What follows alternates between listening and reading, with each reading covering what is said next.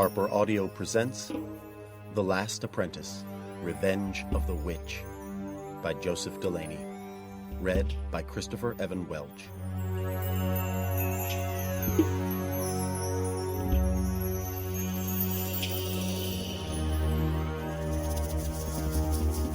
Chapter 1. A Seventh Son. When the spook arrived, the light was already beginning to fail. It had been a long, hard day, and I was ready for my supper. "You're sure he's a seventh son?" he asked. He was looking down at me and shaking his head doubtfully. Dad nodded. "And you were a seventh son, too?" Dad nodded again and started stamping his feet impatiently, splattering my breeches with droplets of brown mud and manure. The rain was dripping from the peak of his cap. It had been raining for most of the month. There were new leaves on the trees, but the spring weather was a long time coming. My dad was a farmer, and his father had been a farmer too, and the first rule of farming is to keep the farm together. You can't just divide it up among your children. It would get smaller and smaller with each generation, until there was nothing left. So a father leaves his farm to his eldest son. Then he finds jobs for the rest. If possible, he tries to find each a trade. He needs lots of favors for that. The local blacksmith is one option, especially if the farm is big and he's given the blacksmith plenty of work. Then it's odds on that the blacksmith will offer an apprenticeship, but that's still only one son sorted out. I was his seventh, and by the time it came to me, all the favors had been used up. Dad was so desperate that he was trying to get the spook to take me on as his apprentice, or at least that's what I thought at the time. I should have guessed that Mam was behind it. She was behind a lot of things. Long before I was born, it was her money that had bought our farm. How else could a seventh son have afforded it? And Mam wasn't county. She came from a land far across the sea. Most people couldn't tell, but sometimes, if you listened very carefully, there was a slight difference in the way she pronounced certain words. Still, don't imagine that I was being sold into slavery or something. I was bored with farming anyway, and what they called the town was hardly more than a village in the back of beyond. It was certainly no place that I wanted to spend the rest of my life. So in one way, I quite liked the idea of being a spook. It was much more interesting than milking cows and spreading manure. It made me nervous, though, because it was a scary job. I was going to learn how to protect farms and villages from things that go bump in the night. Dealing with ghouls, boggarts, and all manner of wicked beasties would be all in a day's work. That's what the spook did, and I was going to be his apprentice. "How old is he?" asked the spook. "He'll be 13 come August." "Bit small for his age. Can he read and write?" "Aye," Dad answered. "He can do both, and he also knows Greek.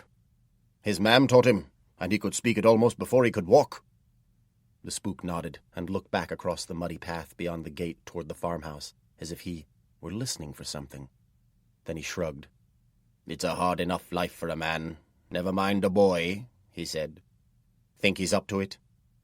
"He's strong, and he'll be as big as me when he's full grown," my dad said, straightening his back and drawing himself up to his full height. That done, the top of his head was just about level with the spook's chin. Suddenly, the spook smiled. It was the very last thing I'd expected. His face was big and looked as if it had been chiseled from stone. Until then, I'd thought him a bit fierce. His long black cloak and hood made him look like a priest, but when he looked at you directly, his grim expression made him appear more like a hangman weighing you up for the rope. The hair sticking out from under the front of his hood matched his beard, which was gray, but his eyebrows were black and very bushy. There was quite a bit of black hair sprouting out of his nostrils, too, and his eyes were green, the same color as my own. Then I noticed something else about him. He was carrying a long staff. Of course, I'd seen that as soon as he came within sight. But what I hadn't realized until that moment was that he was carrying it in his left hand. Did that mean that he was left-handed, like me? It was something that had caused me no end of trouble at the village school. They'd even called in the local priest to look at me, and he'd kept shaking his head and telling me I'd have to fight it before it was too late. I didn't know what he meant. None of my brothers were left-handed, and neither was my dad. My mam was cack-handed, though, and it never seemed to bother her much. So when the teacher threatened to beat it out of me and tied the pen to my right hand, she took me away from the school, and from that day on taught me at home. "How much to take him on?" my dad asked, interrupting my thoughts.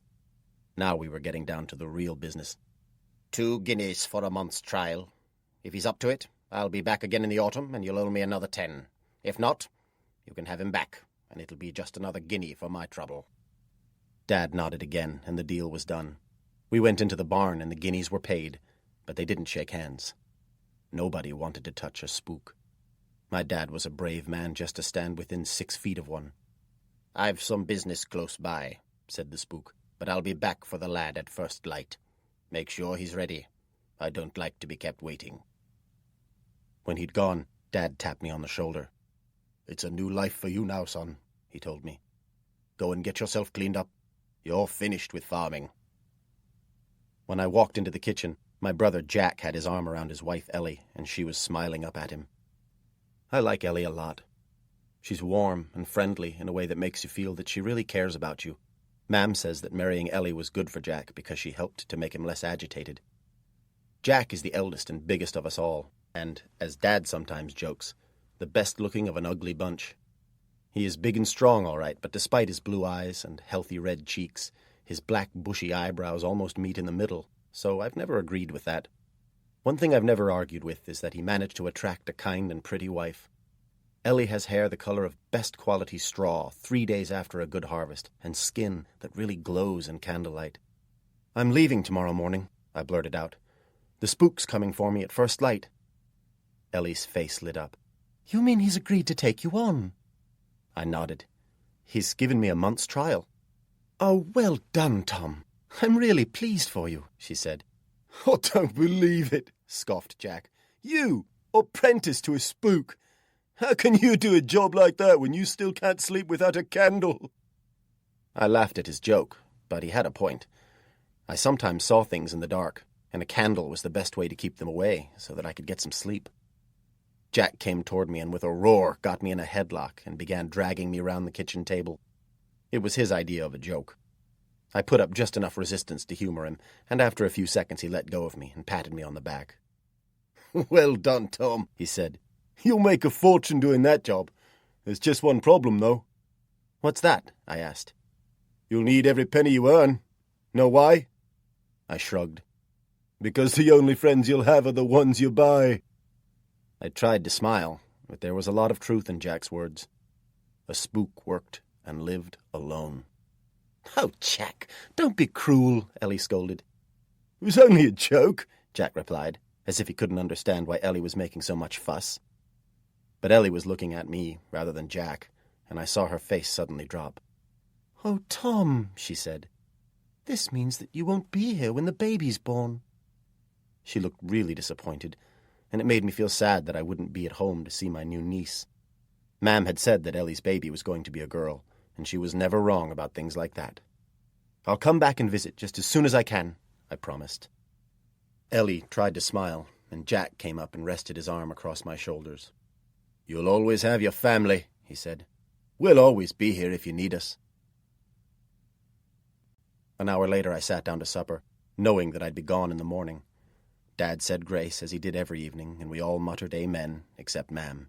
She just stared down at her food as usual, waiting politely until it was over. As the prayer ended, Mam gave me a little smile. It was a warm, special smile, and I don't think anyone else noticed. It made me feel better. The fire was still burning in the grate, filling the kitchen with warmth. At the center of our large wooden table was a brass candlestick, which had been polished until you could see your face in it. The candle was made of beeswax and was expensive, but Mam wouldn't allow tallow in the kitchen because of the smell. Dad made most of the decisions on the farm, but in some things, she always got her own way. As we tucked into our big plates of steaming hot pot, it struck me how old Dad looked tonight. Old and tired, and there was an expression that flickered across his face from time to time, a hint of sadness. But he brightened up a bit when he and Jack started discussing the price of pork, and whether or not it was the right time to send for the pig butcher. "Better to wait another month or so," Dad said. "The price is sure to go higher." Jack shook his head, and they began to argue. It was a friendly argument, the kind families often have, and I could tell that Dad was enjoying it. I didn't join in, though. All that was over for me. As Dad had told me, I was finished with farming. Mam and Ellie were chuckling together softly. I tried to catch what they were saying, but by now Jack was in full flow, his voice getting louder and louder. When Mam glanced across at him, I could tell she'd had enough of his noise. Oblivious to Mam's glances and continuing to argue loudly, Jack reached across for the salt cellar and accidentally knocked it over, spilling a small cone of salt on the tabletop. Straight away he took a pinch and threw it back over his left shoulder. It is an old county superstition. By doing that, you were supposed to ward off the bad luck you'd earned by spilling it.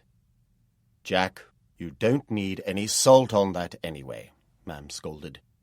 "It spoils a good hot pot and is an insult to the cook." "Sorry, Mam," Jack apologized. "You're right. It's perfect just as it is." She gave him a smile, then nodded toward me. "Anyway, no one's taking any notice of Tom. That's no way to treat him on his last night at home." "I'm all right, Mam," I told her. "I'm happy just to sit here and listen." Mam nodded. "Well, I've got a few things to say to you. After supper, stay down in the kitchen, and we'll have a little talk." So, after Jack, Ellie, and Dad had gone up to bed, I sat in a chair by the fire and waited patiently to hear what Mam had to say. Mam wasn't a woman who made a lot of fuss. At first, she didn't say much, apart from explaining what she was wrapping up for me. A spare pair of trousers, 3 shirts, and 2 pairs of good socks that had only been darned once each. I stared into the embers of the fire, tapping my feet on the flags while Mam drew up her rocking chair and positioned it so that she was facing directly toward me. Her black hair was streaked with a few strands of grey, but apart from that she looked much the same as she had when I was just a toddler, hardly up to her knees. Her eyes were still bright, and but for her pale skin, she looked a picture of health. "This is the last time we'll get to talk together for some time," she said. "It's a big step, leaving home and starting out on your own. So if there's anything you need to say, anything you need to ask, now's the time to do it." I couldn't think of a single question. In fact, I couldn't even think. Hearing her say all that had started tears pricking behind my eyes. The silence went on for quite a while. All that could be heard was my feet tap-tapping on the flags. Finally, Mam gave a little sigh. "What's wrong?" she asked. "Has the cat got your tongue?" I shrugged. "Stop fidgeting, Tom, and concentrate on what I'm saying," Mam warned. "First of all, are you looking forward to tomorrow and starting your new job?" "I'm not sure, Mam," I told her, remembering Jack's joke about having to buy friends. "Nobody wants to go anywhere near a spook. I'll have no friends. I'll be lonely all the time." "It won't be as bad as you think," Mam said. "You'll have your master to talk to. He'll be your teacher, and no doubt he'll eventually become your friend. And you'll be busy all the time, busy learning new things. You'll have no time to feel lonely. Don't you find the whole thing new and exciting?" "It's exciting, but the job scares me. I want to do it, but I don't know if I can. One part of me wants to travel and see places, but it'll be hard not to live here anymore. I'll miss you all. I'll miss being at home." "You can't stay here," Mam said. "Your dad's getting too old to work, and come next winter he's handing the farm over to Jack. Ellie will be having her baby soon, no doubt the first of many. Eventually there won't be room for you here. No, you'd better get used to it before that happens. You can't come home." Her voice seemed cold and a little sharp, and to hear her speak to me like that drove a pain deep into my chest and throat so that I could hardly breathe. I just wanted to go to bed then, but she had a lot to say. I rarely heard her use so many words all in one go. "You have a job to do, and you're going to do it," she said sternly. "And not only do it, you're going to do it well. I married your dad because he was a 7th son, and I bore him 6 sons so that I could have you. 7 times 7 you are, and you have the gift. Your new master's still strong, but he's some way past his best, and his time is finally coming to an end. For nearly 60 years he's walked the county lines doing his duty, doing what has to be done. Soon it'll be your turn, and if you won't do it, then who will? Who'll look after the ordinary folk? Who'll keep them from harm? Who'll make the farms, villages, and towns safe so that women and children can walk the streets and lanes free from fear?" I didn't know what to say, and I couldn't look her in the eye. I just fought to hold back the tears. "I love everyone in this house," she said, her voice softening. "But in the whole wide county, you're the only person who's really like me. As yet, you're just a boy who's still got a lot of growing to do, but you're the 7th son of a 7th son. You've the gift and the strength to do what has to be done. I know you're going to make me proud of you. Well now, Mam said, coming to her feet. I'm glad we've got that sorted out. Now off to bed with you. It's a big day tomorrow, and you want to be at your best. She gave me a hug and a warm smile, and I tried really hard to be cheerful and smile back, but once up in my bedroom, I sat on the edge of my bed, just staring vacantly and thinking about what Mam had told me. My Mam is well respected in the neighborhood. She knows more about plants and medicines than the local doctor, and when there is a problem with delivering a baby, the midwife always sends for her. Mam is an expert on what she calls breech births. Sometimes a baby tries to get born feet first, but my mother is good at turning them while they are still in the womb. Dozens of women in the county owe their lives to her. Anyway, that was what my dad always said, but Mam was modest, and she never mentioned things like that.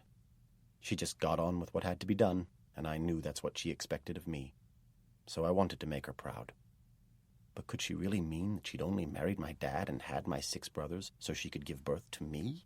Didn't seem possible. After thinking things through, I went across to the window and sat in the old wicker chair for a few minutes, staring through the window, which faced north. The moon was shining, bathing everything in its silver light. I could see across the farmyard, beyond the 2 hayfields and the north pasture, right to the boundary of our farm, which ended halfway up Hangman's Hill. I liked the view. I liked Hangman's Hill, from a distance. I liked the way it was the farthest thing you could see. For years this had been my routine before climbing into bed each night. I used to stare at that hill and imagine what was on the other side. I knew that it was really just more fields, and then 2 miles farther on, what passed for the local village. 6 houses, a small church, and an even smaller school. But my imagination conjured up other things. Sometimes I imagined high cliffs with an ocean beyond, or maybe a forest, or a great city with tall towers and twinkling lights. But now, as I gazed at the hill, I remembered my fear as well. Yes, it was fine from a distance, but it wasn't a place I'd ever wanted to get close to. Hangman's Hill, as you might have guessed, didn't get its name for nothing. 3 generations earlier, a war had raged over the whole land, and the men of the county had played their part. It had been that worst of all wars, a bitter civil war where families had been divided and where sometimes brother had even fought brother. In the last winter of the war, there had been a big battle a mile or so to the north, just on the outskirts of the village. When it was finally over, the winning army had brought their prisoners to this hill and hanged them from the trees on its northern slope. They'd hanged some of their own men, too, for what they claimed was cowardice in the face of the enemy. There was another version of that tale. It was said that some of these men had refused to fight people they considered to be neighbors. Even Jack never liked working close to that boundary fence, and the dogs wouldn't go more than a few feet into the wood. As for me, because I can sense things that others can't, I couldn't even work in the north pasture. You see, from there I could hear them. I could hear the ropes creaking and the branches groaning under their weight. I could hear the dead strangling and choking on the other side of the hill. Mam had said that we were like each other. Well, she was certainly like me in one way. I knew she could also see things that others couldn't. One winter when I was very young and all my brothers lived at home, the noises from the hill got so bad at night that I could even hear them from my bedroom. My brothers didn't hear a thing, but I did, and I couldn't sleep. Mam came to my room every time I called, even though she had to be up at the crack of dawn to do her chores. Finally, she said she was going to sort it out, and one night she climbed Hangman's Hill alone and went up into the trees. When she came back, everything was quiet, and it stayed like that for months afterward. So there was one way in which we weren't alike. Mam was a lot braver than I was. Chapter 2. On the Road. I was up an hour before dawn, but Mam was already in the kitchen cooking my favorite breakfast, bacon and eggs. Dad came downstairs while I was mopping the plate with my last slice of bread. As we said goodbye, he pulled something from his pocket and placed it in my hands. It was the small tinder box that had belonged to his own dad and to his granddad before that, one of his favorite possessions. "I want you to have this, son," he said. "It might come in useful in your new job. And come back and see us soon. Just because you've left home, it doesn't mean that you can't come back and visit."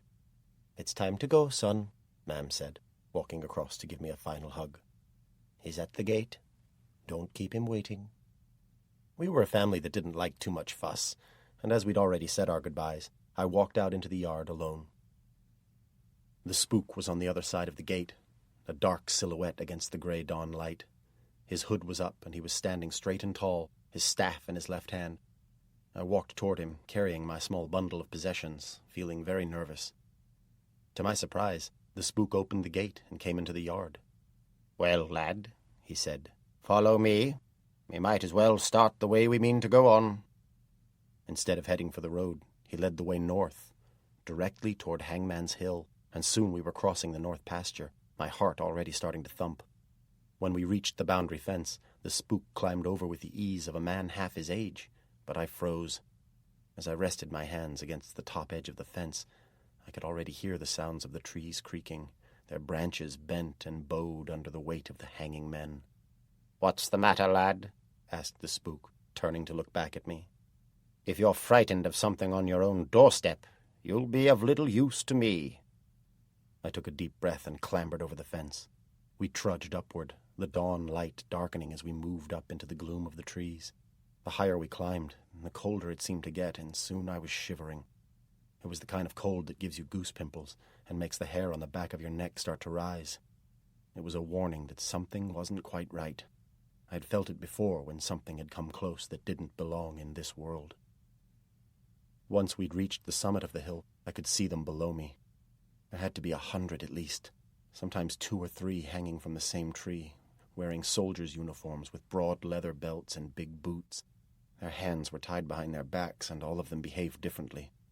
Some struggled desperately so that the branch above them bounced and jerked, while others were just spinning slowly on the end of the rope, pointing first one way, then the other. As I watched, I suddenly felt a strong wind on my face, a wind so cold and fierce that it couldn't have been natural. The trees bowed low, and their leaves shriveled and began to fall. Within moments, all the branches were bare. When the wind had eased, the spook put his hand on my shoulder and guided me nearer to the hanging men. We stopped just feet away from the nearest. "Look at him," said the spook. "What do you see?"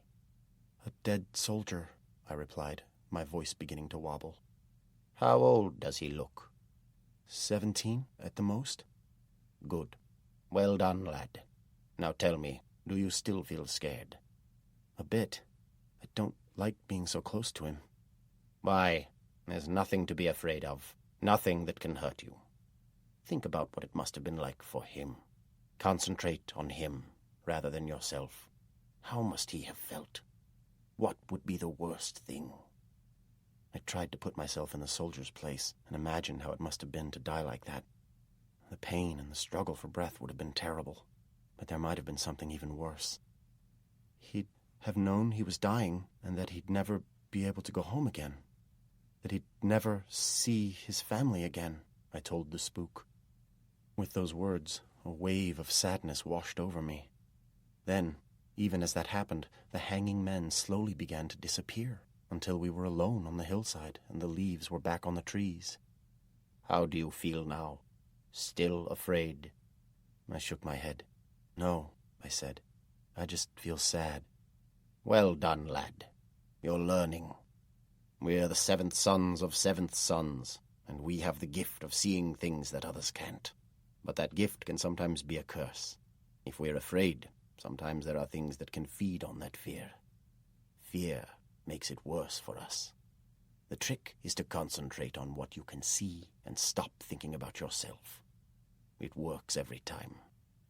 "It was a terrible sight, lad, but they're just ghasts," continued the spook.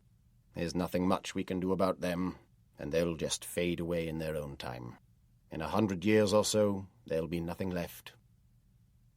I felt like telling him that Mam did something about them once, but I didn't. To contradict him would have gotten us off to a bad start. "Now, if they were ghosts, that would be different," said the spook. "You can talk to ghosts and tell them what's what. Just making them realize they're dead is a great kindness and an important step in getting them to move on. Usually a ghost is a bewildered spirit trapped on this earth but not knowing what's happened. So often they're in torment. Then again, others are here with a definite purpose, and they might have things to tell you. But a ghast is just a fragment of a soul that's gone on to better things. That's what these are, lad. Just ghasts.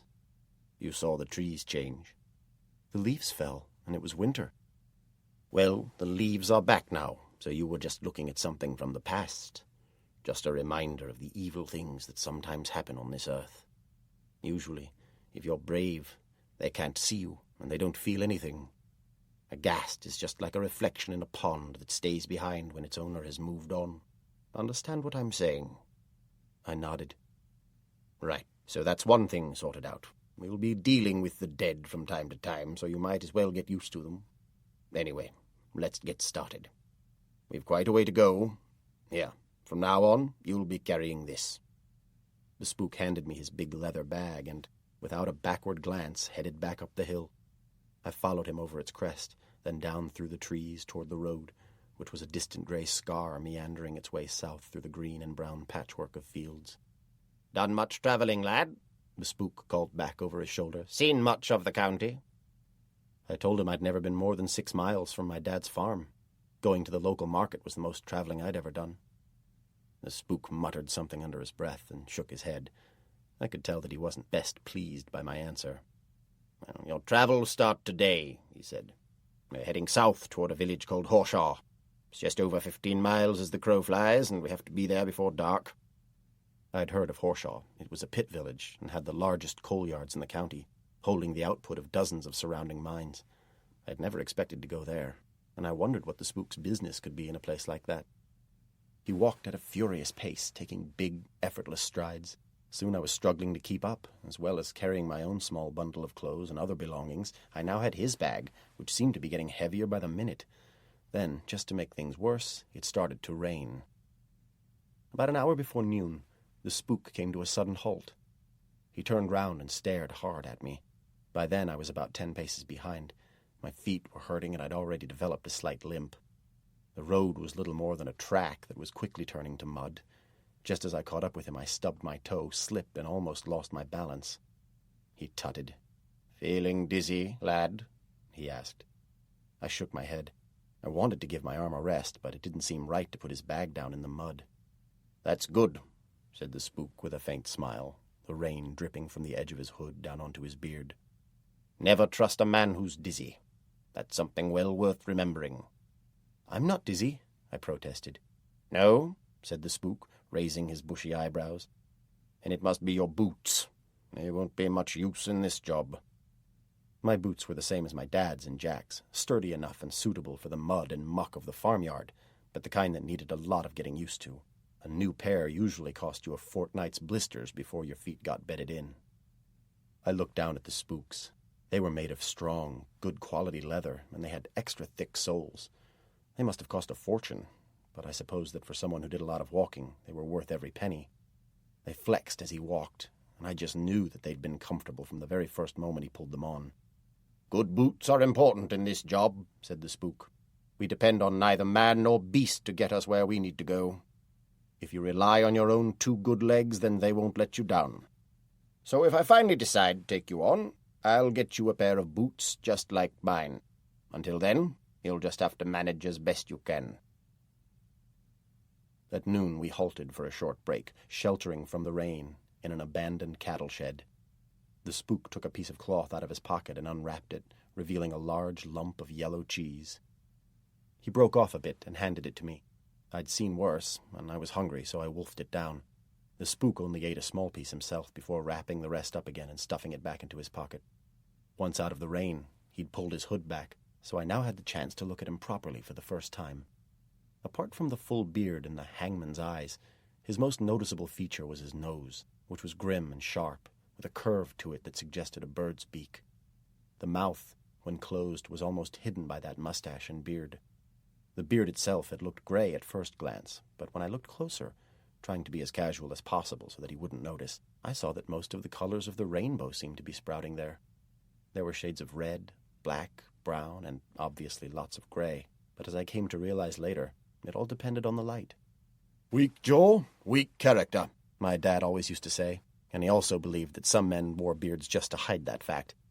Looking at the spook, though, you could see, despite the beard, that his jaw was long, and when he opened his mouth he revealed yellow teeth that were very sharp and more suited to gnawing on red meat than nibbling at cheese.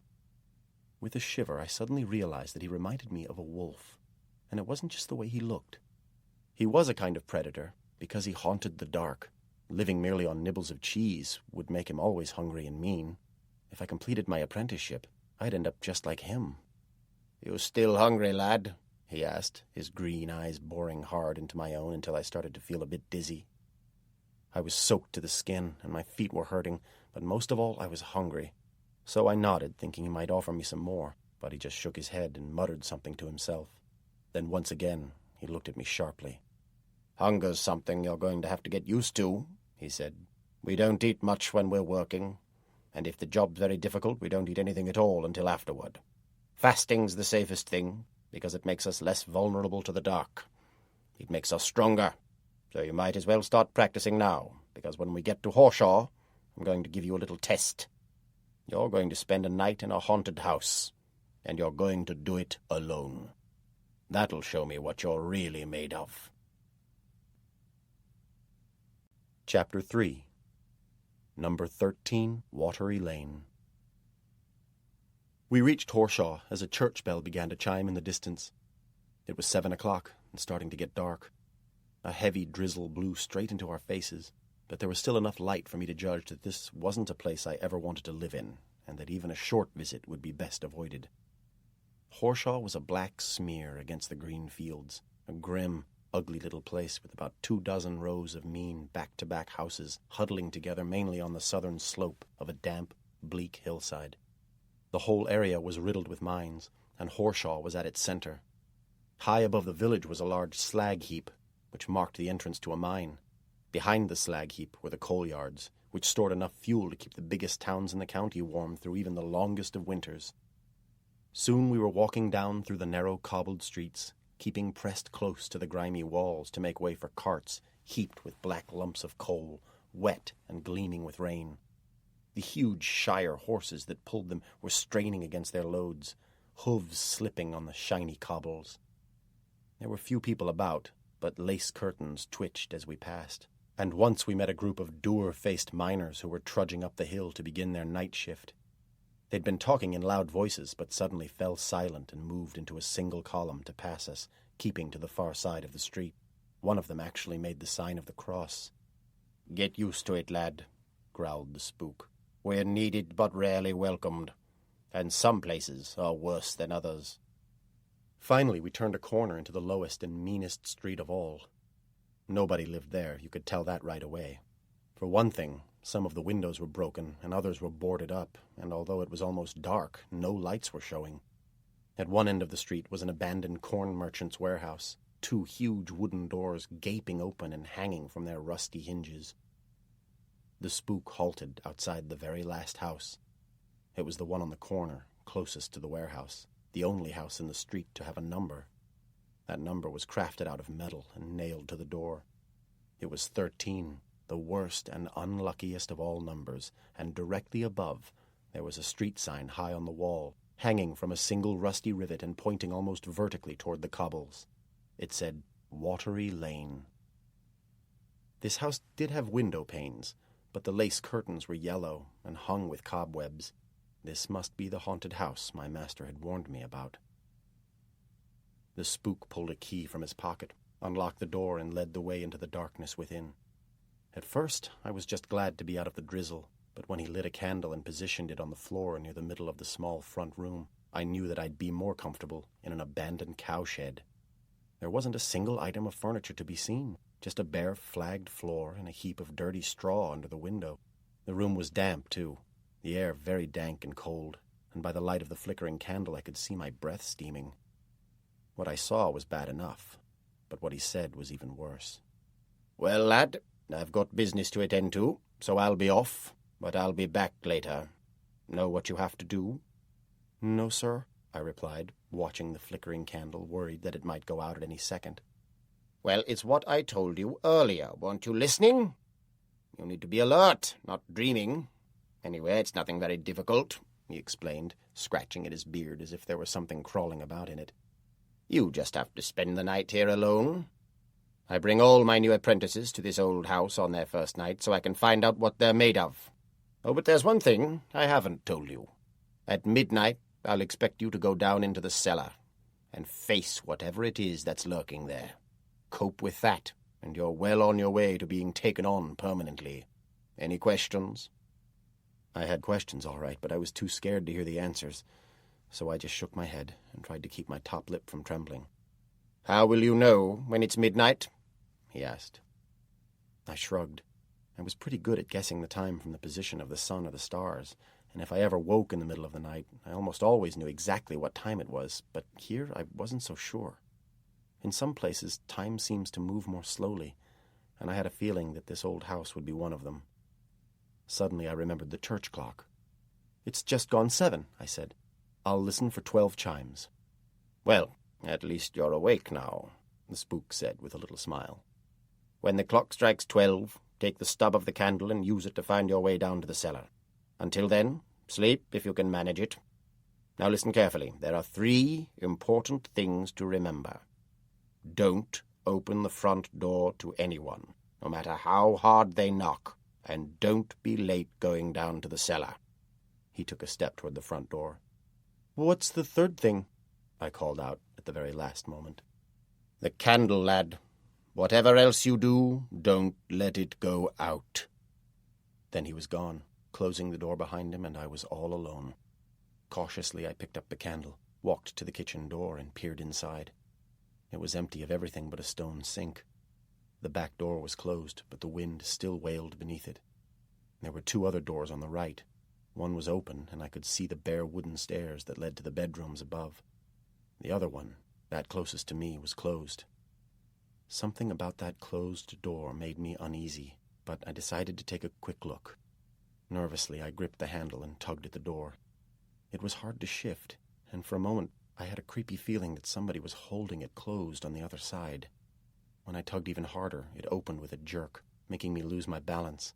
I staggered back a couple of steps and almost dropped the candle. Stone steps led down into the darkness. They were black with coal dust. They curved away to the left, so I couldn't see right down into the cellar, but a cold draft came up them, making the candle flame dance and flicker. I closed the door quickly and went back into the front room, closing the kitchen door too.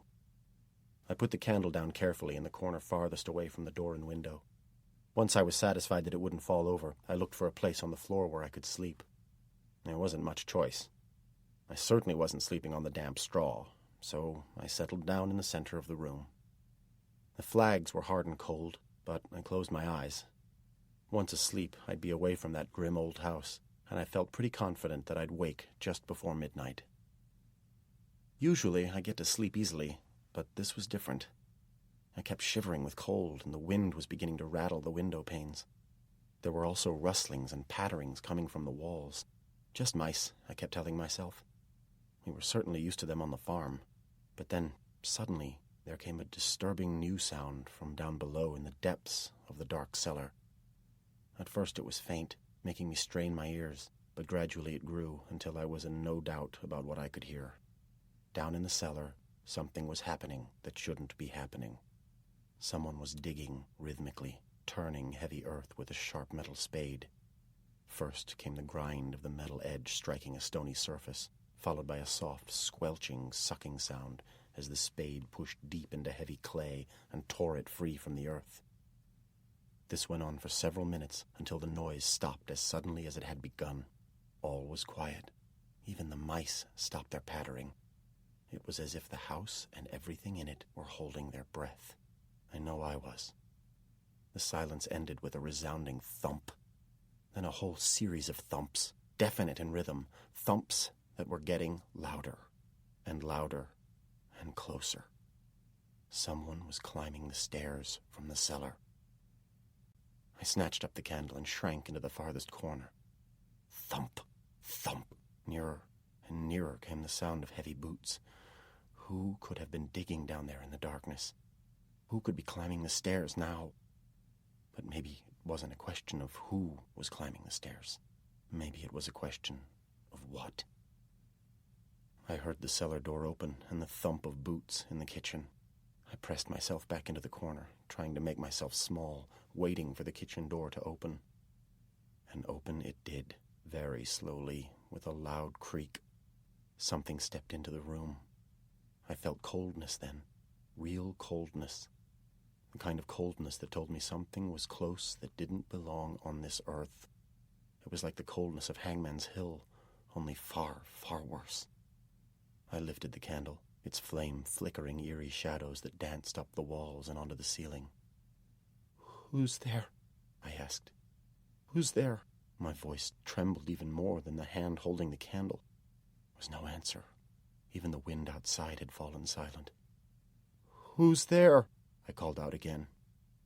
Again no reply, but invisible boots grated on the flags as they stepped toward me.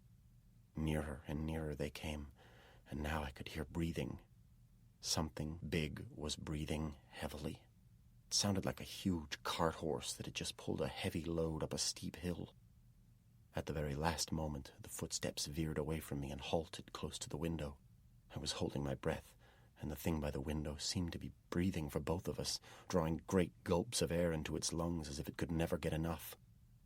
Just when I could stand it no longer, it gave a huge sigh that sounded weary and sad at the same time, and the invisible boots grated on the flags once more, heavy steps that moved away from the window, back toward the door. When they began to thump their way down the cellar steps, I was finally able to breathe again. My heart began to slow, my hands stopped shaking, and gradually I calmed down. I had to pull myself together. I'd been scared, but if that was the worst that was going to happen tonight, I'd gotten through it, passed my first test. I was going to be the Spook's apprentice, so I'd have to get used to places like this haunted house. It went with the job. After about 5 minutes or so, I began to feel better. I even thought about making another attempt to get to sleep. But, as my dad sometimes says, "There's no rest for the wicked." Well, I don't know what I'd done wrong, but there was a sudden new sound to disturb me. It was faint and distant at first, something knocking on a door.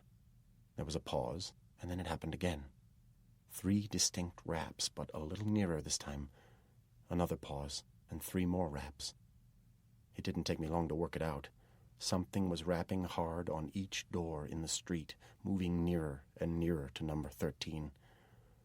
When it finally came to the haunted house, the 3 raps on the front door were loud enough to wake the dead. Would the thing in the cellar climb the steps to answer that summons? I felt trapped between the two. Something outside wanting to get in, something below that wanted to be free. And then suddenly, it was all right. A voice called to me from the other side of the front door. A voice I recognized. "Tom! Tom! Open the door! Let me in!" It was Ma'am. I was so glad to hear her that I rushed to the front door without thinking. It was raining outside, and she'd be getting wet. "Quickly, Tom, quickly!" Ma'am called. "Don't keep me waiting." I was actually lifting the latch to open it when I remembered the Spook's warning. "Don't open the front door to anyone, no matter how hard they knock." But how could I leave Ma'am out there in the dark? "Come on, Tom. Let me in," the voice called again. Remembering what the Spook had said, I took a deep breath and tried to think. Common sense told me it couldn't be her. Why would she have followed me all this way? How would she have known where we were going? Ma'am wouldn't have traveled alone either. My dad or Jack would have come with her. No, it was something else waiting outside. Something without hands that could still rap on the door. Something without feet that could still stand on the pavement. The knocking started to get louder. "Please let me in, Tom," pleaded the voice. "How can you be so hard and cruel? I'm cold, wet, and tired." Eventually it began to cry. And then I knew for certain that it couldn't possibly be Ma'am. Ma'am was strong. Ma'am never cried, no matter how bad things got. After a few moments, the sounds faded and stopped altogether. I lay down on the floor and tried to sleep again. I kept turning over, first one way and then the other, but try as I might, I couldn't get to sleep. The wind began to rattle the window panes even louder, and on every hour and half-hour the church clock chimed, moving me closer to midnight. The nearer the time came for me to go down the cellar steps, the more nervous I became. I did want to pass the Spook's test, but oh, how I longed to be back home in my nice, safe, warm bed. And then, just after the clock had given a single chime, 11:30, the digging began again. Once more I heard the slow thump, thump of heavy boots coming up the steps from the cellar. Once more the door opened and the invisible boots stepped into the front room. By now, the only bit of me that was moving was my heart, which pounded so hard it seemed about to break my ribs. But this time the boots didn't veer away in the direction of the window. They kept coming. Thump, thump, thump, coming straight toward me. I felt myself being lifted roughly by the hair and skin at the nape of my neck, just like a mother cat carries her kittens. Then an invisible arm wrapped itself around my body, pinning my arms to my sides. I tried to suck in a breath, but it was impossible. My chest was being crushed. I was being carried toward the cellar door. I couldn't see what was carrying me, but I could hear its wheezing breath, and I struggled in a panic because somehow I knew exactly what was going to happen. Somehow I knew why there'd been the sound of digging from below. I was going to be carried down the cellar steps into the darkness, and I knew that a grave was waiting for me down there. I was going to be buried alive. I was terrified and tried to cry out, but it was worse than just being held in a tight grip. I was paralyzed and couldn't move a muscle. Suddenly I was falling. I found myself on all fours, staring at the open door to the cellar just inches from the top step. In a panic, my heart thumping too fast to count the beats, I lurched to my feet and slammed the cellar door shut. Still trembling, I went back into the front room to find that one of the spook's 3 rules had been broken. The candle had gone out. As I walked toward the window, a sudden flash of light illuminated the room, followed by a loud crash of thunder almost directly overhead. Rain squalled against the house, rattling the windows and making the front door creak and groan as if something were trying to get in. I stared out miserably for a few minutes, watching the flashes of lightning. It was a bad night, but even though lightning scared me, I would have given anything to be out there walking the streets, anything to have avoided going down into that cellar. In the distance, the church clock began to chime. I counted the chimes, and there were exactly 12. Now I had to face what was in the cellar. It was then, as lightning lit the room again, that I noticed the large footprints on the floor.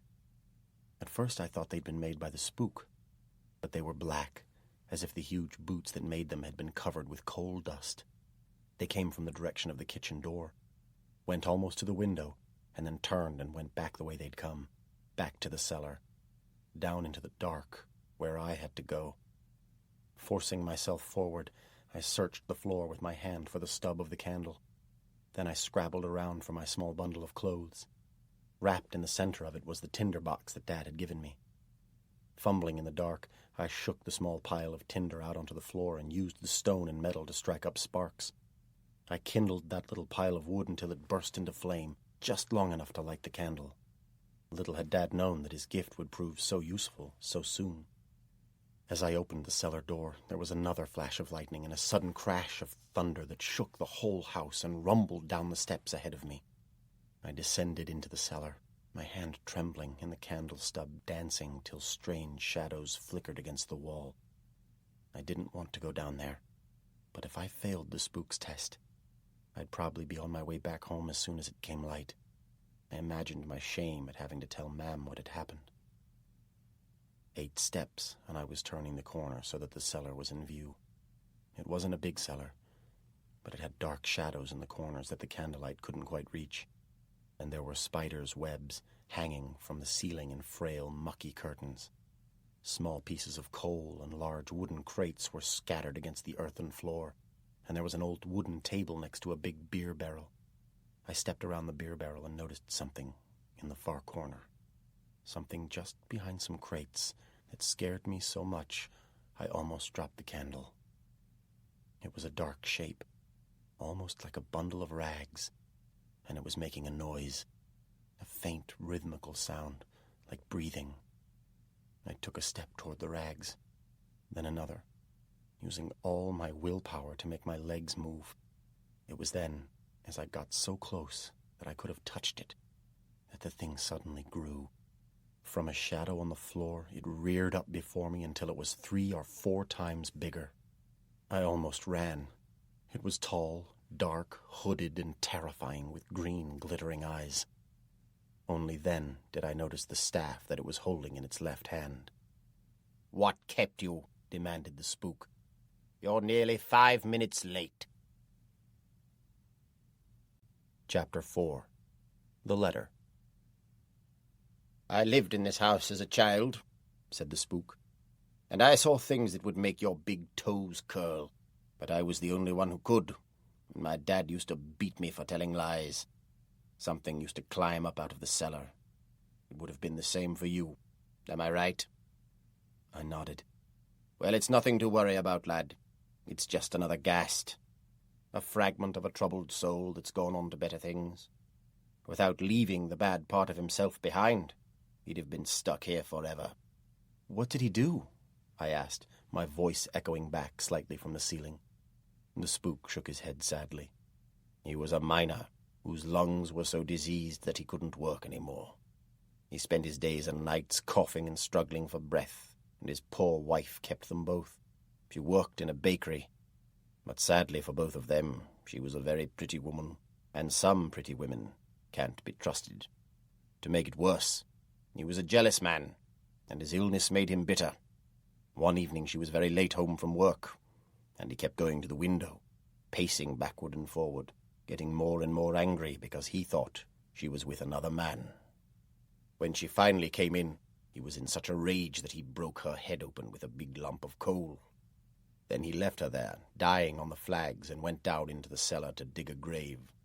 She was still alive when he came back, but she couldn't move and couldn't even cry out. That's the terror that comes to us, because it's how she felt as he picked her up and carried her down into the darkness of the cellar. She'd heard him digging.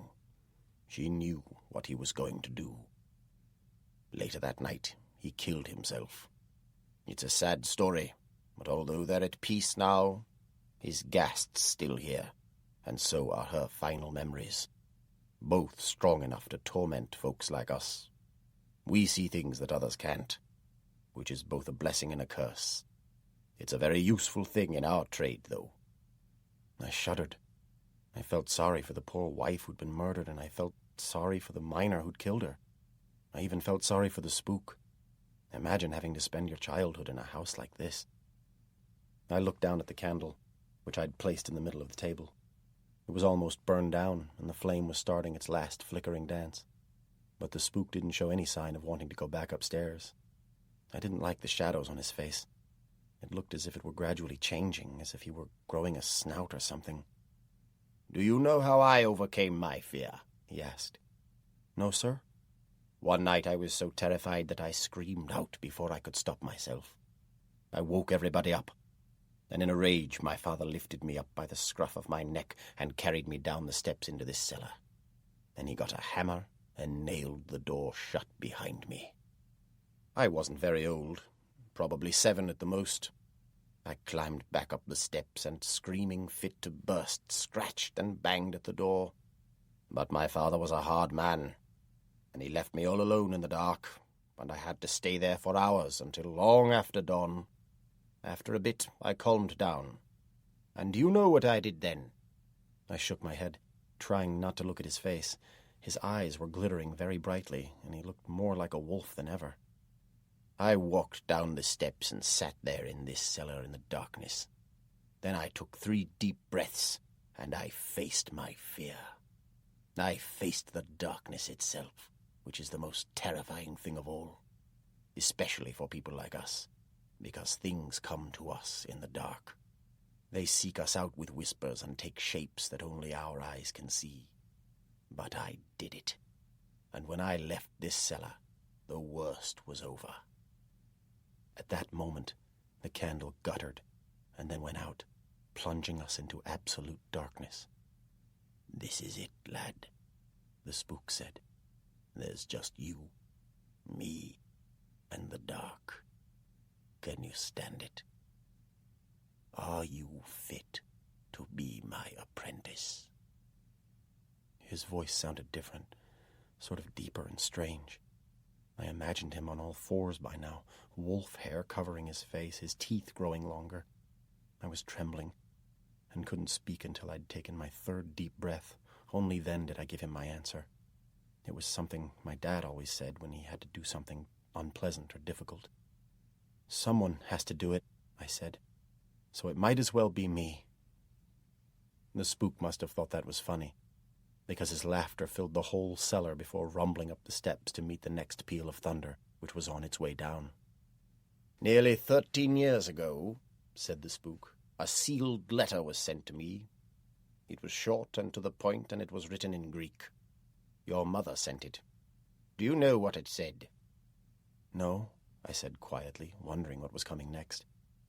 "I've just given birth to a baby boy," she wrote, "and he's the 7th son of a 7th son. His name is Thomas J. Ward, and he's my gift to the county. When he's old enough, we'll send you word. Train him well. He'll be the best apprentice you've ever had, and he'll also be your last." "We don't use magic, lad," the spook said, his voice hardly more than a whisper in the darkness. "The main tools of our trade are common sense, courage, and the keeping of accurate records so we can learn from the past. Above all, we don't believe in prophecy. We don't believe that the future is fixed.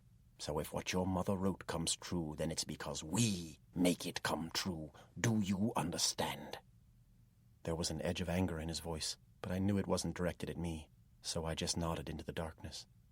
"As for being your mother's gift to the county, every single one of my apprentices was the 7th son of a 7th son, so don't you start thinking you're anything special.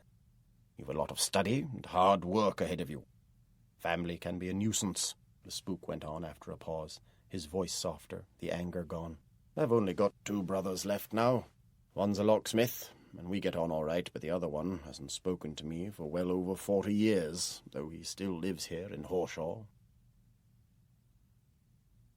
By the time we left the house, the storm had blown itself out and the moon was visible. As the spook closed the front door, I noticed for the first time what had been carved there in the wood. The spook nodded toward it. "I use signs like this to warn others who've the skill to read them, or sometimes just to jog my own memory. You'll recognize the Greek letter gamma. It's the sign for either a ghost or a ghast. The cross on the lower right is the Roman numeral for 10, which is the lowest grading of all. Anything above 6 is just a ghast. There's nothing in that house that can harm you, not if you're brave. Remember, the dark feeds on fear. Be brave, and there's nothing much a ghast can do." If I'd only known that to begin with. "Buck up, lad," said the spook. "Your face is nearly down in your boots. Well, maybe this will cheer you up." He pulled the lump of yellow cheese out of his pocket, broke off a small piece, and handed it to me. "Chew on this," he said, "but don't swallow it all at once." I followed him down the cobbled street. The air was damp, but at least it wasn't raining, and to the west the clouds looked like lamb's wool against the sky and were starting to tear and break up into ragged strips. We left the village and continued south. Right on its edge, where the cobbled street became a muddy lane, there was a small church. It looked neglected. There were slates missing off the roof and paint peeling from the main door. We'd hardly seen anyone since leaving the house, but there was an old man standing in the doorway. His hair was white, and it was lank, greasy, and unkempt. His dark clothes marked him out as a priest, but as we approached him, it was the expression on his face that really drew my attention. He was scowling at us, his face all twisted up, and then dramatically he made a huge sign of the cross, actually standing on tiptoe as he began it, stretching the forefinger of his right hand as high into the sky as he could. I'd seen priests make the sign before, but never with such a big, exaggerated gesture, filled with so much anger, an anger that seemed directed toward us. I supposed he'd some grievance against the spook, or maybe against the work he did. I knew the trade made most people nervous, but I'd never seen a reaction like that. "What was wrong with him?" I asked when we had passed him and were safely out of earshot. "Priests!" snapped the spook, the anger sharp in his voice. "They know everything but see nothing. And that one's worse than most. That's my other brother." I'd have liked to know more, but had the sense not to question him further. It seemed to me that there was a lot to learn about the spook in his past, but I had a feeling they were things he'd only tell me when he was good and ready. So I just followed him south, carrying his heavy bag and thinking about what my mam had written in the letter. She was never one to boast or make wild statements. Mam only said what had to be said, so she'd meant every single word. Usually she just got on with things and did what was necessary. The spook had told me there was nothing much could be done about ghasts, but Mam had once silenced the ghasts on Hangman's Hill. Being a seventh son of a seventh son was nothing that special in this line of work. You needed that just to be taken on as the Spook's apprentice. But I knew there was something else that made me different.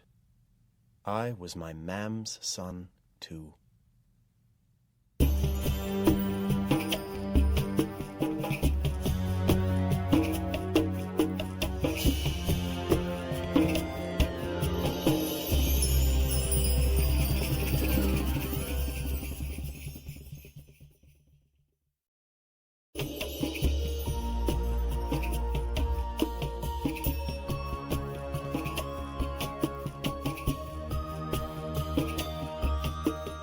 Chapter 5. Boggarts and Witches. We were heading for what the Spook called his winter house. As we walked, the last of the morning clouds melted away, and I suddenly realized that there was something different about the sun. Even in the county, the sun sometimes shines in winter, which is good because it usually means that at least it isn't raining. But there's a time in each new year when you suddenly notice its warmth for the first time. It's just like the return of an old friend. The Spook must have been thinking almost exactly the same thoughts, because he suddenly halted in his tracks, looked at me sideways, and gave me one of his rare smiles.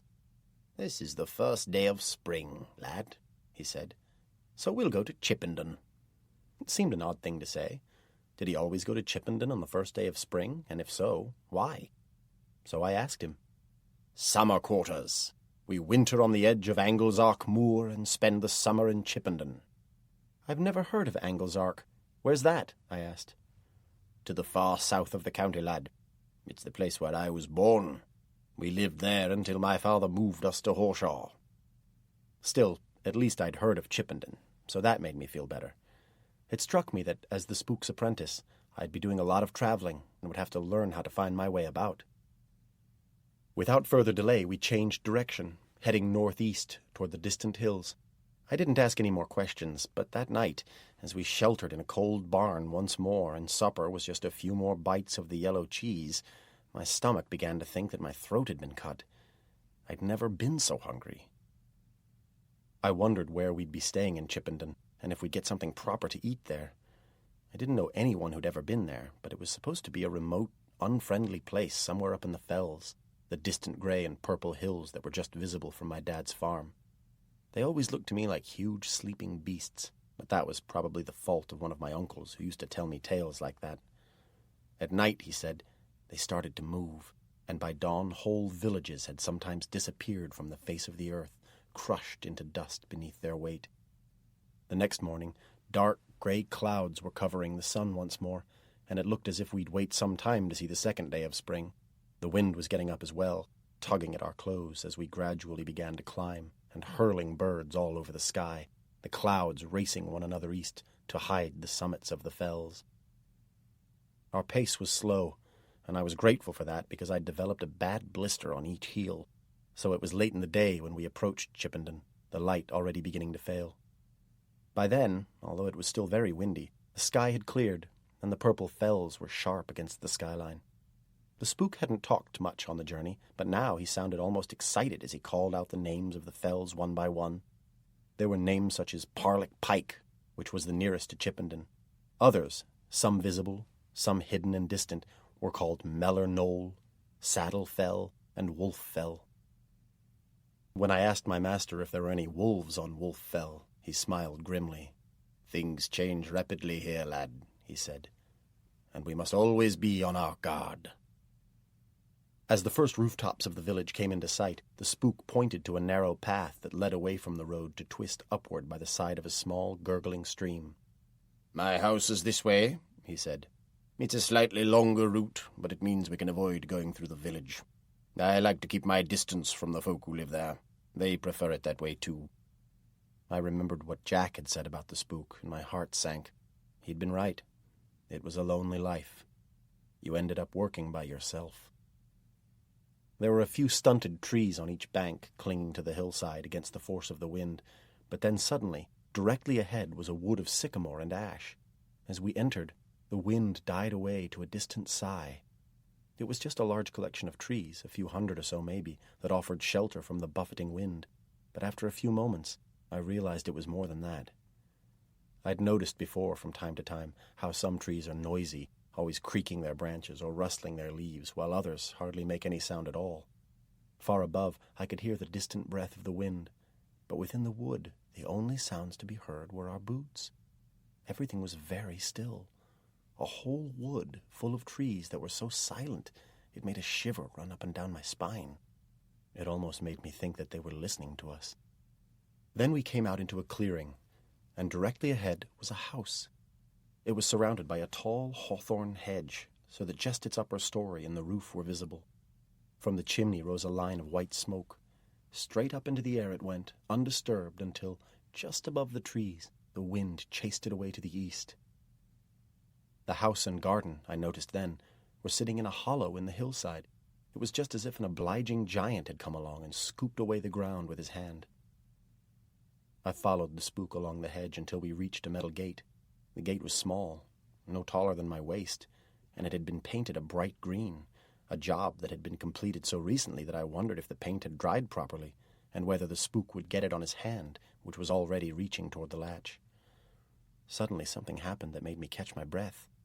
Before the spook touched the latch, it lifted up on its own, and the gate swung slowly open as if moved by an invisible hand. "Thank you," I heard the spook say. The front door didn't move by itself because first it had to be unlocked with the large key that the spook pulled from his pocket. It looked similar to the one he'd used to unlock the door of the house in Watery Lane. "Is that the same key you used in Horshaw?" I asked. "Aye, lad," he said, glancing down at me as he pushed open the door. "My brother, the locksmith, gave me this. It opens most locks as long as they're not too complicated. Comes in quite useful in our line of work." The door yielded with a loud creak and a deep groan, and I followed the spook into a small, gloomy hallway. There was a steep staircase to the right and a narrow, flagged passage on the left. "Leave everything at the foot of the stairs," said the spook. "Come on, lad, don't dawdle. There's no time to waste. I like my food piping hot." So, leaving his bag and my bundle where he'd sat, I followed him down the passage toward the kitchen and the appetizing smell of hot food. When we got there, I wasn't disappointed. It reminded me of my mam's kitchen. Herbs were growing in big pots on the wide window ledge, and the setting sun was dappling the room with leaf shadows. In the far corner, a huge fire was blazing, filling the room with warmth, and right in the middle of the flagged floor was a large oaken table. On it were 2 enormous empty plates, and at its center, 5 serving dishes piled high with food next to a jug filled to the brim with hot, steaming gravy. "Sit down and tuck in, lad," invited the spook, and I didn't need to be asked twice. I helped myself to large slices of chicken and beef, hardly leaving enough room on my plate for the mound of roasted potatoes and vegetables that followed. Finally, I topped it off with a gravy so tasty that only my mam could have done better. I wondered where the cook was and how she'd known we'd be arriving just at that exact time to put out the hot food ready on the table. I was full of questions, but I was also tired, so I saved all my energy for eating. When I'd finally swallowed my last mouthful, the spook had already cleared his own plate. "Enjoy that?" he asked. I nodded, almost too full to speak. I felt sleepy. "After a diet of cheese, it's always good to come home to a hot meal," he said. "We eat well here. It makes up for the times when we're working." I nodded again and started to yawn. "There's lots to do tomorrow, so get yourself off to bed. Yours is the room with the green door at the top of the first flight of stairs," the spook told me. "Sleep well, but stay in your room and don't go wandering about during the night. You'll hear a bell ring when breakfast's ready. Go down as soon as you hear it. When someone's cooked good food, he may get angry if you let it go cold. But don't come down too early either, because that could be just as bad." I nodded, thanked him for the meal, and went down the passage toward the front of the house. The spook's bag and my bundle had disappeared. Wondering who could have moved them, I climbed the stairs to bed. My new room turned out to be much larger than my bedroom at home, which at one time I'd had to share with 2 of my brothers. This new room had space for a bed, a small table with a candle, a chair, and a dresser, but there was still lots of room to walk about in as well. And there, on top of the dresser, my bundle of belongings was waiting. Directly opposite the door was a large sash window, divided into 8 panes of glass, so thick and uneven that I couldn't see much but whorls and swirls of color from outside. The window didn't look as if it had been open for years. The bed was pushed right up along the wall beneath it, so I pulled off my boots, kneeled up on the quilt, and tried to open the window. Although it was a bit stiff, it proved easier than it had looked. I used the sash cord to raise the bottom half of the window in a series of jerks, just far enough to pop my head out and have a better look around. I could see a wide lawn below me, divided into two by a path of white pebbles that disappeared into the trees. Above the tree line to the right were the fells, the nearest one so close that I felt I could almost reach out and touch it. I sucked in a deep breath of cool, fresh air and smelled the grass before pulling my head back inside and unwrapping my small bundle of belongings. They fitted easily into the dresser's top drawer. As I was closing it, I suddenly noticed the writing on the far wall in the shadows opposite the foot of the bed. It was covered in names, all scrawled in black ink on the bare plaster. Some names were larger than others, as if those who'd written them thought a lot of themselves. Many had faded with time, and I wondered if they were the names of other apprentices who'd slept in this very room. Should I add my own name, or wait until the end of the first month when I might be taken on permanently? I didn't have a pen or ink, so it was something to think about later, but I examined the wall more closely, trying to decide which was the most recent name. I decided it was Billy Bradley that seemed the clearest, and had been squeezed into a small space as the wall filled up. For a few moments I wondered what Billy was doing now, but I was tired and ready for sleep. The sheets were clean and the bed inviting, so wasting no more time, I undressed, and the very moment my head touched the pillow, I fell asleep. When I next opened my eyes, the sun was streaming through the window. I'd been dreaming and had been woken suddenly by a noise. I thought it was probably the breakfast bell. I felt worried then. Had it really been the bell downstairs, summoning me to breakfast, or a bell in my dream? How could I be sure? What was I supposed to do? It seemed that I'd be in trouble with the cook whether I went down early or late, so, deciding that I probably had heard the bell, I dressed and went downstairs right away. On my way down I heard a clatter of pots and pans coming from the kitchen, but the moment I eased open the door, everything became deathly silent. I made a mistake then. I should have gone straight back upstairs, because it was obvious that the breakfast wasn't ready. The plates had been cleared away from last night's supper, but the table was still bare and the fireplace was full of cold ashes. In fact, the kitchen was chilly, and worse than that, it seemed to be growing colder by the second. My mistake was in taking a step toward the table. No sooner had I done that than I heard something make a sound right behind me. It was an angry sound, there was no doubt about that. It was a definite hiss of anger, and it was very close to my left ear, so close that I felt the breath of it. The spook had warned me not to come down early, and I suddenly felt that I was in real danger. As soon as I had entertained that thought, something hit me very hard on the back of the head. I staggered toward the door, almost losing my balance and falling headlong. I didn't need a second warning. I ran from the room and up the stairs, then halfway up, I froze. There was someone standing at the top, someone tall and menacing, silhouetted against the light from the door of my room. I halted, unsure of which way to go until I was reassured by a familiar voice. It was the spook. It was the first time I'd seen him without his long black cloak. He was wearing a black tunic and gray breeches, and I could see that, although he was a tall man with broad shoulders, the rest of his body was thin, probably because some days all he got was a nibble of cheese. He was like the very best farm laborers when they get older. Some, of course, just get fatter, but the majority, like the ones my dad sometimes hires for the harvest now that most of my brothers have left home, are thin, with tough, wiry bodies. "Thinner means fitter," Dad always says. And now, looking at the spook, I could see why he was able to walk at such a furious pace, and for so long without resting. "I warned you about going down early," he said quietly. "No doubt you got your ears boxed. Let that be a lesson to you, lad. Next time it might be far worse." "I thought I heard the bell," I said, "but it must have been a bell in my dream." The spook laughed softly. "That's one of the first and most important lessons that an apprentice has to learn," he said. "The difference between waking and dreaming. Some never learn that." He shook his head, took a step toward me, and patted me on the shoulder. "Come, I'll show you around the garden. We've got to start somewhere, and it'll pass the time until breakfast's ready." When the spook led me out, using the back door of the house, I saw that the garden was very large, much larger than it had looked from outside the hedge.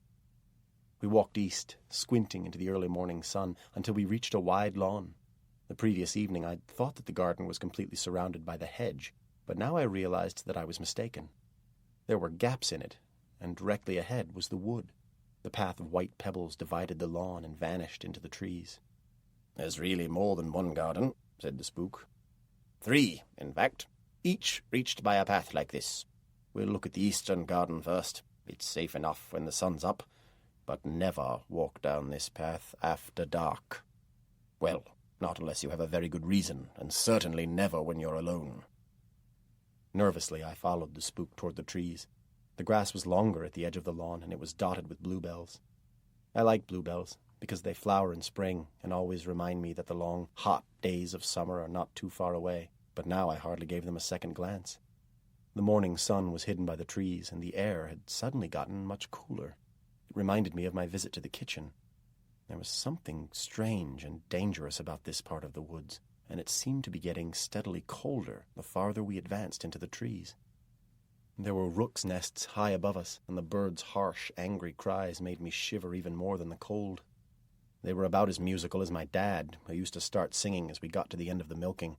If the milk ever went sour, my mam used to blame it on him. The spook halted and pointed to the ground about 5 paces ahead. "What's that?" he asked, his voice hardly more than a whisper. The grass had been cleared, and at the center of the large patch of bare earth was a gravestone. It was vertical, but leaning slightly to the left. On the ground before it, 6 feet of soil was edged with smaller stones, which was unusual. But there was something else even more strange. Across the top of the patch of earth, and fastened to the outer stones by bolts, lay 13 thick iron bars. I counted them twice, just to be sure. "Well, come on, lad. I asked you a question. What is it?" My mouth was so dry I could hardly speak, but I managed to stammer out 3 words. "It's a grave?" "Good lad. Got it first time. Notice anything unusual?" he asked. I couldn't speak at all by then, so I just nodded. He smiled and patted me on the shoulder. "There's nothing to be afraid of. It's just a dead witch, and a pretty feeble one at that. They buried her on unhallowed ground outside a church, not too many miles from here, but she kept scratching her way to the surface. I gave her a good talking to, but she wouldn't listen, so I had her brought here. It makes people feel better. That way they can get on with their lives in peace. They don't want to think about things like this. That's our job." I nodded again and suddenly realized that I wasn't breathing, so I sucked in a deep lungful of air. My heart was hammering away in my chest, threatening to break out any minute, and I was trembling from head to foot. "No, she's little trouble now," the spook continued. "Sometimes at the full moon you can hear her stirring, but she lacks the strength to get to the surface, and the iron bars would stop her anyway. And there are worse things farther off, there in the trees," he said, gesturing east with his bony finger. "About another 20 paces would bring you to the spot." Worse? What could be worse? I wondered, but I knew he was going to tell me anyway. "There are 2 other witches. One's dead, and one's alive. The dead one's buried vertically, head down, but even then, once or twice each year, we have to straighten out the bars over her grave. Just keep well away after dark." "Why bury her head down?" I asked. "That's a good question, lad," the spook said. "You see, the spirit of a dead witch is usually what we call bone-bound. They're trapped inside their bones, and some don't even know they're dead. We try them first head up, and that's enough for most. All witches are different, but some are really stubborn. Still bound to her bones, a witch like that tries hard to get back into the world. It's as if they want to be born again. So we have to make things difficult for them, and bury them the other way up. Coming out feet first isn't easy. Human babies sometimes have the same trouble, but she's still dangerous, so keep well away. Make sure you keep clear of the live one. She'd be more dangerous dead than alive, because a witch that powerful would have no trouble at all getting back into the world. That's why we keep her in a pit. Her name's Mother Malkin, and she talks to herself. Well, it's more of a whisper, really. She's just about as evil as you can get, but she's been in her pit for a long time, and most of her powers bled away into the earth. She'd love to get her hands on a lad like you, so stay well away. Promise me that you won't go near. Let me hear you say it." "I promise not to go near," I whispered, feeling uneasy about the whole thing. It seemed a terrible, cruel thing to keep any living creature, even a witch, in the ground, and I couldn't imagine my mam liking the idea much. "That's a good lad. You don't want any more accidents like the one this morning. There are worse things than getting your ears boxed. Far worse." I believed him, but I didn't want to hear about it.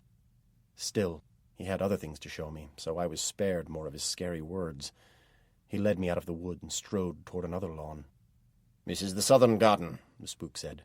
"Don't come here after dark either." The sun was quickly hidden by dense branches and the air grew steadily cooler, so I knew we were approaching something bad. He halted about 10 paces short of a large stone that lay flat on the ground, close to the roots of an oak tree. It covered an area a bit larger than a grave, and judging by the part that was above ground, the stone was very thick, too. "What do you think's buried under there?" the spook asked. I tried to appear confident. "Another witch?" "No," said the spook. "You don't need as much stone as that for a witch. Iron usually does the trick, but the thing under there could slip through iron bars in the twinkling of an eye. Look closely at the stone. Can you see what's carved on it?" I nodded. I recognized the letter, but I didn't know what it meant. "That's the Greek letter beta," said the spook. "It's the sign we use for a boggart. The diagonal line means it's been artificially bound under that stone, and the name underneath tells you who did it. Bottom right is the Roman numeral for 1. That means it's a boggart of the first rank and very dangerous. As I mentioned, we use grades from 1 to 10. Remember that. One day it might save your life. A grade 10 is so weak that most folk wouldn't even notice it was there. A grade 1 could easily kill you. Cost me a fortune to have that stone brought here, but it was worth every penny. That's a bound boggart now. It's artificially bound, and it'll stay there until Gabriel blows his horn.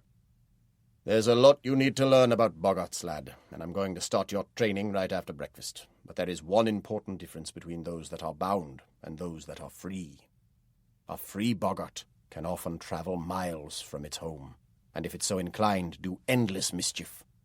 If a boggart's particularly troublesome and won't listen to reason, then it's our job to bind it.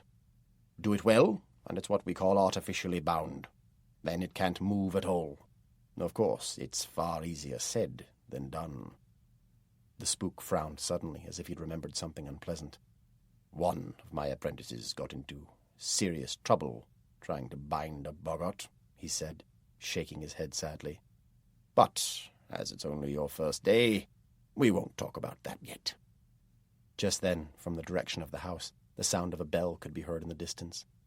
The spook smiled. "Are we awake, or are we dreaming?" he asked. "Awake?" "Are you sure?" I nodded. "In that case, let's go and eat," he said. "I'll show you the other garden when our bellies are full." Chapter 6. A Girl with Pointy Shoes. The kitchen had changed since my last visit. A small fire had been made up in the grate, and 2 plates of bacon and eggs were on the table. There was a freshly baked loaf, too, and a large pat of butter. "Tuck in, lad, before it gets cold," invited the spook.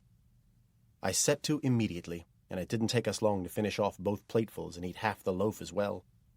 Then the spook leaned back in his chair, tugged at his beard, and asked me an important question. "Don't you think," he asked, his eyes staring straight into mine, "that was the best plate of bacon and eggs you've ever tasted?" I didn't agree. The breakfast had been well cooked, and it was good all right, better than cheese. But I'd tasted better. I'd tasted better every single morning when I'd lived at home. My mam was a far better cook, but somehow I didn't think that was the answer the spook was looking for. So I told a little white lie, the kind of untruth that doesn't really do any harm and tends to make people happier for hearing it. "Yes," I said, "it was the very best breakfast that I've ever tasted, and I'm sorry for coming down too early, and I promise that it won't happen again." At that, the spook grinned so much that I thought his face was going to split in two. Then he clapped me on the back and led me out into the garden again. It was only when we were outside that the grin finally faded. "Well done, lad," he said. "There are two things that respond well to flattery. Boggarts and some women. Gets them every time." Well, I hadn't seen any sign of a woman in the kitchen, so it confirmed what I'd suspected, that a boggart cooked our meals. It was a surprise, to say the least. Everyone thought that a spook was a boggart slayer, or that he fixed them so they couldn't get up to any mischief. Who would have credited that he had one cooking and cleaning for him? "This is the western garden," the spook told me as we walked along the third path, the white pebbles crunching under our feet. "It's a safe place to be, whether it's day or night. I often come here myself when I've got a problem that needs thinking through." We passed through another gap in the hedge, and were soon walking through the trees. I felt the difference right away. The birds were singing, and the trees were swaying slightly in the morning breeze. It was a happier place. We kept walking until we came out of the trees onto a hillside with a view of the fells to our right. The sky was so clear that I could see the dry stone walls that divided the lower slopes into fields and marked out each farmer's territory. In fact, the view extended right to the summits of the nearest fell. The spook gestured toward a wooden bench to our left. "Take a pew, lad," he invited.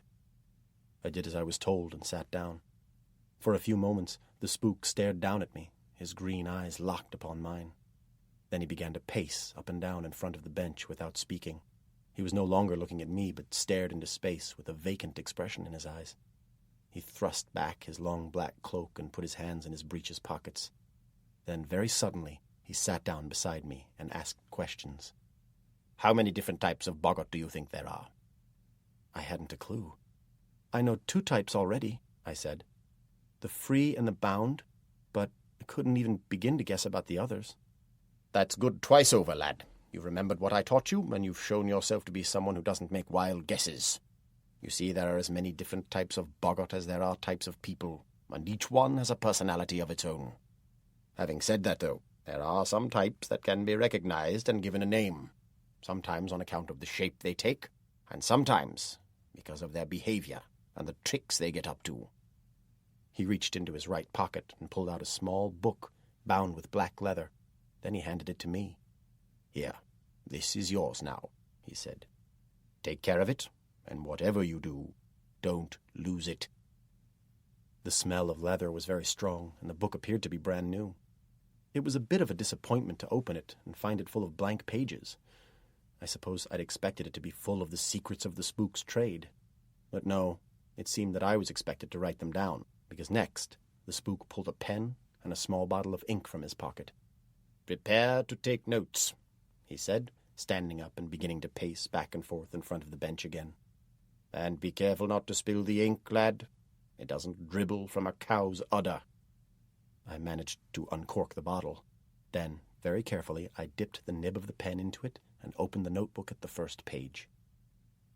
The spook had already begun the lesson, and he was talking very fast. "Firstly, there are hairy boggarts, which take the shape of animals. Most are dogs, but there are almost as many cats and the odd goat or two. But don't forget to include horses as well. They can be very tricky. And whatever their shape, hairy boggarts can be divided up into those that are hostile, friendly, or somewhere between. Then there are hall knockers, which sometimes develop into stone chuckers, which can get very angry when provoked. One of the nastiest types of all is the cattle ripper, because it's just as partial to human blood. But don't run away with the idea that we spooks just deal with boggarts, because the unquiet dead are never very far away. Then, to make things worse, witches are a real problem in the county. We don't have any local witches to worry about now, but to the east, near Pendle Hill, they're a real menace. And remember, not all witches are the same. They fall into 4 rough categories: the malevolent, the benign, the falsely accused, and the unaware. By now, as you might have guessed, I was in real trouble. To begin with, he was talking so fast I hadn't managed to write down a single word. Secondly, I didn't even know all the big words he was using. However, just then he paused. I think he must have noticed the dazed expression on my face. "What's the problem, lad?" he asked. "Come on, spit it out. Don't be afraid to ask questions." "I didn't understand all that you said about witches," I said. "I don't know what malevolent means, or benign either." "Malevolent means evil," he explained. "Benign means good. And an unaware witch means a witch who doesn't know she's a witch. And because she's a woman, that makes her double trouble. Never trust a woman." "My mother's a woman," I said, suddenly feeling a little angry. "And I trust her." "Mothers usually are women," said the spook. "And mothers are usually quite trustworthy, as long as you're their son. Otherwise, look out. I had a mother once, and I trusted her, so I remember the feeling well." "Do you like girls?" he asked suddenly. "I don't really know any girls," I admitted. "I don't have any sisters." "Well, in that case you could fall easy victim to their tricks. So watch out for the village girls, especially any who wear pointy shoes. Jot that down. It's as good a place to start as any." I wondered what was so terrible about wearing pointy shoes. I knew my mam wouldn't be happy with what the spook had just said. She believed you should take people as you find them, not just depend on someone else's opinion. Still, what choice did I have? So at the top of the very first page I wrote down, "Village girls with pointy shoes." He watched me write, then asked for the book and pen. "Look," he said, "you're going to have to take notes faster than that. There's a lot to learn, and you'll have filled a dozen notebooks before long. But for now, 3 or 4 headings will be enough to get you started." He then wrote Harry Boggarts at the top of page 2, then Hall Knockers at the top of page 3, then finally Witches at the top of page 4. "There," he said. "That's got you started. Just write anything you learned today under one of those 4 headings. But now for something more urgent. We need provisions. So go down to the village, or we'll go hungry tomorrow. Even the best cook can't cook without provisions. Remember that everything goes inside my sack. The butcher has it, so go there first. Just ask for Mr. Gregory's order." He gave me a small silver coin, warning me not to lose my change, then sent me off down the hill on the quickest route to the village. Soon I was walking through trees again, until at last I reached a stile that brought me onto a steep, narrow lane. 100 or so paces lower I turned a corner, and the grey slates of Chippendon's rooftops came into view. The village was larger than I'd expected. There were at least 100 cottages, then a pub, a schoolhouse, and a big church with a bell tower. There was no sign of a market square, but the cobbled main street, which sloped quite steeply, was full of women with loaded baskets scurrying in and out of shops. Horses and carts were waiting on both sides of the street, so it was clear that the local farmers' wives came here to shop and, no doubt, also folk from hamlets nearby. I found the butcher's shop without any trouble, and joined a queue of boisterous women, all calling out to the butcher, a cheerful, big, red-faced man with a ginger beard. He seemed to know every single one of them by name, and they kept laughing loudly at his jokes, which came thick and fast. I didn't understand most of them, but the women certainly did, and they really seemed to be enjoying themselves. Nobody paid me much attention, but at last I reached the counter, and it was my turn to be served. "I've called for Mr. Gregory's order," I told the butcher. As soon as I'd spoken, the shop became quiet and the laughter stopped. The butcher reached behind the counter and pulled out a large sack. I could hear people whispering behind me, but even straining my ears, I couldn't quite catch what they were saying. When I glanced behind, they were looking everywhere but at me. Some were even staring down at the floor. I gave the butcher the silver coin, checked my change carefully, thanked him, and carried the sack out of the shop, swinging it up onto my shoulder when I reached the street. The visit to the greengrocer's took no time at all. The provisions there were already wrapped, so I put the parcel in the sack, which was now starting to feel a bit heavy. Until then, everything had gone well, but as I went into the baker's, I saw the gang of lads. There were 7 or 8 of them sitting on a garden wall. Nothing odd about that, except for the fact that they weren't speaking to one another. They were all busy staring at me with hungry faces like a pack of wolves, watching every step I took as I approached the baker's. When I came out of the shop, they were still there, and now, as I began to climb the hill, they started to follow me.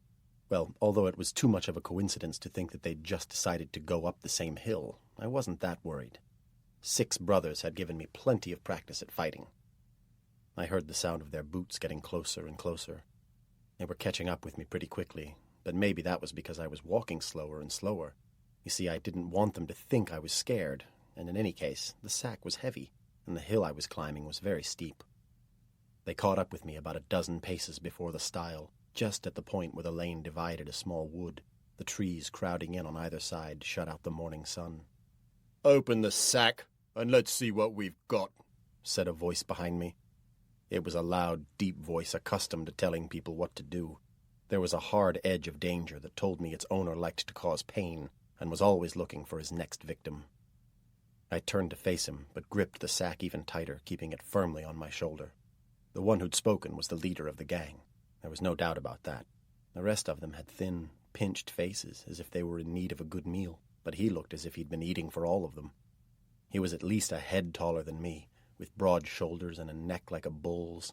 His face was broad, too, with red cheeks, but his eyes were very small, and he didn't seem to blink at all. I suppose if he hadn't been there and hadn't tried to bully me, I might have relented. After all, some of the boys looked half-starved, and there were a lot of apples and cakes in the sack. On the other hand, they weren't mine to give away. "This doesn't belong to me," I said. "It belongs to Mr. Gregory." "His last apprentice didn't let that bother him," said the leader, moving his big face closer to mine. "He used to open the sack for us. If you've any sense, you'll do the same. If you won't do it the easy way, then it'll have to be the hard way. But you won't like that very much, and it'll all come down to the same thing in the end." The gang began to move in closer, and I could feel someone behind me tugging at the sack. Even then, I wouldn't let go, and I stared back into the piggy eyes of the leader, trying hard not to blink. At that moment, something happened that took us all by surprise. There was a movement in the trees somewhere to my right, and we all turned toward it. There was a dark shape in the shadows, and as my eyes adjusted to the gloom, I saw that it was a girl. She was moving slowly in our direction, but her approach was so silent that you could have heard a pin drop, and so smooth that she seemed to be floating rather than walking. And she stopped just on the edge of the tree shadows, as if she didn't want to step into the sunlight. "Why don't you leave him be?" she demanded. It seemed like a question, but the tone in her voice told me it was a command. "What's it to you?" asked the leader of the gang, jutting his chin forward and bunching his fists. "Ain't me you need to worry about," she answered from the shadows. "Lizzie's back, and if you don't do what I say, it's her you'll answer to." "Lizzie?" asked the lad, taking a step backward. "Bony Lizzie. She's my aunt. Don't tell me you ain't heard of her." Have you ever felt time slow so much that it almost appears to stop? Ever listened to a clock when the next tick seems to take forever to follow the last tock? Well, it was just like that. Very suddenly, the girl hissed loudly through her clenched teeth. Then she spoke again. "Go on," she said. "Be off with you. Be gone. Be quick or be dead." The effect on the gang was immediate. I glimpsed the expression on some of their faces and saw that they weren't just afraid. They were terrified and close to panic. Their leader turned on his heels and immediately fled down the hill, with the others close behind him. I didn't know why they were so scared, but I felt like running too. The girl was staring at me with wide eyes, and I didn't feel able to control my limbs properly. I felt like a mouse, paralyzed by the stare of a stoat, about to pounce at any moment. I forced my left foot to move and slowly turned my body toward the trees to follow the direction my nose was pointing, but I was still gripping the spook's sack. Whoever she was, I still wasn't going to give it up. "Aren't you going to run as well?" she asked me. I shook my head, but my mouth was very dry, and I couldn't trust myself to try and speak. I knew the words would come out wrong. She was probably about my own age, if anything, slightly younger. Her face was nice enough, for she had large brown eyes, high cheekbones, and long black hair. She wore a black dress tied tightly at the waist with a piece of white string. But as I took all this in, I suddenly noticed something that troubled me. The girl was wearing pointy shoes, and immediately I remembered the spook's warning. But I stood my ground, determined not to run like the others. "Ain't you going to thank me?" she asked. "Be nice to get some thanks." "Thanks," I said, lamely, just managing to get the word out first time. "Well, that's a start," she said. "But to thank me properly, you need to give me something, don't you? A cake and an apple will do for now. It ain't much to ask. There's plenty in the sack, and old Gregory won't notice, and if he does, he won't say anything." I was shocked to hear her call the spook old Gregory. I knew he wouldn't like being called that, and it told me two things. First, the girl had little respect for him, and second, she wasn't the least bit afraid of him. Back where I come from, most people shivered even at the thought that the spook might be in the neighborhood. "I'm sorry," I said, "but I can't do that. They're not mine to give." She glared at me hard then and didn't speak for a long time. I thought at one point that she was going to hiss at me through her teeth. I stared back at her, trying not to blink, until at last a faint smile lit up her face, and she spoke again. "Then I'll have to settle for a promise." "A promise?" I asked, wondering what she meant. "A promise to help me, just as I helped you. I don't need any help right now, but perhaps one day I might." "That's fine," I told her. "If you ever need any help in the future, then just ask." "What's your name?" she asked, giving me a really broad smile. "Tom Ward." "Well, my name's Alice, and I live yonder," she said, pointing back through the trees. "I'm Boney Lizzie's favourite niece." Boney Lizzie was a strange name, but it would have been rude to mention it. Whoever she was, her name had been enough to scare the village lads. That was the end of our conversation. We both turned then to go our separate ways, but as we walked away, Alice called over her shoulder, "Take care now.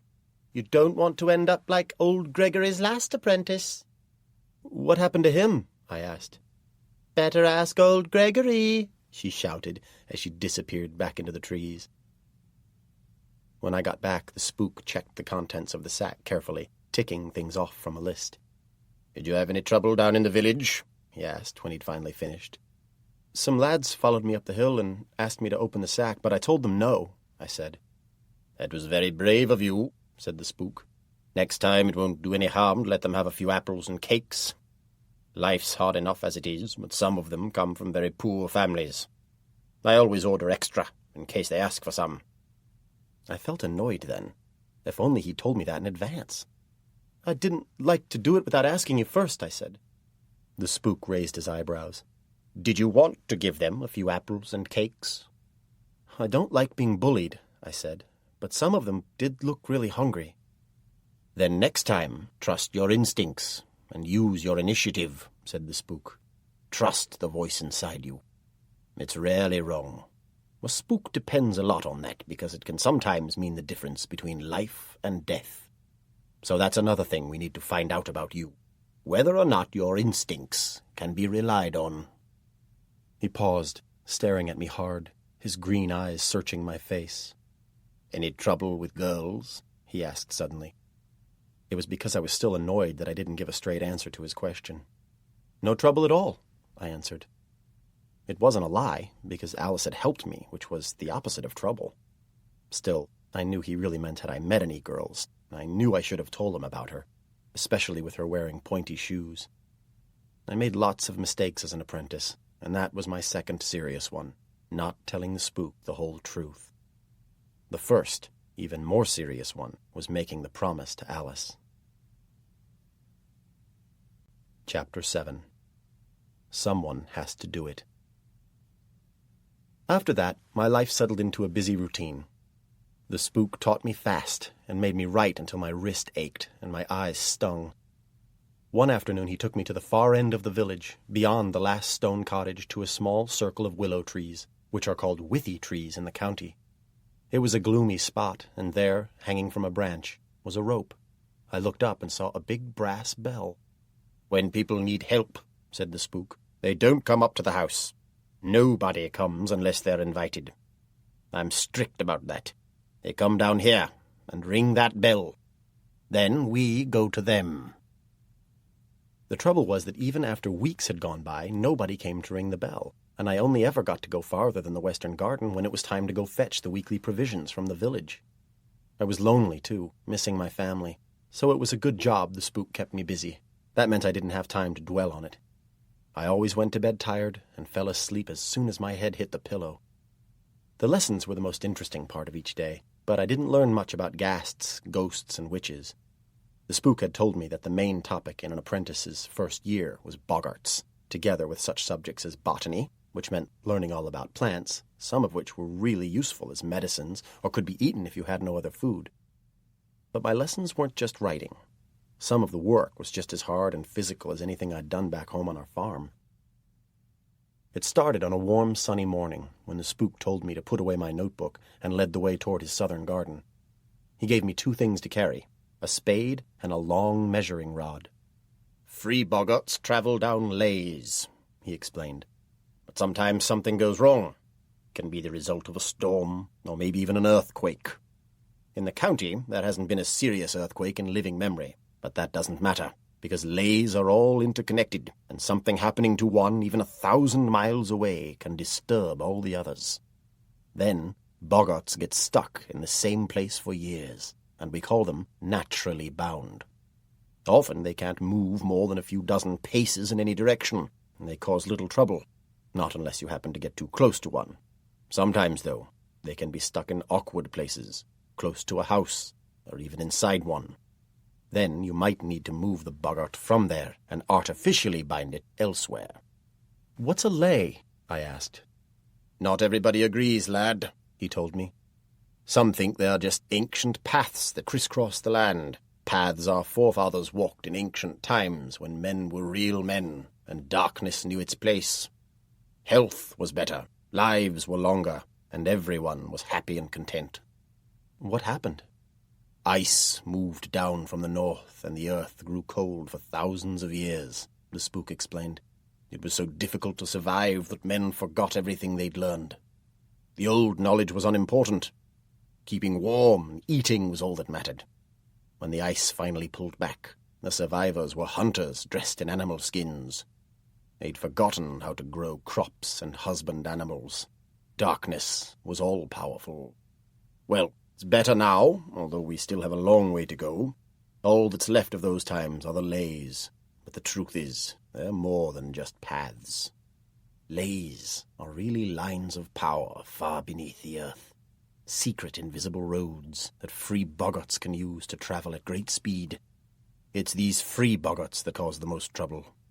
When they set up home in a new location, often they're not welcome. Not being welcome makes them angry.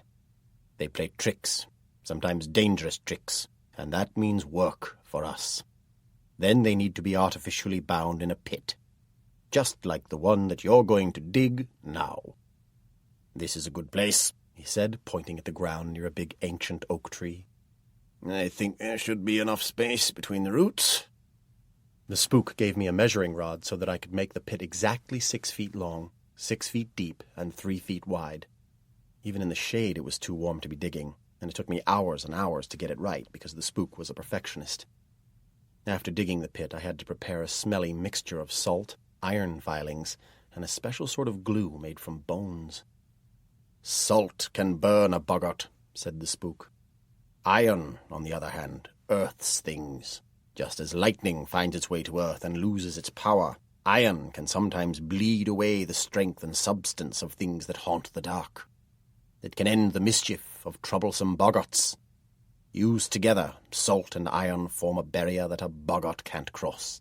In fact, salt and iron can be useful in lots of situations. After stirring up the mixture in a big metal bucket, I used a large brush to line the inside of the pit. It was like painting, but harder work, and the coating had to be perfect in order to stop even the craftiest boggart from escaping. Do a thorough job, lad, the spook told me. A boggart can escape through a hole no bigger than a pinhead. Of course, as soon as the pit was completed to the spook's satisfaction, I had to fill it in and begin again. He had me digging 2 practice pits a week, which was hard, sweaty work and took up a lot of my time. It was a bit scary, too, because I was working near pits that contained real boggarts, and even in daylight, it was a creepy place. I noticed that the spook never went too far away, though, and he always seemed watchful and alert, telling me you could never take chances with boggarts, even when they were bound. The spook also told me that I'd need to know every inch of the county, all its towns and villages, and the quickest route between any 2 points. The trouble was that although the spook said he had lots of maps upstairs in his library, it seemed I always had to do things the hard way, so he started me off by making me draw a map of my own. At its center was his house and gardens, and it had to include the village and the nearest of the fells. The idea was that it would gradually get bigger to include more and more of the surrounding countryside. But drawing wasn't my strong point, and, as I said, the spook was a perfectionist, so the map took a long time to grow. It was only then that he started to show me his own maps, but he made me spend more time carefully folding them up afterward than actually studying them. I also began to keep a diary. The spook gave me another notebook for this, telling me for the umpteenth time that I needed to record the past so that I could learn from it. I didn't write in it every day, though.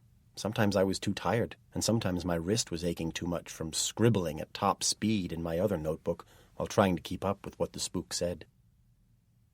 Then, one morning at breakfast, when I'd been staying with the spook for just 1 month, he asked, "What do you think so far, lad?"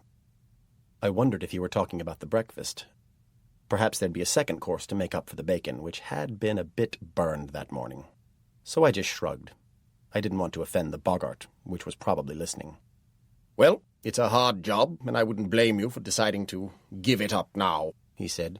"After the first month's passed, I always give each new apprentice the chance to go home and think very carefully about whether he wants to carry on or not.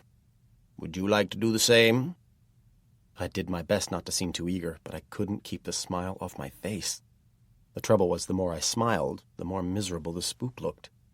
I got the feeling that he wanted me to stay, but I couldn't wait to be off. The thought of seeing my family again and getting to taste Mam's cooking seemed like a dream. I left for home within the hour. "You're a brave lad, and your wits are sharp," he said to me at the gate. "You've passed your month's trial, so you can tell your dad that. If you want to carry on, I'll be visiting him in the autumn to collect my 10 guineas. You've the makings of a good apprentice, but it's up to you, lad. If you don't come back, then I'll know you've decided against it. Otherwise, I'll expect you back within the week. Then I'll give you 5 years' training that'll make you almost as good at the job as I am." I set off for home with a light heart. You see, I didn't want to tell the spook, but the moment he'd given me the chance to go home and maybe never come back, I'd already made up my mind to do just that. It was a terrible job. From what the spook had told me, apart from the loneliness, it was dangerous and terrifying. Nobody really cared whether you lived or died. They just wanted you to get rid of whatever was plaguing them, but didn't think for a second about what it might cost you. The spook had described how he'd once been half killed by a boggart. It had changed in the blink of an eye from a hall knocker to a stone chucker, and had nearly brained him with a rock as big as a blacksmith's fist. He said that he hadn't even been paid yet, but expected to get the money next spring. Well, next spring was a long time off, so what good was that? As I set off for home, it seemed to me that I'd be better off working on the farm. The trouble was, it was nearly 2 days' journey, and walking gave me a lot of time to think. I remembered how bored I'd sometimes been on the farm. Could I really put up with working there for the rest of my life? Next, I started to think about what Mam would say. She'd been really set on me being the spook's apprentice, and if I stopped, I'd really let her down. So the hardest part would be telling her and watching her reaction. By nightfall on the first day of my journey home, I'd finished all the cheese the spook had given me for the trip. So the next day, I only stopped once, to bathe my feet in a stream, reaching home just before the evening milking. As I opened the gate to the yard, Dad was heading for the cowshed. When he saw me, his face lit up with a broad smile. I offered to help with the milking so we could talk, but he told me to go in right away and speak to my mam. "She's missed you, lad. You'll be a sight for sore eyes." Patting me on the back, he went off to do his milking, but before I'd taken 6 paces, Jack came out of the barn and made straight for me. "What brings you back so soon?" he asked. He seemed a bit cool. Well, to be honest, he was more cold than cool. His face was sort of twisted up, as if he were trying to scowl and grin at the same time. "The spook sent me home for a few days. I've got to make up my mind whether to carry on or not." "So what will you do?" "I'm going to talk to Mam about it." "No doubt you get your own way, as usual," Jack said. By now Jack was definitely scowling, and it made me feel that something had happened while I'd been away. Why else was he suddenly so unfriendly? Was it because he didn't want me coming home? "And I can't believe you took Dad's tinderbox," he said. "He gave it to me," I said. "He wanted me to have it." "He offered it, but that didn't mean you had to take it. The trouble with you is, you only think about yourself. Think of poor Dad. He loved that tinderbox." I didn't say anything because I didn't want to get into an argument. I knew he was wrong. Dad had wanted me to have the tinderbox, I was sure of it. "While I'm back, I'll be able to help out," I said, trying to change the subject. "If you really want to earn your keep, then feed the pigs," he called as he turned to walk away. It was a job neither of us liked much. They were big, hairy, smelly pigs, and always so hungry that it was never safe to turn your back on them. Despite what Jack had said, I was still glad to be home. As I crossed the yard, I glanced up at the house. Mam's climbing roses covered most of the wall at the back, and always did well, even though they faced north. Now they were just shooting, but by mid-June they'd be covered in red blossoms. The back door was always jamming because the house had once been struck by lightning. The door had caught fire and had been replaced, but the frame was still slightly warped, so I had to push hard to force it open. It was worth it, because the first thing I saw was Mam's smiling face. She was sitting in her old rocking chair in the far corner of the kitchen, a place where the setting sun couldn't reach. If the light was too bright, it hurt her eyes. Mam preferred winter to summer and night to day. She was glad to see me all right, and at first I tried to delay telling her I'd come home to stay. I put on a brave face and pretended to be happy, but she saw right through me. I could never hide anything from her. "What's wrong?" she asked. I shrugged and tried to smile, probably doing even worse than my brother at disguising my feelings. "Speak up," she said. "There's no point in keeping it bottled up." I didn't answer for a long time because I was trying to find a way to put it into words. The rhythm of Mam's rocking chair gradually slowed until at last it came to a complete halt. That was always a bad sign. "I've passed my month's trial, and Mr. Gregory says it's up to me whether I carry on or not. But I'm lonely, Mam," I confessed at last. "It's just as bad as I expected. I've got no friends, nobody of my own age to talk to. I feel so alone. I'd like to come back and work here." I could have said more and told her how happy we used to be on the farm when all my brothers were living at home. I didn't. I knew that she missed them too. I thought she'd be sympathetic because of that, but I was wrong. There was a long pause before Mam spoke, and I could hear Ellie sweeping up in the next room, singing softly to herself as she worked. "Lonely?" Mam asked, her voice full of anger rather than sympathy. "How can you be lonely? You've got yourself, haven't you? If you ever lose yourself, then you'll be really lonely. In the meantime, stop complaining. You're nearly a man now, and a man has to work. Ever since the world began, men have been doing jobs they didn't like. Why should it be any different for you? You're the seventh son of a seventh son, and this is the job you were born to do." "But Mr. Gregory's trained other apprentices," I blurted out. "One of them could come back and look after the county. Why does it have to be me?" "He's trained many, but precious few completed their time," Mam said, "and those that did aren't a patch on him. They're flawed, or weak, or cowardly. They walk a twisted path, taking money for accomplishing little. So there's only you left now, son. You're the last chance. The last hope. Someone has to do it. Someone has to stand against the dark. And you're the only one who can." The chair began to rock again, slowly picking up speed. "Well, I'm glad that's settled. Do you want to wait for supper, or shall I put you some out as soon as it's ready?" Mam asked. "I've had nothing to eat all day, Mam. Not even breakfast." "Well, it's rabbit stew. That ought to cheer you up a bit." I sat at the kitchen table feeling as low and sad as I could ever remember while Mam bustled about the stove. The rabbit stew smelled delicious, and my mouth began to water. Nobody was a better cook than my Mam, and it was worth coming home even for just a single meal. With a smile, Mam carried across a big steaming plate of stew and set it down before me. "I'll go and make up your room," she said. "Now you're here, you might as well stay a couple of days." I mumbled my thanks and wasted no time in starting. As soon as Mam went upstairs, Ellie came into the kitchen. "Nice to see you back, Tom," she said with a smile, and she looked down at my generous plate of food. "Would you like some bread with that?" "Yes, please," I said, and Ellie buttered me 3 thick slices before sitting at the table opposite me. I finished it all without once coming up for air, finally wiping my plate clean with the last big slice of freshly baked bread. "Feel better now?" I nodded and tried to smile, but I knew it hadn't worked properly because Ellie suddenly looked worried. "I couldn't help overhearing what you told your mam," she said. "I'm sure it's not as bad as all that. It's just because the job's all new and strange. You'll soon get used to the work. Anyway, you don't have to go back right away. After a few days at home, you'll feel better. And you'll always be welcome here, even when the farm belongs to Jack. I don't think Jack's that pleased to see me." "Why, what makes you say that?" Ellie asked. "He just didn't seem that friendly, that's all. I don't think he wants me here." "Don't you worry about your big mean brother. I can sort him out easily enough." I smiled properly then, because it was true. As my mam once said, Ellie could twist Jack round her little finger. "What's mainly bothering him is this," Ellie said, smoothing her hand down across her belly. "My mother's sister died in childbirth, and our family still talks of it to this day.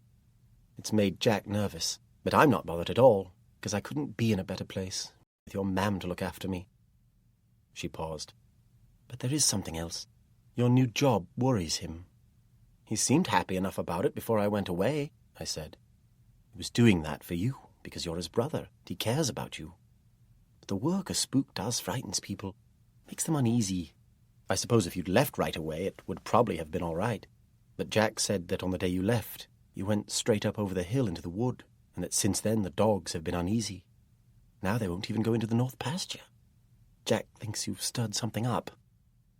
"I suppose it all comes back to this," Ellie went on, patting her belly gently. "He's just being protective, that's all. He's thinking of his family. But don't worry. It'll all sort itself out eventually." In the end, I stayed 3 days, trying to put on a brave face, but eventually I sensed it was time to go. Mam was the last person I saw before I left. We were alone in the kitchen, and she gave my arm a squeeze and told me that she was proud of me. "You're more than just 7 times 7, she said, smiling at me warmly.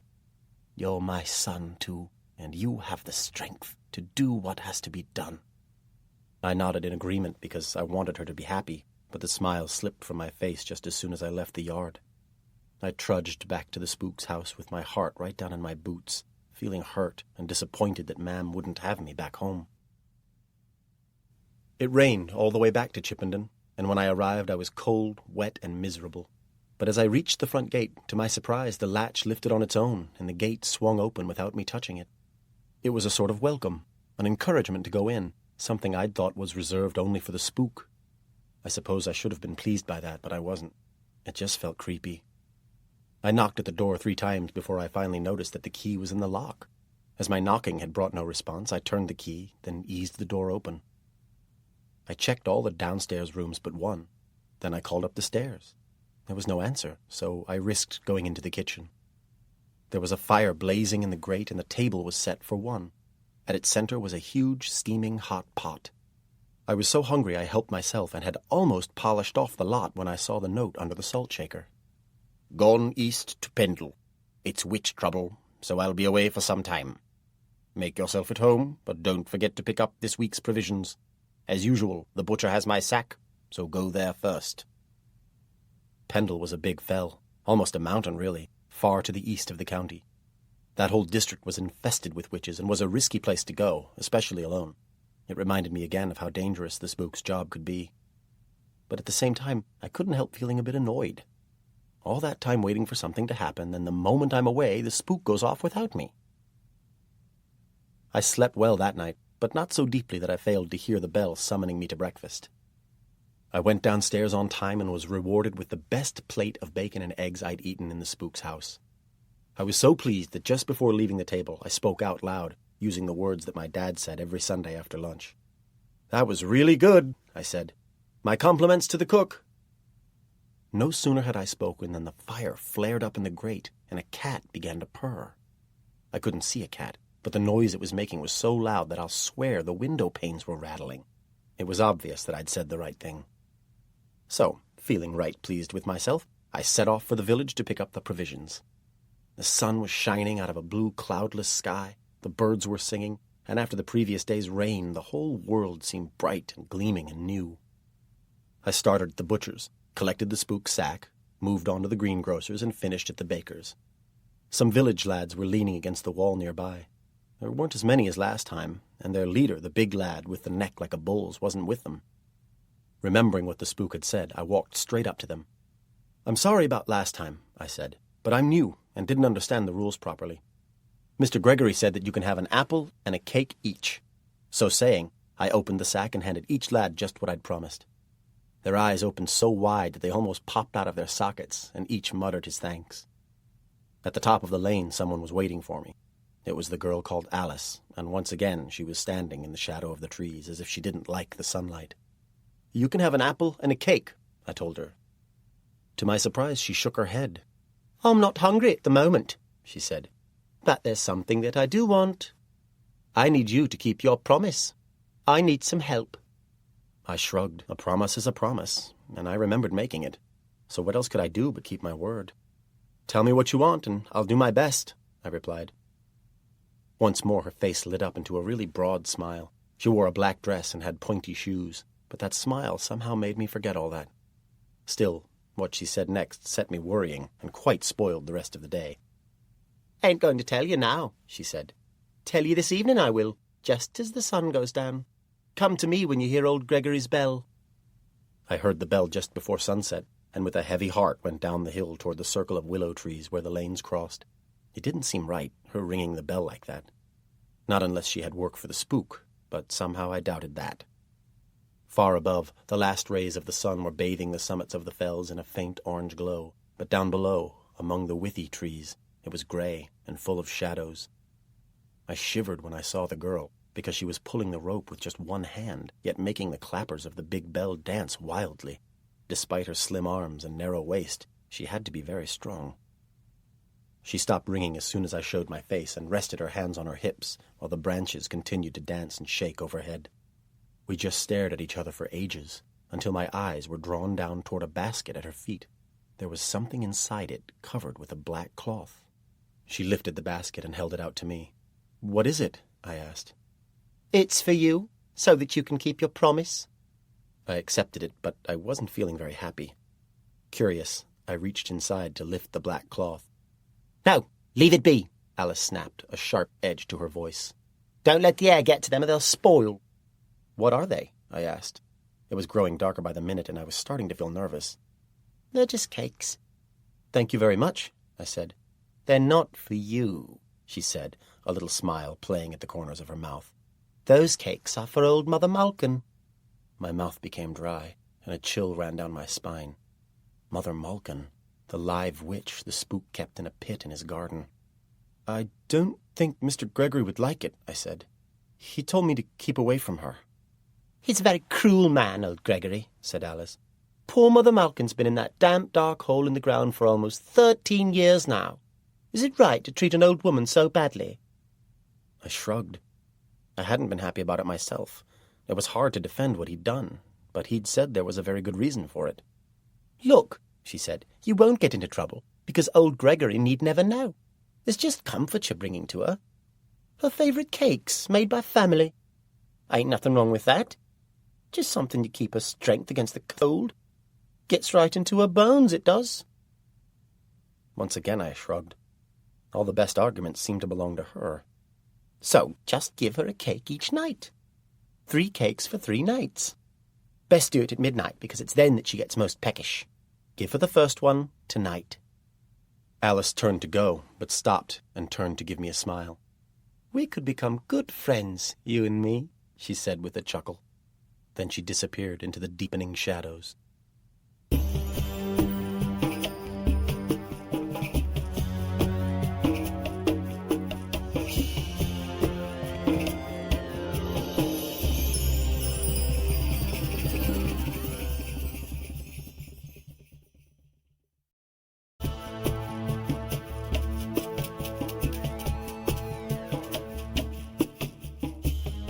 Chapter 8. Old Mother Malkin.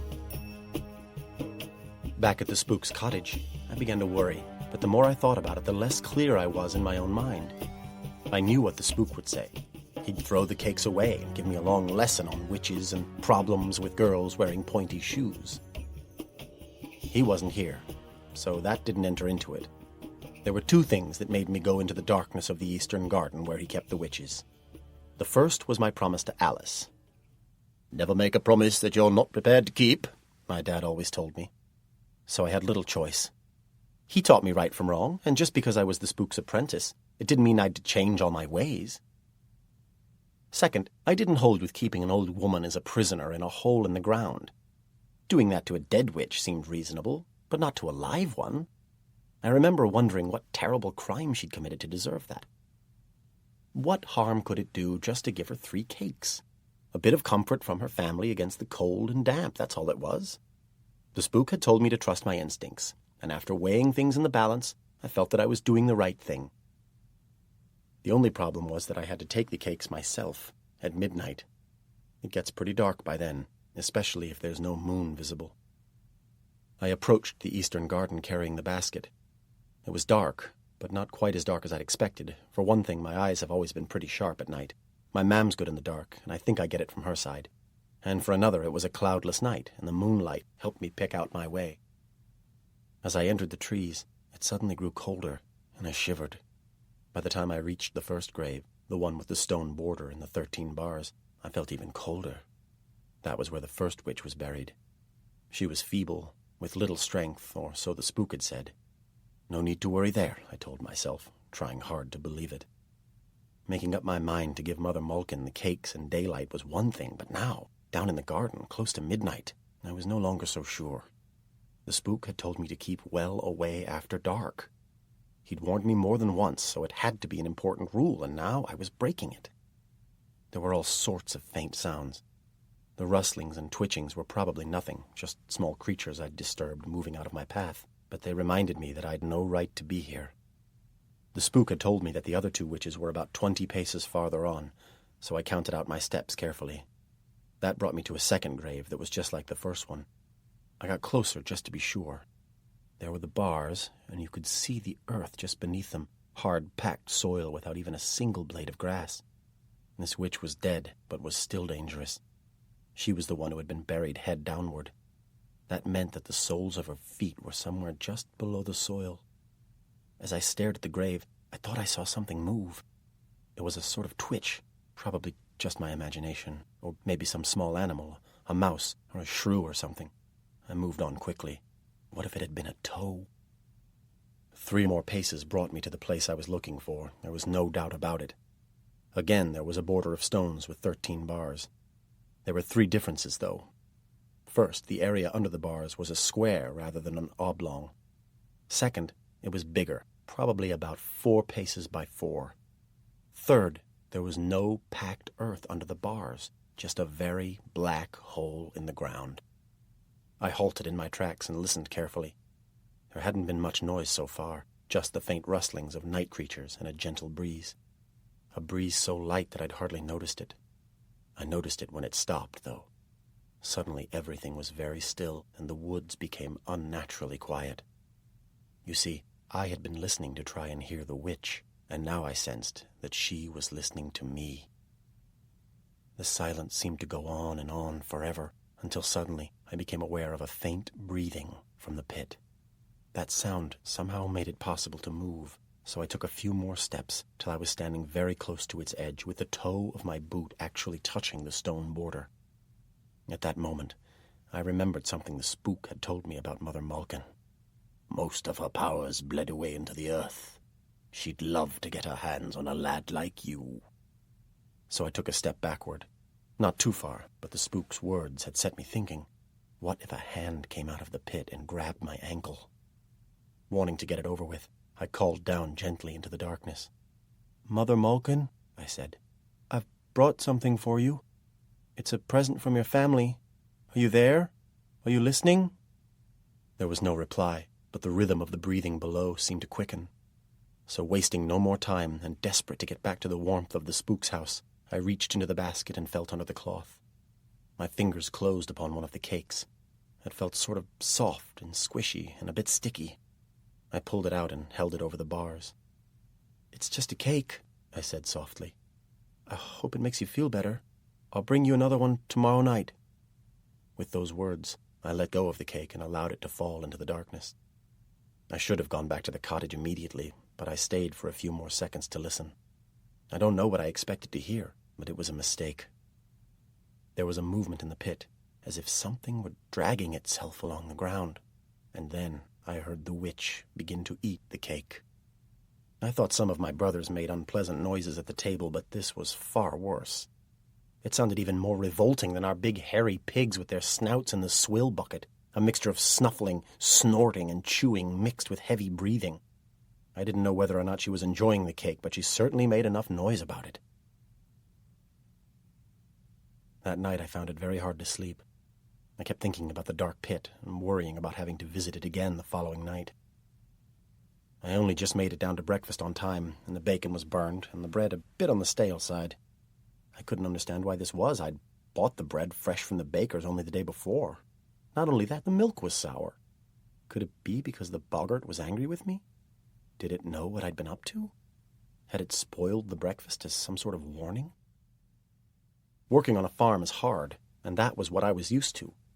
The spook hadn't left me any tasks to do, so I'd nothing to fill my day with. I did walk up to the library, thinking that he probably wouldn't mind if I found myself something useful to read, but to my disappointment, the door was locked. So what could I do but go for a walk?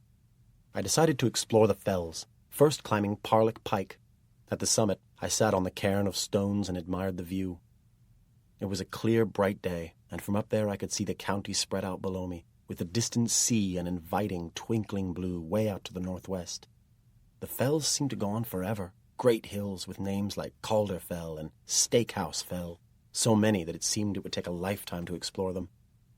Nearby was Wolf Fell, and it made me wonder whether there actually were any wolves in the area. Wolves could be dangerous, and it was said that in winter, when the weather was cold, they sometimes hunted in packs. Well, it was spring now, and I certainly didn't see any sign of them, but that didn't mean they weren't there.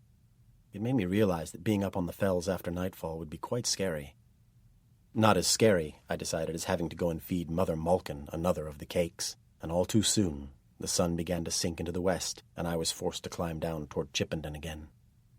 Once more I found myself carrying the basket through the darkness of the garden.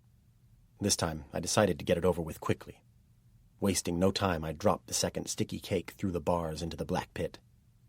It was only when it was too late, the very second it left my fingers, that I noticed something that sent a chill straight to my heart. The bars above the pit had been bent. Last night they'd been perfectly straight, 13 parallel rods of iron. Now the center ones were almost wide enough to get a head through. They could have been bent by someone on the outside, above ground, but I doubted that. The spook had told me that the gardens and house were guarded, and that nobody could get in. He hadn't said how, and by what, but I guessed it was by some sort of boggart. Perhaps the same one that made the meals. So it had to be the witch. She must have climbed up the side of the pit somehow and begun working at the bars. Suddenly, the truth of what was happening dawned inside my head. I'd been so stupid. The cakes were making her stronger. I heard her below in the darkness, starting to eat the second cake, making the same horrible chewing, snuffling, and snorting noises. I left the trees quickly and went back to the cottage. For all I knew, she might not even need the third one. After another sleepless night, I'd made up my mind. I decided to go and see Alice, give her back the last cake, and explain to her why I couldn't keep my promise. First, I had to find her. Straight after breakfast, I went down to the wood where we'd first met and walked through to its far edge. Alice had said she lived yonder, but there was no sign of any buildings, just low hills and valleys, and more woods in the distance. Thinking it would be faster to ask directions, I went down into the village. There were surprisingly few people about, but as I'd expected, some of the lads were hanging about near the baker's. It seemed to be their favorite spot. Perhaps they liked the smell. I know I did. Freshly baked bread has one of the best smells in all the world. They weren't very friendly, considering that last time we'd met I'd given them a cake and an apple each. That was probably because this time the big lad with piggy eyes was with them. Still, they did listen to what I had to say. I didn't go into details, just told them I needed to find the girl we'd met at the edge of the wood. "I know where she might be," said the big lad, scowling fiercely. "but you'd be stupid to go there." "Why's that?" "Didn't you hear what she said?" he asked, raising his eyebrows. "She said Boney Lizzie was her aunt." "Who's Boney Lizzie?" They looked at one another and shook their heads as if I was mad. Why was it that everyone seemed to have heard of her but me? "Lizzie and her grandmother spent a whole winter here before Gregory sorted them out. My dad's always going on about them. They were just about the scariest witches there have ever been in these parts. They lived with something just as scary, though. It looked like a man, but it was really big, with too many teeth to fit in its mouth. That's what my dad told me. He said that back then, during that long winter, people never went out after dark. Some spook you'll be, if you've never even heard of Boney Lizzie." I didn't like the sound of that one little bit. I realized I'd been really stupid. If only I'd told the spook about my talk with Alice, he'd have realized that Lizzie was back and would have done something about it. According to the big lad's dad, Boney Lizzie had lived on a farm about 3 miles southeast of the spook's place. It had been deserted for years, and nobody ever went there. So that was the most likely place she'd be staying now. That seemed about right to me, because it was in the direction that Alice had pointed. Just then a group of grim-faced people came out of the church. They turned the corner in a straggly line and headed up the hill toward the fells, the village priest in the lead. They were dressed in warm clothing, and many of them were carrying walking sticks. "What's all that about?" I asked. "A child went missing last night," answered one of the lads, spitting onto the cobbles. "A 3-year-old. I think he's wandered off up there. Mind you, it's not the first. 2 days ago, a baby went missing from a farm over on Long Ridge. It was too young to walk, so it must have been carried off. They think it could be wolves. It was a bad winter, and that sometimes brings them back." The directions I was given turned out to be pretty good. Even allowing for going back to pick up Alice's basket, it was less than an hour before Lizzie's house came into view. At that point, in bright sunlight, I lifted the cloth and examined the last of the 3 cakes. It smelled bad, but looked even worse. It seemed to have been made from small pieces of meat and bread, plus other things that I couldn't identify. It was wet and very sticky and almost black. None of the ingredients had been cooked, but just sort of pressed together. Then I noticed something even more horrible. There were tiny white things crawling on the cake that looked like maggots. I shuddered, covered it up with the cloth, and went down the hill to the very neglected farm. Fences were broken, a barn was missing half its roof, and there was no sign of any animals. One thing did worry me, though. Smoke was coming from the farmhouse chimney. It meant that someone was at home, and I began to worry about the thing with too many teeth to fit into its mouth. What had I expected? It was going to be difficult. How on earth could I manage to talk to Alice without being seen by the other members of her family? As I halted on the slope, trying to work out what to do next, my problem was solved for me. A slim, dark figure came out of the back door of the farmhouse and began to climb the hill in my direction. It was Alice, but how had she known I was there? There were trees between the farmhouse and me, and the windows were facing in the wrong direction. Still, she wasn't coming up the hill by chance. She walked straight up toward me and halted about 5 paces away. "What do you want?" she asked. "You're stupid coming here. Lucky for you that those inside are asleep." "I can't do what you asked," I said, holding out the basket toward her. She folded her arms and frowned. "Why not?" she demanded. "You promised, didn't you?" "You didn't tell me what would happen," I said. "She's eaten 2 cakes already, and they're making her stronger. She's already bent the bars over the pit. 1 more cake and she'll be free, and I think you know it. Wasn't that the idea all along?" I accused, starting to feel angry. "You tricked me, so the promise doesn't count anymore." She took a step nearer, but now her own anger had been replaced by something else. Suddenly, she looked scared. "It wasn't my idea. They made me do it," she said, gesturing down toward the farmhouse. "If you don't do as you promised, it'll go hard with both of us. Go on, give her the 3rd cake. What harm can it do? Mother Malkin's paid the price. It's time to let her go. Go on. Give her the cake and she'll be gone tonight and never trouble you again." I think Mr. Gregory must have had a very good reason for putting her in that pit, I said slowly. "I'm just his new apprentice, so how can I know what's best? When he gets back, I'm going to tell him everything that's happened." Alice gave a little smile, the sort of smile someone gives when they know something that you don't. "He ain't coming back," she said. "Lizzie thought of it all. Got good friends near Pendle, Lizzie has. Do anything for her, they would. They tricked old Gregory. When he's on the road, he'll get what's coming to him. By now, he's probably already dead and 6 feet under. You just wait and see if I'm right. Soon, you won't be safe even up there in his house. One night they'll come for you. Unless, of course, you help now. In that case, they might just leave you alone." As soon as she'd said that, I turned my back and climbed the hill, leaving her standing there. I think she called out to me several times, but I wasn't listening. What she'd said about the spook was spinning around inside my head. It was only later that I realized I was still carrying the basket, so I threw it and the last of the cakes into a river. Then, back at the spook's cottage, it didn't take me very long to work out what had happened and decide what to do next. The whole thing had been planned from the start. They'd lured the spook away, knowing that, as a new apprentice, I'd still be wet behind the ears and easy to trick. I didn't believe that the spook would be so easy to kill, or he wouldn't have survived for so many years, but I couldn't rely on him arriving back in time to help me. Somehow, I had to stop Mother Malkin from getting out of the pit. I needed help badly, and I thought of going down to the village, but I knew there was a more special kind of help near at hand. So I went into the kitchen and sat at the table. At any moment I expected to have my ears boxed, so I talked quickly. I explained everything that had happened, leaving nothing out. Then I said that it was my fault, and could I please be given some help? I don't know what I expected. I didn't feel foolish talking to the empty air because I was so upset and frightened, but as the silence lengthened, I gradually realized that I'd been wasting my time. Why should the boggart help me?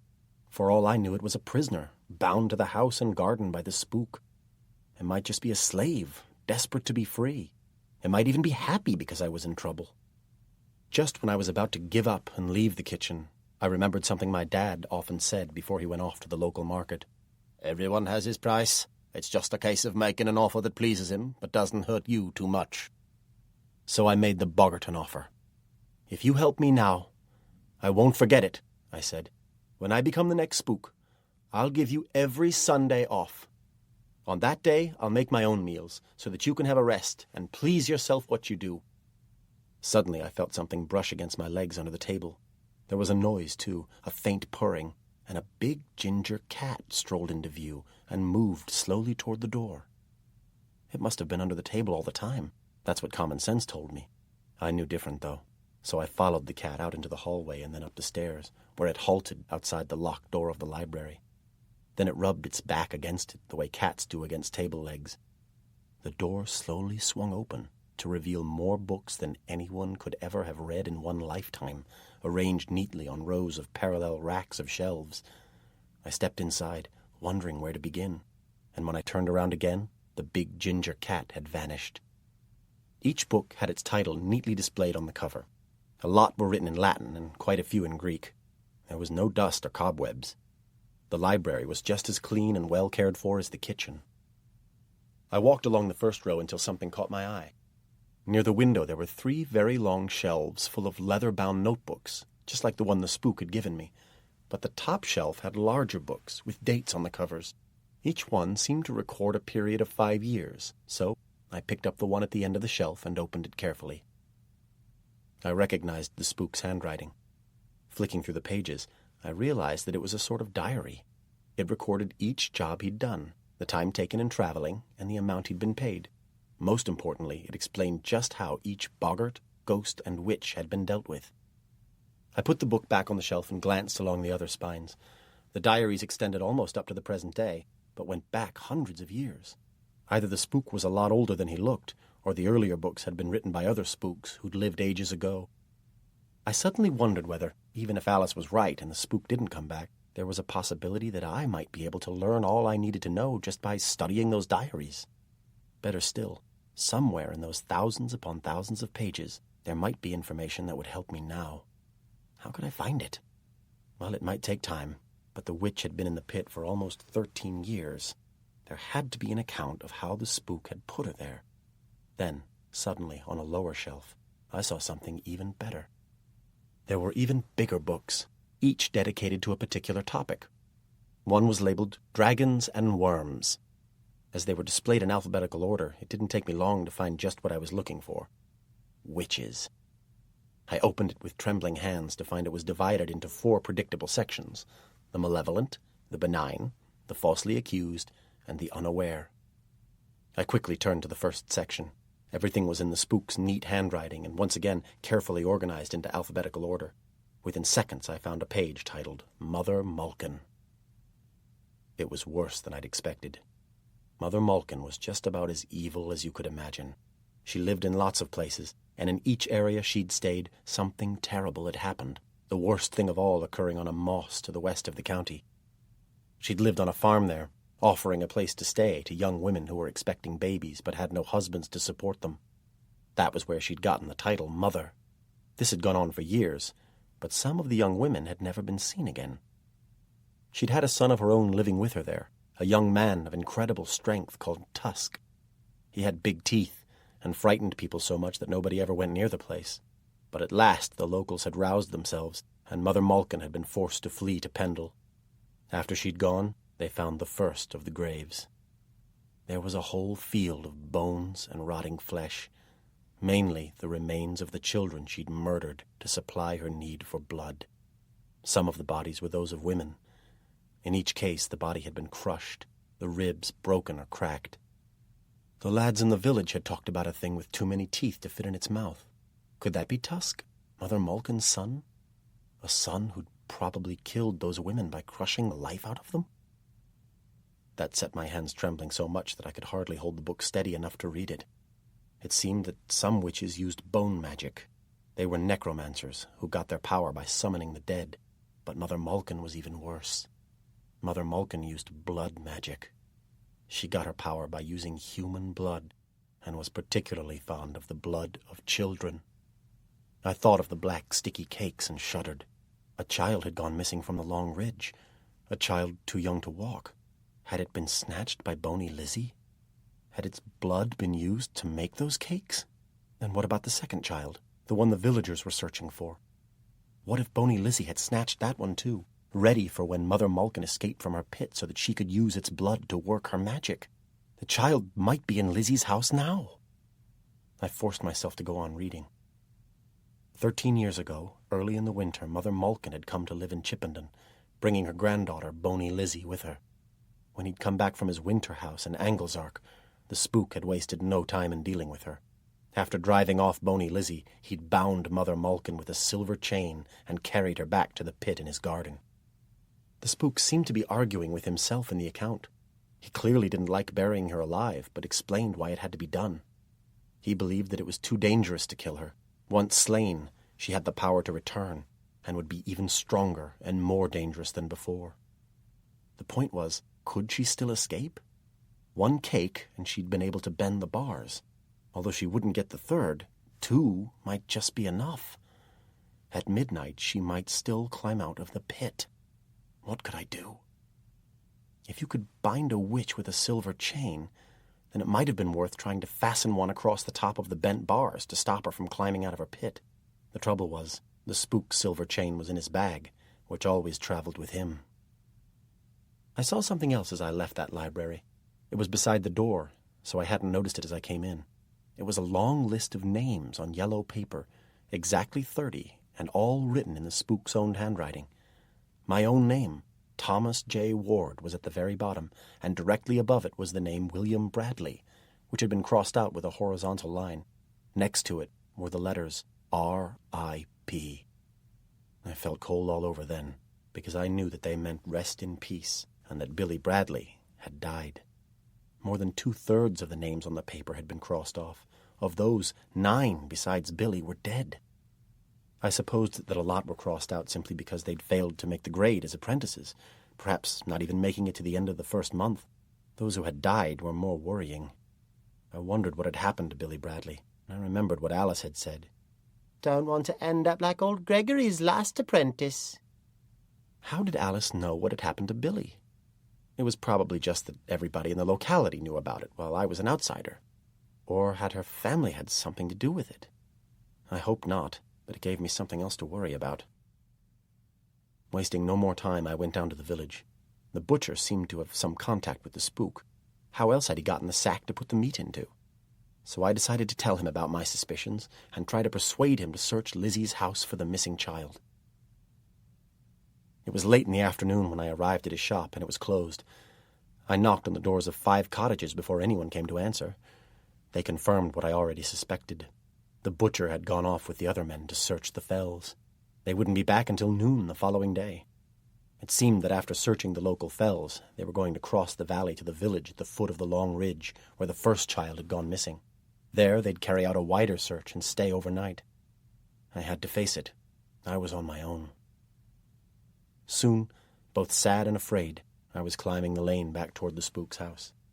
I knew that if Mother Malkin got out of her grave, then the child would be dead before morning. I also knew that I was the only one who might even try to do something about it. Chapter 9. On the Riverbank. Back at the cottage, I went to the room where the spook kept his walking clothes. I chose one of his old cloaks. It was too big, of course, and the hem came down almost to my ankles, while the hood kept falling down over my eyes. Still, it would keep out the worst of the cold. I borrowed one of his staffs, too, the one most useful to me as a walking stick. It was shorter than the others, and slightly thicker at one end. When I finally left the cottage, it was close to midnight. The sky was bright, and there was a full moon just rising above the trees, but I could smell rain, and the wind was freshening from the west. I walked out into the garden and headed directly for Mother Malkin's pit. I was afraid, but someone had to do it, and who else was there but me? It was all my fault anyway. If only I'd told the spook about meeting Alice and what she'd told the lads about Lizzie being back. He could have sorted it all out then. He wouldn't have been lured away to Pendle. The more I thought about it, the worse it got. The child on the long ridge might not have died. I felt guilty, so guilty, and I couldn't stand the thought that another child might die, and that would be my fault too. I passed the second grave, where the dead witch was buried head down, and moved very slowly forward on my tiptoes until I reached the pit. A shaft of moonlight fell through the trees to light it up, so there was no doubt about what had happened. I was too late. The bars had been bent even farther apart, almost into the shape of a circle. Even the butcher could have eased his massive shoulders through that gap. I peered down into the blackness of the pit, but couldn't see anything. I suppose I had a forlorn hope that she might have exhausted herself bending the bars and was now too tired to climb out. Fat chance. At that moment, a cloud drifted across the moon, making things a lot darker, but I could see the bent ferns. I could see the direction she'd taken. There was enough light to follow her trail. So I followed her into the gloom. I wasn't moving too quickly, and I was being very, very cautious. What if she was hiding and waiting for me just ahead?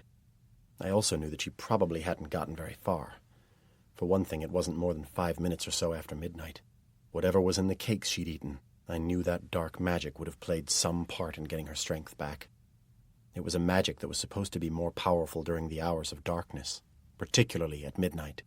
She'd only eaten 2 cakes, not 3, so that was in my favor, but I thought of the terrible strength needed to bend those bars. Once out of the trees, I found it easy to follow her trail through the grass. She was heading downhill, but in a direction that would take her away from Boney Lizzie's cottage. That puzzled me at first, until I remembered the river and the gully below. A malevolent witch couldn't cross running water. The spook had taught me that, so she would have to move along its banks until it curved back upon itself, leaving her way clear. Once in sight of the river, I paused on the hillside and searched the land below. The moon came out from behind a cloud, but at first, even with its help, I couldn't see anything much down by the river because there were trees on both banks, casting dark shadows. And then, suddenly I noticed something very strange. There was a silver trail on the near bank. It was only visible where the moon touched it, but it looked just like the glistening trail made by a snail.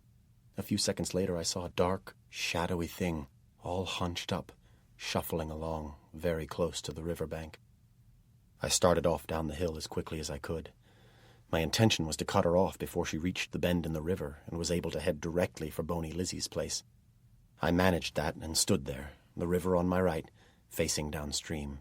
But next came the difficult part. Now I had to face the witch. I was trembling and shaking and so out of breath that you'd have thought I'd spent an hour or so running up and down the fells. It was a mixture of fear and nerves, and my knees felt as if they were going to give way any minute. It was only by leaning heavily on the spook's staff that I was able to stay on my feet at all. As rivers went, it wasn't that wide, but it was deep, swollen by the spring rains to a level where it had almost burst its banks. The water was moving fast, too, rushing away from me into the darkness beneath the trees where the witch was. I looked very carefully, but it still took me quite a few moments to find her. Mother Malkin was moving in my direction. She was a shadow darker than the tree shadows, a sort of blackness that you could fall into, a darkness that would swallow you up forever. I heard her then, even above the noise made by the fast-flowing river. It wasn't just the sound of her bare feet, which were making a sort of slithery noise as they moved toward me through the long grass at the stream's edge. No, there were other sounds that she was making with her mouth, and perhaps her nose. The same sort of noises she'd made when I'd fed her the cake. There were snortings and snufflings that once again brought into my mind the memory of our hairy pigs feeding from the swill bucket. Then a different sound, a sucking noise. When she moved out from under the trees into the open, The moonlight fell on her, and I saw her properly for the first time. Her head was bowed low, her face hidden by a tangled mass of white and grey hair, so it seemed that she was looking at her feet, which were just visible under the dark gown that came down to her ankles. She wore a black cloak, too, and either it was too long for her, or the years she had spent in the damp earth had made her shrink. It hung down to the ground behind her, and it was this, dragging over the grass, that seemed to be making the silver trail. Her gown was stained and torn, which wasn't really surprising, but some were fresh stains, dark, wet patches. Something was dripping onto the grass at her side, and the drips were coming from what she gripped tightly in her left hand. It was a rat. She was eating a rat, eating it raw. She didn't seem to have noticed me yet. She was very close now, and if nothing happened, she'd bump right into me. I coughed suddenly. It wasn't to warn her. It was a nervous cough, and I hadn't meant it to happen. She looked up at me then, lifting into the moonlight a face that was something out of a nightmare, a face that didn't belong to a living person. Oh, but she was alive, all right. You could tell that by the noises she was making eating that rat. But there was something else about her that terrified me so much that I almost fainted away on the spot. It was her eyes. They were like two hot coals burning inside their sockets, two red points of fire. And then she spoke to me. Her voice, something between a whisper and a croak. It sounded like dry, dead leaves rustling together in a late autumn wind. It's a boy. I like boys. Come here, boy. I didn't move, of course. I just stood there, rooted to the spot. I felt dizzy and lightheaded. She was still moving toward me, and her eyes seemed to be growing larger. Not only her eyes, her whole body seemed to be swelling up.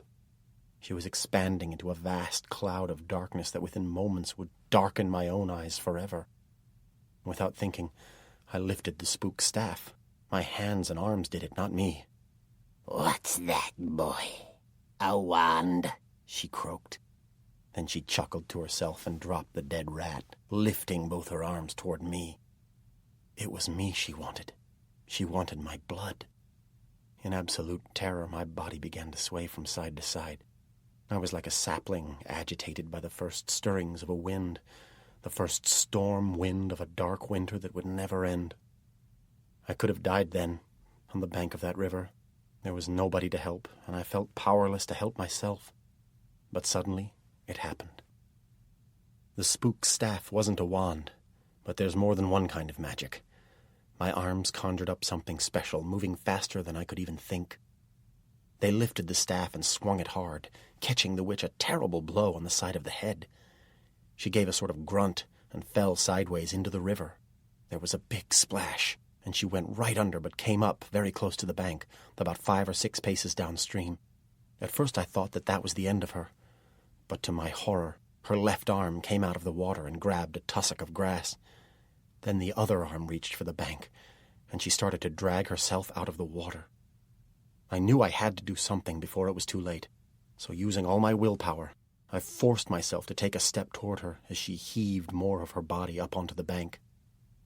When I got close enough, I did something that I can still remember vividly. I still have nightmares about it, but what choice did I have? It was her or me. Only one of us was going to survive. I jabbed the witch with the end of the staff. I jabbed her hard and kept on jabbing her until she finally lost her grip on the bank and was swept away into the darkness. But it still wasn't over. What if she managed to get out of the water farther downstream? She could still go to Boney Lizzie's house. I had to make sure that didn't happen. I knew it was the wrong thing to kill her and that one day she'd probably come back stronger than ever. But I didn't have a silver chain, so I couldn't bind her. It was now that mattered, not the future. No matter how hard it was, I knew I had to follow the river into the trees.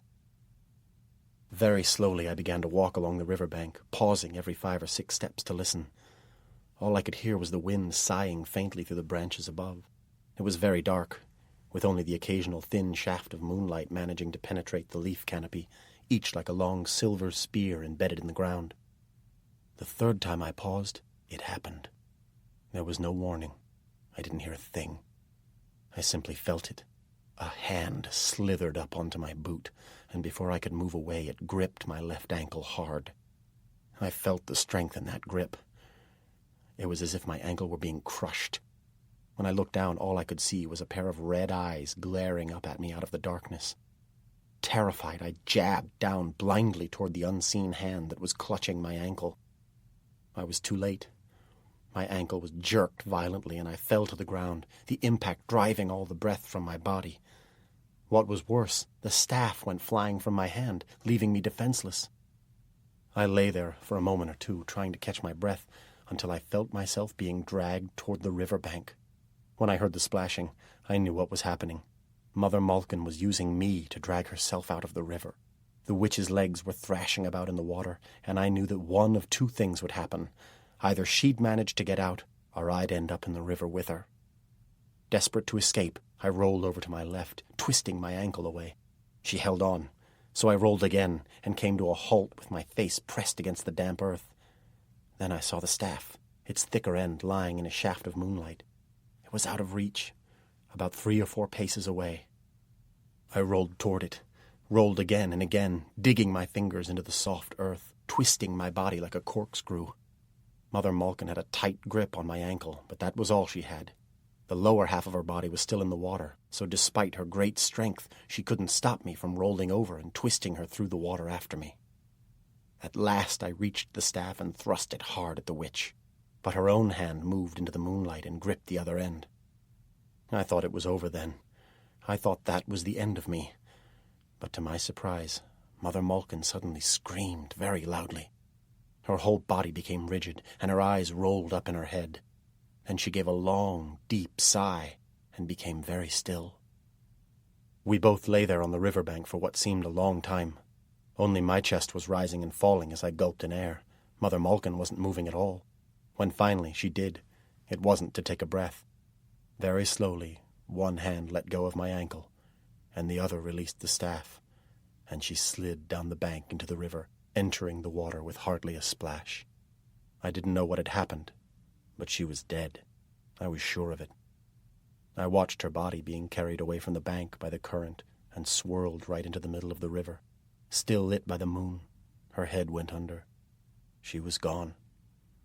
Dead and gone. Chapter 10. Poor Billy.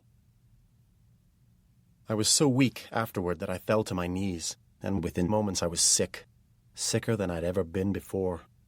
I kept heaving and heaving even when there was nothing but bile coming out of my mouth, heaving until my insides felt torn and twisted. At last it ended, and I managed to stand. Even then, it was a long time before my breathing slowed down and my body stopped trembling. I just wanted to go back to the Spook's house. I'd done enough for one night, surely. But I couldn't. The child was in Lizzie's house. That was what my instincts told me. The child was the prisoner of a witch who was capable of murder, so I had no choice. There was nobody else but me, and if I didn't help, then who would? I had to set off for Boney Lizzie's house. There was a storm surging in from the west, a dark, jagged line of cloud that was eating into the stars. Very soon now it would begin to rain, but as I started down the hill toward the house, the moon was still out, a full moon, bigger than I ever remembered it. It was casting my shadow before me as I went. I watched it grow, and the nearer I got to the house, the bigger it seemed to get. I had my hood up, and I was carrying the Spook staff in my left hand, so that the shadow didn't seem to belong to me anymore. It moved on ahead of me until it fell upon Boney Lizzie's house. I glanced backward then, half expecting to see the Spook standing behind me. He wasn't there. It was just a trick of the light, so I went on until I'd passed through the open gate into the yard. I paused before the front door to think, what if I was too late and the child was already dead? Or what if its disappearance was nothing to do with Lizzie and I was just putting myself in danger for nothing? My mind carried on thinking, but just as it had on the riverbank, my body knew what to do. Before I could stop it, my left hand rapped the staff hard against the wood 3 times. For a few moments there was silence, followed by the sound of footsteps and a sudden crack of light under the door. As the door swung slowly open, I took a step backward. To my relief, it was Alice. She was holding a lantern level with her head so that one half of her face was lit, while the other was in darkness. "What do you want?" she asked, her voice filled with anger. You know what I want, I replied. I've come for the child that you've stolen. Don't be a fool, she said. Go away before it's too late. They've gone off to meet Mother Malkin. They could be back any minute. Suddenly, a child began to cry, a thin wail coming from somewhere inside the house, so I pushed past Alice and went inside. There was just a single candle flickering in the narrow passageway, but the rooms themselves were in darkness. The candle was unusual. I'd never seen one made of black wax before, but I snatched it up anyway and let my ears guide me to the right room. I eased open the door. The room was empty of furniture, and the child was lying on the floor on a heap of straw and rags. What's your name? I asked, trying my best to smile. I leaned my staff against the wall and moved closer. The child stopped crying and tottered to its feet, its eyes very wide. Don't worry. There's no need to be scared, I said, trying to put as much reassurance into my voice as possible. I'm going to take you home to your mam. I put the candle on the floor and picked up the child. It smelled as bad as the rest of the room, and it was cold and wet. I cradled it with my right arm and wrapped my cloak about it as best I could. Suddenly the child spoke. I'm Tommy, it said. I'm Tommy. Well, Tommy, I said, we've got the same name. My name's Tommy, too. You're safe now. You're going home. With those words, I picked up my staff and went into the passageway and out through the front door. Alice was standing in the yard near the gate. The lantern had gone out, but the moon was still shining, and as I walked nearer, it threw my shadow onto the side of the barn, a giant shadow, 10 times bigger than I was. I tried to pass her, but she stepped directly into my path, so that I was forced to halt. Don't meddle, she warned, her voice almost a snarl, her teeth gleaming white and sharp in the moonlight. Ain't none of your business, this. I was in no mood to waste time arguing with her, and when I moved directly toward her, Alice didn't try to stop me. She stepped back out of my way and called after me. You're a fool. Give it back before it's too late. They'll come after you. You'll never get away. I didn't bother to answer. I never even looked back. I went through the gate and began to climb away from the house. It started to rain then, hard and heavy, straight into my face. It was the kind of rain that my dad used to call wet rain. All rain is wet, of course, but some kinds do seem to make a better and faster job of soaking you than others. This was as wet as it got, and I headed back toward the Spook's house as fast as I could. I wasn't sure if I'd be safe even there. What if the Spook really was dead? Would the boggart still guard his house and garden? Soon, I had more immediate things to worry about. I began to sense that I was being followed. The first time I felt it, I came to a halt and listened, but there was nothing but the howling of the wind and the rain lashing into the trees and drumming onto the earth. I couldn't see much either, because it was very dark now. So I carried on, taking even bigger strides, just hoping that I was still heading in the right direction. Once I came up against a thick, high hawthorn hedge and had to make a long detour to find a gate, all the time feeling that the danger behind was getting closer. It was just after I'd come through a small wood that I knew for certain there was someone there. Climbing a hill, I paused for breath close to its summit. The rain had eased for a moment, and I looked back down into the darkness toward the trees. I heard the crack and snap of twigs. Someone was moving very fast through the wood in my direction, not caring where he put his feet. At the crest of the hill, I looked back once more. The first flash of lightning lit up the sky and the ground below, and I saw 2 figures come out of the trees and begin to climb the slope. One of them was female, the other shaped like a man, big and burly. When the thunder crashed again, Tommy began to cry. Don't like thunder, he wailed. Don't like thunder. Storms can't hurt you, Tommy, I told him, knowing it wasn't true. They scared me as well. One of my uncles had been struck by lightning when he'd been out trying to get some cattle in. He'd died later. It wasn't safe being out in the open in weather like this, but although lightning terrified me, it did have its uses. It was showing me the way, each vivid flash lighting up my route back to the Spook's house. Soon the breath was sobbing in my throat too, a mixture of fear and exhaustion, as I forced myself to go faster and faster, just hoping that we'd be safe as soon as we entered the Spook's garden. Nobody was allowed on the Spook's property unless invited. I kept telling myself that over and over again because it was our only chance. If we could just get there first, the boggart would protect us. I was in sight of the trees, the bench beneath them, the garden waiting beyond, when I slipped on the wet grass. The fall wasn't hard, but Tommy began to cry even louder. When I'd managed to pick him up, I heard someone running behind me, feet thumping the earth. I glanced back, struggling for breath. It was a mistake. My pursuer was about 5 or 6 paces ahead of Lizzie and catching me fast. Lightning flashed again, and I saw the lower half of his face. It looked as if he had horns growing out each side of his mouth, and as he ran, he moved his head from side to side. I remembered what I'd read in the Spook's library about the dead women who'd been found with their ribs crushed. If Tusk caught me, he'd do the same to me. For a moment, I was rooted to the spot, but he started to make a bellowing sound, just like a bull, and that started me moving again. I was almost running now. I would have sprinted if I could, but I was carrying Tommy, and I was too weary, my legs heavy and sluggish, the breath rasping in my throat. At any moment I expected to be grabbed from behind, but I passed the bench where the Spook often gave me lessons, and then, at last, I was beneath the first trees of the garden. But was I safe? If I wasn't, it was all over for both of us, because there was no way I could outrun Tusk to the house. I stopped running, and all I could manage was a few steps before I came to a complete halt, trying to regain my breath. It was at that moment that something brushed past my legs. I looked down, but it was too dark to see anything. First I felt the pressure, then I heard something purr, a deep throbbing sound that made the ground beneath my feet vibrate. I sensed it move on beyond me, toward the edge of the trees, positioning itself between us and those who'd been following. I couldn't hear any running now, but I heard something else. Imagine the angry howl of a tomcat multiplied 100 times. It was a mixture between a throbbing growl and a scream, filling the air with its warning challenge, a sound that could have been heard for miles. It was the most terrifying and threatening sound I'd ever heard, and I knew then why the villagers never came anywhere near the Spook's house. That cry was filled with death. "Cross this line," it said, "and I'll rip out your heart. Cross this line, and I'll gnaw your bones to pulp and gore. Cross this line, and you'll wish you'd never been born."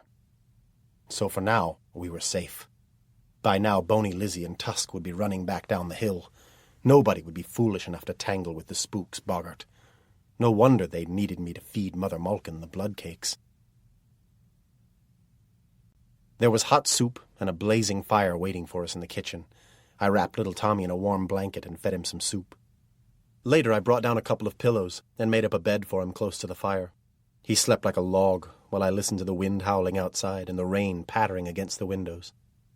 It was a long night, but I was warm and comfortable, and I felt at peace in the Spook's house, which was one of the safest places in the whole wide world. I knew now that nothing unwelcome could even enter the garden, never mind cross the threshold. It was safer than a castle with high battlements and a wide moat. I began to think of the boggart as my friend, and a very powerful friend at that. Just before noon, I carried Tommy down to the village. The men were already back from the long ridge, and when I went to the butcher's house, the instant he saw the child, his weary frown turned into a broad smile. I briefly explained what had happened, only going into as much detail as was necessary. Once I'd finished, he'd frowned again. "They need sorting out, once and for all," he said.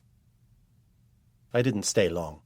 After Tommy had been given to his mother, and she'd thanked me for the 15th time, it became obvious what was going to happen. By then, about 30 or so of the village men had gathered. Some of them were carrying clubs and stout sticks, and they were muttering angrily about stoning and burning. I knew that something had to be done, but I didn't want to be a part of it. Despite all that had happened, I couldn't stand the thought of Alice being hurt, so I went for a walk on the fells for an hour or so to clear my head before walking slowly back toward the Spook's house. I'd decided to sit on the bench for a while and enjoy the afternoon sun, but someone was there already. It was the Spook. He was safe after all. Until that moment, I'd avoided thinking about what I was going to do next.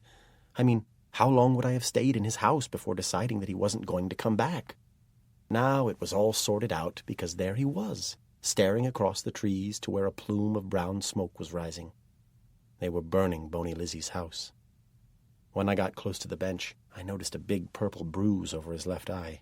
He saw me glance at it and gave me a tired smile.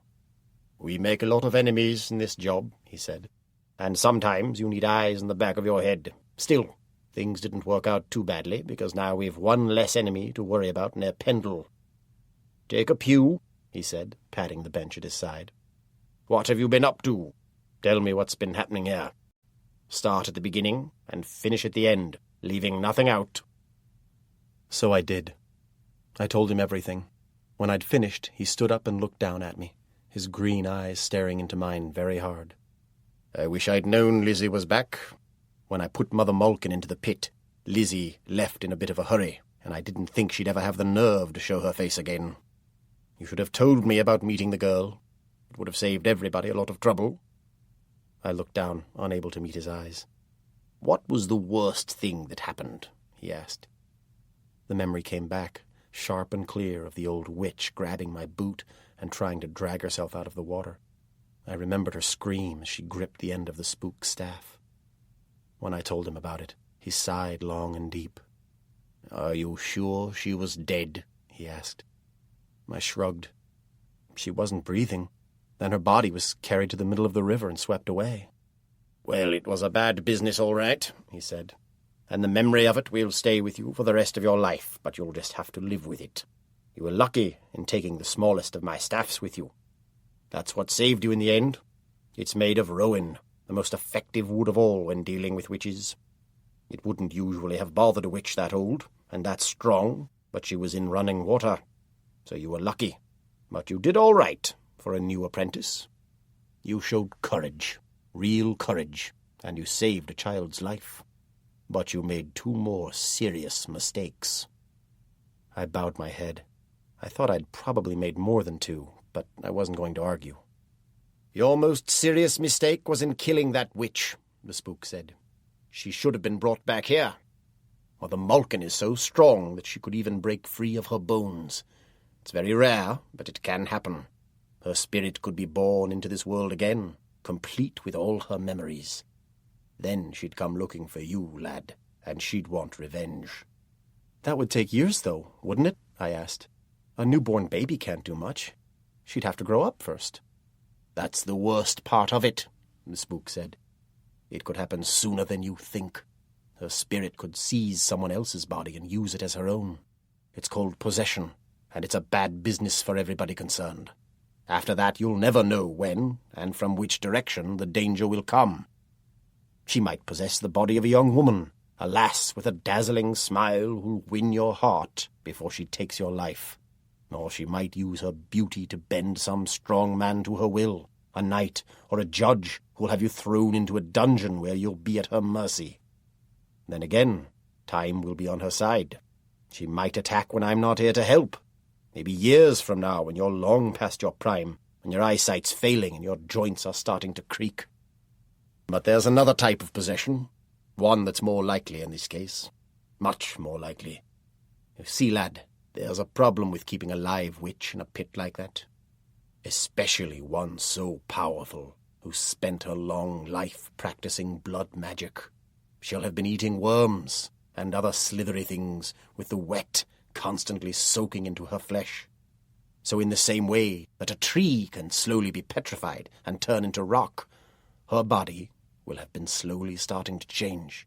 Gripping the rowan staff would have stopped her heart, pushing her over the barrier into death, and being washed away by the river might have speeded up the process.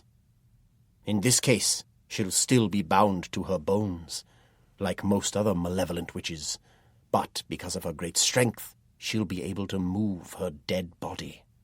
You see, lad, she'll be what we call wick. It's an old county word that you're no doubt familiar with.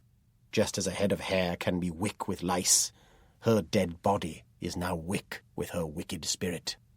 It'll be heaving like a bowl of maggots, and she'll crawl, slither, or drag herself toward her chosen victim. And instead of being hard, like a petrified tree, her dead body will be soft and pliable, able to squeeze into the tiniest space, able to ooze up someone's nose or into his ear and possess his body. There are only 2 ways to make sure that a witch as powerful as Mother Malkin can't come back. The first is to burn her, but nobody should have to suffer pain like that. The other way is too horrible even to think about. It's a method few have heard about, because it was practiced long ago in a land far away over the sea. According to their ancient books, if you eat the heart of a witch, she can never return, and you have to eat it raw. If we practice either method, we're no better than the witch we kill, said the spook. Both are barbaric. The only alternative left is the pit. That's cruel as well, but we do it to protect the innocents, those who'd be her future victims. Well, lad, one way or the other, now she's free. There's trouble ahead for sure, but there's little we can do about it now. We'll just have to be on our guard. I'll be all right, I said. I'll manage somehow. Well, you'd better start by learning how to manage a boggart, the spook said, shaking his head sadly. That was your other big mistake. A whole Sunday off every week? That's far too generous. Anyway, what should we do about that? He asked, gesturing toward a thin plume of smoke that was still just visible to the southeast. I shrugged. I suppose it'll be all over by now, I said. There were a lot of angry villagers, and they were talking about stoning. All over with? Don't you believe it, lad. A witch like Lizzie has a sense of smell better than any hunting dog. She can sniff out things before they happen, and would have been gone long before anyone got near. No, she'll have fled back to Pendle, where most of the brood live. We should follow now, but I've been on the road for days, and I'm too weary and sore and need to gather my strength. But we can't leave Lizzie free for too long, or she'll start to work her mischief again. I'll have to go after her before the end of the week, and you'll be coming with me. It won't be easy, but you might as well get used to the idea. But first things first, so follow me. As I followed, I noticed that he had a slight limp and was walking more slowly than usual. So whatever had happened on Pendle, it hadn't been without cost to himself. He led me into the house, up the stairs, and into the library, halting beside the farthest shelves, the ones near the window. I like to keep my books in my library, he said, and I like my library to get bigger rather than smaller. But, because of what's happened, I'm going to make an exception. He reached up and took a book from the very top shelf and handed it to me. You need this more than I do, he said. A lot more. As books went, it wasn't very big. It was even smaller than my notebook. Like most of the Spook's books, it was bound in leather and had its title printed both on the front cover and on the spine. It said, Possession, the Damned, the Dizzy, and the Desperate. What does the title mean? I asked. What it says, lad. Exactly what it says. Read the book, and you'll find out. When I opened the book, I was disappointed. Inside, every word on every page was printed in Latin, a language I couldn't read. Study it well, and carry it with you at all times, said the spook. It's the definitive work. He must have seen me frowning, because he smiled and jabbed at the book with his finger. Definitive means that so far it's the best book that's ever been written about possession. But it's a very difficult subject, and it was written by a young man who still had a lot to learn. So it's not the last word on the subject, and there's more to discover. Turn to the back of the book. I did as he told me, and found that the last 10 or so pages were blank. If you find out anything new, just write it down there. Every little bit helps. And don't worry about the fact that it's in Latin. I'll be starting your lessons as soon as we've eaten. We went for our afternoon meal, which was cooked almost to perfection. As I swallowed down my last mouthful, something moved under the table and began to rub itself against my legs. Suddenly the sound of purring could be heard. It gradually got louder and louder until all the plates and dishes on the sideboard began to rattle. No wonder it's happy, said the spook, shaking his head. 1 day off a year would have been nearer the mark. Still, not to worry. It's business as usual and life goes on. Bring your notebook with you, lad. We've a lot to get through today. So I followed the spook down the path to the bench, uncorked the bottle of ink, dipped in my pen, and prepared to take notes. Once they've passed the test in Horshaw, said the spook, starting to limp up and down in front of the bench, I usually try to ease my apprentices into the job as gently as possible. But now that you've been face to face with a witch, you know how difficult and dangerous the job can be. and I think you're ready to find out what happened to my last apprentice. It's linked to boggarts, the topic we've been studying, so you might as well learn from it. Find a clean page and write down this for a heading. I did as I was told. I wrote down how to bind a boggart. Then, as the spook told the tale, I took notes, struggling to keep up as usual. As I already knew, binding a boggart involved a lot of hard work, which the spook called laying. First, a pit had to be dug as close as possible to the roots of a large, mature tree. After all the digging the spook had made me do, I was surprised to learn that a spook rarely dug the pit himself. That was something only done in an absolute emergency. The rigger and his helper usually attended to it. Next, you had to employ a mason to cut a thick slab of stone to fit over the pit like a gravestone. It was very important that the stone be cut to size accurately so as to make a good seal. After you'd coated the lower edge of the stone and the inside of the pit with the mixture of iron, salt, and strong glue, it was time to get the boggart safely inside. That wasn't too difficult. Blood, milk, or a combination of the two worked every time. The really difficult bit was dropping the stone into position as it fed. Success depended on the quality of the help you hired. It was best to have a mason standing by and a couple of riggers using chains controlled from a wooden gantry placed above the pit, so as to lower the stone down quickly and safely. That was the mistake that Billy Bradley made. It was late winter, and the weather was foul, and Billy was in a rush to get back to his warm bed, so he cut corners. He used local laborers who hadn't done that type of work before. The mason had gone off for his supper, promising to return within the hour, but Billy was impatient and couldn't wait. He got the boggart into the pit without too much trouble, but he ran into difficulties with the slab of stone. It was a wet night, and it slipped, trapping his left hand under its edge. The chain jammed so they couldn't lift the stone, and while the laborers struggled with it and one of them ran back to get the mason, the boggart, in a fury at being trapped under the stone, began to attack Billy's fingers. You see, it was one of the most dangerous boggarts of all, cattle rippers, that had got the taste for human blood. By the time the stone was lifted, almost half an hour had passed, and by then it was too late. The boggart had bitten off Billy's fingers as far down as the second knuckle and had been busily sucking the blood from his body. Billy's screams of pain had faded away to a whimper, and when they got his hand free, only his thumb was left. Soon afterward, he died of shock and loss of blood. "It was a sad business," said the spook, "and now he's buried under the hedge, just outside the churchyard at Leighton. Those who follow our trade don't get to rest their bones in hallowed ground. It happened just over a year ago, and if Billy had lived, I wouldn't be talking to you now, because he'd still be my apprentice. Poor Billy. He was a good lad, and he didn't deserve that. But it's a dangerous job, and if it's not done right—" The spook looked at me sadly, then shrugged. "Learn from it, lad. We need courage and patience, but above all, we never rush. We use our brains, we think carefully, then we do what has to be done. In the normal course of events, I never send an apprentice out on his own until his first year of training is over. Unless, of course," he added with a faint smile, "he takes matters into his own hands. Then again, I've got to feel sure he's ready for it. Anyway, now it's time for your first Latin lesson."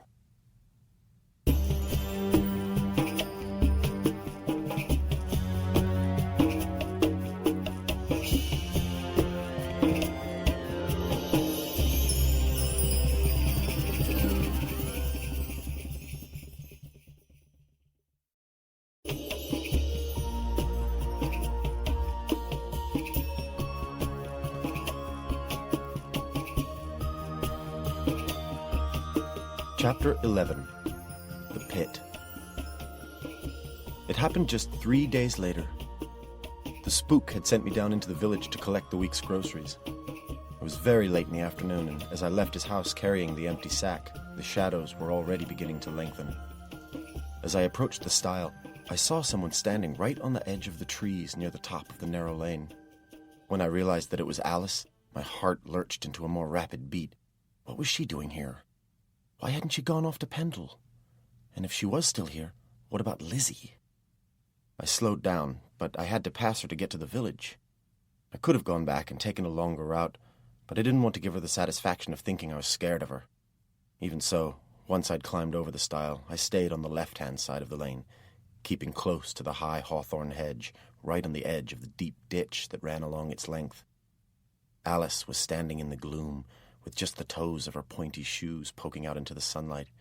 She beckoned me closer, but I kept my distance, staying a good 3 paces away. After all that had happened, I didn't trust her one little bit, but I was still glad that she hadn't been burned or stoned. "I've come to say goodbye," Alice said. "and warn you never to go walking near Pendle. That's where we're going. Lizzie has family living there." "I'm glad you escaped," I said, coming to a halt and turning to face directly toward her. "I watched the smoke when they burned your house down." "Lizzie knew they were coming," Alice said, "so we got away with plenty of time to spare. Didn't sniff you out, though, did she? Knows what you did to Mother Malkin, but only found out after it happened. Didn't sniff you out at all, and that worries her. And she said your shadow had a funny smell." I laughed out loud at that. I mean, it was crazy. How could a shadow have a smell? "Ain't funny," Alice accused. "Ain't nothing to laugh at. She only smelled your shadow where it had fallen on the barn. I actually saw it, and it was all wrong. The moon showed the truth of you." Suddenly she took 2 steps nearer, into the sunlight, then leaned forward a little and sniffed at me. "You do smell funny," she said, wrinkling up her nose. She stepped backward quickly and suddenly looked afraid. I smiled and put on my friendly voice. "Look," I said, "don't go to Pendle. You're better off without them. They're just bad company." "Bad company don't matter to me. Won't change me, will it? I'm bad already. Bad inside. You wouldn't believe the things I've been and done. I'm sorry," she said. "I've been bad again. I'm just not strong enough to say no." Suddenly, too late, I understood the real reason for the fear on Alice's face. It wasn't me she was scared of. It was what was standing right behind me. I'd seen nothing and heard nothing. When I did, it was already too late. Without warning, the empty sack was snatched out of my hand and dropped over my head and shoulders, and everything went dark. Strong hands gripped me, pinning my arms to my sides. I struggled for a few moments, but it was useless. I was lifted and carried as easily as a farmhand carries a sack of potatoes. While I was being carried, I heard voices, Alice's voice, and the voice of a woman. I supposed it was Bony Lizzie. The person carrying me just grunted, so it had to be Tusk. Alice had lured me into a trap. It had all been carefully planned. They must have been hiding in the ditch as I came down the hill from the house. I was scared. More scared than I'd ever been in my life before. I mean, I'd killed Mother Malkin, and she'd been Lizzie's grandmother. So what were they going to do to me now? After an hour or so, I was dropped onto the ground so hard that all the air was driven from my lungs.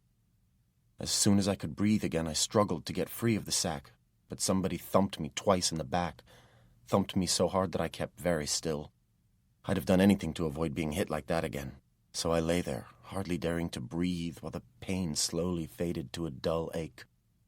They used rope to tie me then, binding it over the sack, around my arms and head, and knotting it tightly. Then Lizzie said something that chilled me to the bone. "There, we've got him safe enough. You can start digging now." Her face came very close to mine, so that I could smell her foul breath through the sacking. It was like the breath of a dog or a cat. "Well, boy," she said, "how does it feel to know that you'll never see the light of day again?" When I heard the sound of distant digging, I began to shiver with fright. I remembered the spook's tale of the miner's wife, especially the worst bit of all when she'd laid there paralyzed, unable to cry out while her husband dug her grave. Now it was going to happen to me. I was going to be buried alive, and I'd have done anything just to see daylight again, even for a moment. At first, when they cut my ropes and pulled the sack from me, I was relieved. By then the sun had gone down, but I looked up and could see the stars with the waning moon low over the trees. I felt the wind on my face, and it had never felt so good. My feeling of relief didn't last more than a few moments, though, because I started to wonder exactly what they had in mind for me. I couldn't think of anything worse than being buried alive, but Bony Lizzie probably could. To be honest, when I saw Tusk close up for the first time, He wasn't quite as bad as I expected. In a way, he'd looked worse the night he was chasing me. He wasn't as old as the Spook, but his face was lined and weather-beaten, and a mass of greasy grey hair covered his head. His teeth were too big to fit into his mouth, which meant that he could never close it properly, and two of them curved upward like yellow tusks on either side of his nose. He was big, too, and very hairy, with powerful muscular arms. I'd felt that grip, and had thought it bad enough, but I knew that he had the power in those shoulders to squeeze me so tightly that all the air would be forced from my body and my ribs would shatter. Tusk had a big curved knife at his belt, with a blade that looked very sharp, but the worst thing about him was his eyes. They were completely dull. It was as if there was nothing alive inside his head. He was just something that obeyed Bony Lizzie without even a thought. I knew that he'd do anything she told him without question, no matter how terrible it was. As for Bony Lizzie, she wasn't skinny at all, and I knew from my reading in the Spook's library that she was probably called that because she used bone magic. I'd already smelled her breath, but at a glance you'd never have taken her for a witch. She wasn't like Mother Malkin, all shriveled with age, looking like something that was already dead. No, Bony Lizzie was just an older version of Alice, probably no older than 35. She had pretty brown eyes and hair as black as her niece's. She wore a green shawl and a black dress fastened neatly at her slim waist with a narrow leather belt. There was a certain family resemblance, except for her mouth. It wasn't the shape of it, it was the way she moved it, the way it twisted and sneered when she talked. One other thing I noticed was that she never looked me in the eye.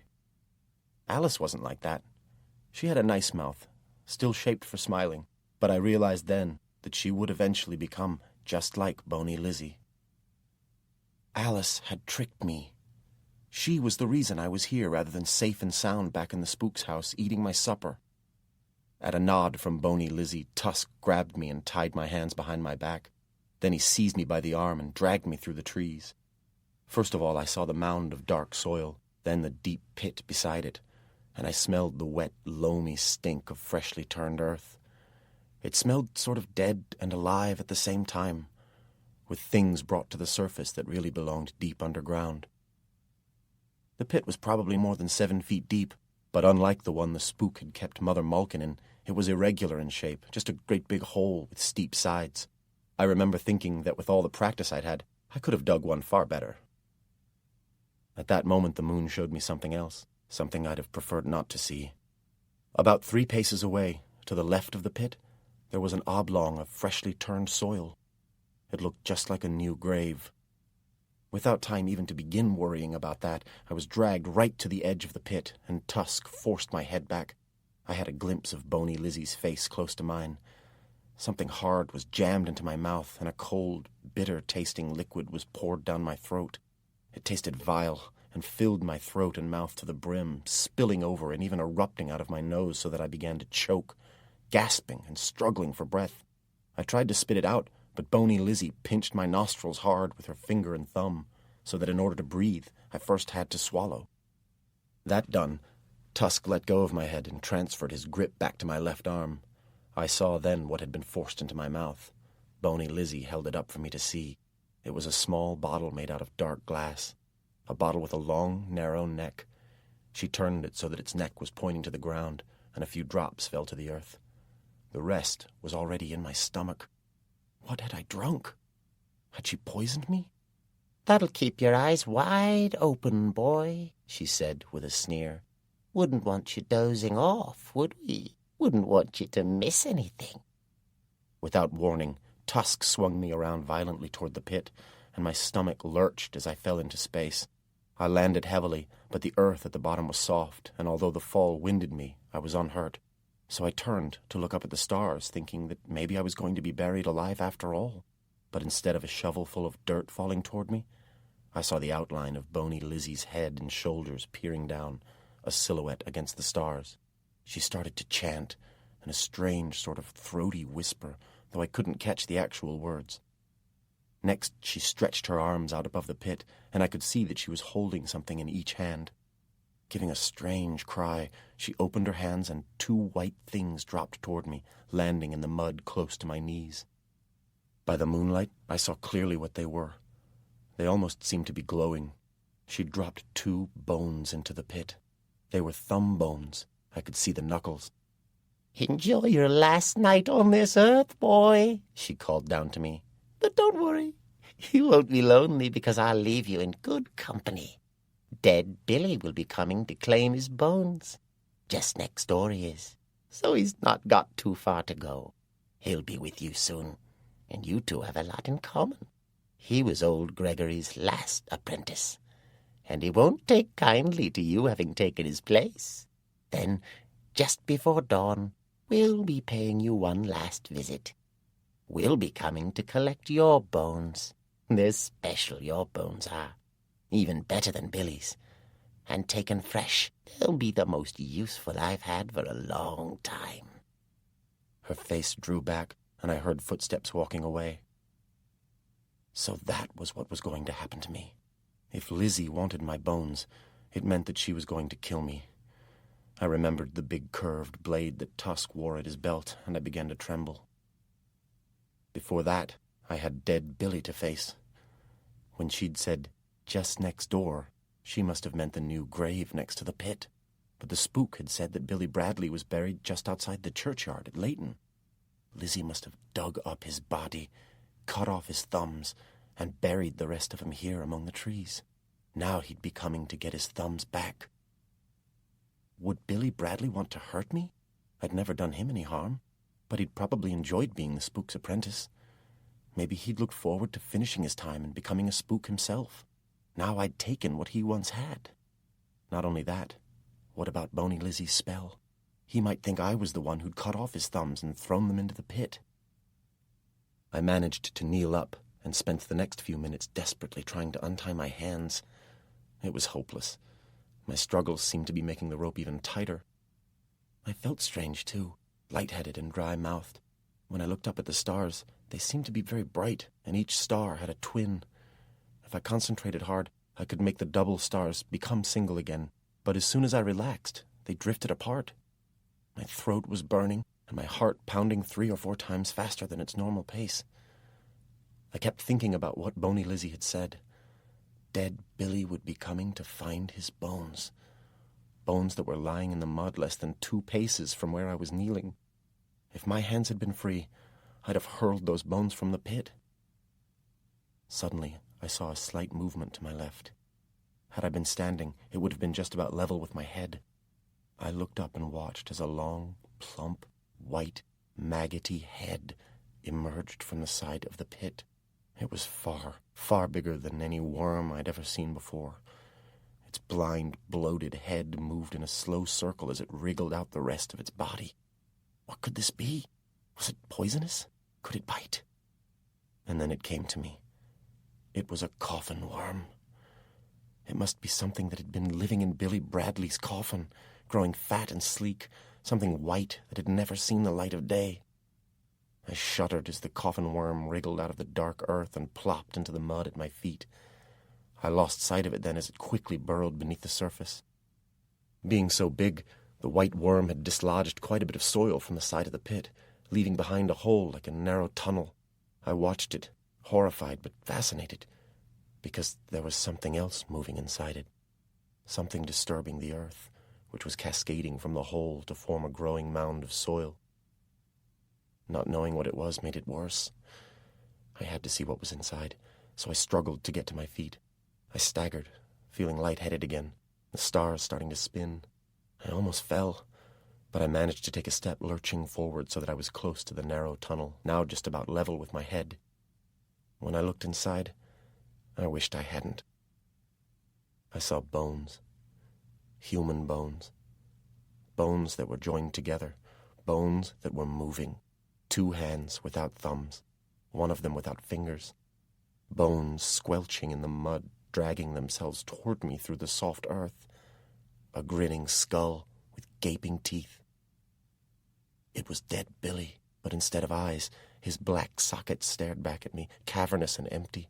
When a white, fleshless hand emerged into the moonlight and jerked at my face, I stepped away, nearly falling, sobbing with fear. At that moment, just when I thought I might go out of my mind with terror, the air suddenly became much colder, and I sensed something to my right.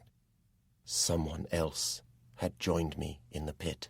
Someone who was standing where it was impossible to stand. Half his body was on view. The rest was embedded in the wall of earth. It was a boy, not much older than me. I could only see his left-hand side because the rest of him was somewhere behind, still in the soil. Just as easily as stepping through a door, he swung his right shoulder toward me, and the rest of him entered the pit. He smiled at me. A warm, friendly smile. "The difference between waking and dreaming," he said. "That's one of the hardest lessons to learn. Learn it now, Tom. Learn it now, before it's too late." For the first time I noticed his boots. They looked very expensive and had been crafted from best quality leather. They were just like the Spook's. He lifted his hands up then, so that they were at each side of his head, palms facing outward. The thumbs were missing from each hand. His left hand was also without fingers. It was the ghost of Billy Bradley. He crossed his hands over his chest and smiled once more. As Billy faded away, he seemed happy and at peace. I understood exactly what he'd told me. No, I wasn't asleep, but in a way, I'd been dreaming. I'd been dreaming the dark dreams that had come out of the bottle that Lizzie had forced into my mouth. When I turned back to look at the hole, it was gone. There never had been a skeleton crawling toward me. Neither had there been a coffin worm.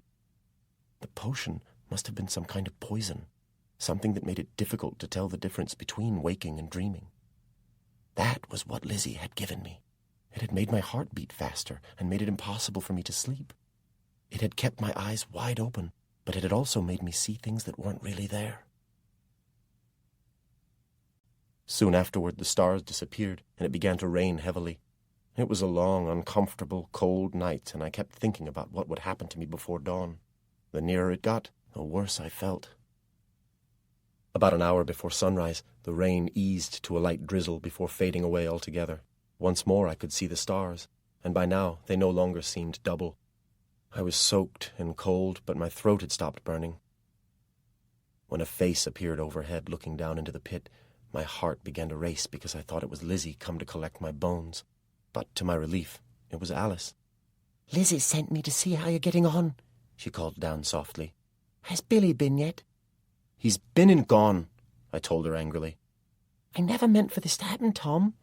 If only you hadn't meddled, it would have been all right." "Been all right," I said. "By now another child would be dead, and the Spook too, if you'd had your way. And those cakes had the blood of a baby inside. Do you call that being all right? You come from a family of murderers, and you're a murderer yourself." "Ain't true. It ain't true that," Alice protested. "There was no baby. All I did was give you the cakes." "Even if that were so," I insisted, "you knew what they were going to do afterward, and you would have let it happen." "I ain't that strong, Tom. How could I stop it? How could I stop Lizzie?" "I've chosen what I want to do," I told her. "But what will you choose, Alice? Bone magic or blood magic? Which one? Which one will it be?" "Ain't going to do either. I don't want to be like them. I'll run away. As soon as I get the chance, I'll be off."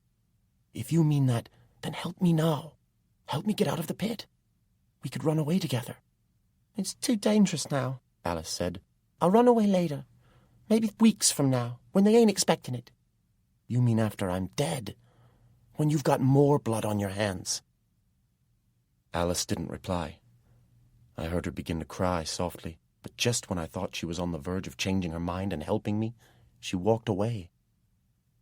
I sat there in the pit, dreading what was going to happen to me, remembering the hanging men, and now knowing exactly how they must have felt before they died. I knew that I'd never go home, never see my family again. I'd just about given up all hope when footsteps approached the pit. I came to my feet terrified, but it was Alice again. "Oh, Tom, I'm sorry," she said. "They're sharpening their knives." The worst moment of all was approaching, and I knew that I only had one chance. The only hope I had was Alice. "If you're really sorry, then you'll help me," I said softly. "Ain't nothing I can do," she cried. "Lizzie could turn on me. She don't trust me. Thinks I'm soft." "Go and fetch Mr. Gregory," I said. "Bring him here." "Too late for that, ain't it?" Alice sobbed, shaking her head. "Bones taken in daylight are no use to Lizzie. No use at all. The best time to take bones is just before the sun comes up. So they'll be coming for you in a few minutes. That's all the time you've got. Then get me a knife, I said. No use that, she said. Too strong they are.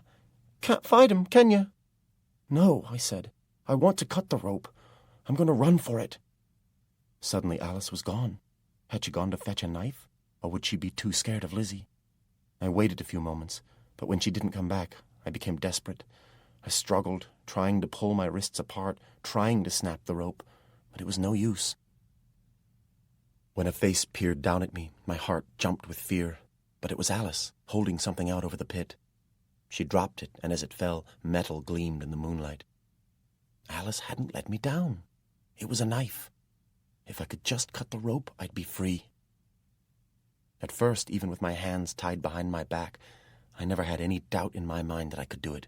The only danger was that I might cut myself a bit, but what did that matter compared to what they'd do to me before the sun came up? It didn't take me long to get a grip on the knife. Positioning it against the rope was more difficult, and it was very hard to move it. When I dropped it for the second time, I began to panic. There couldn't be more than a minute or so before they came for me.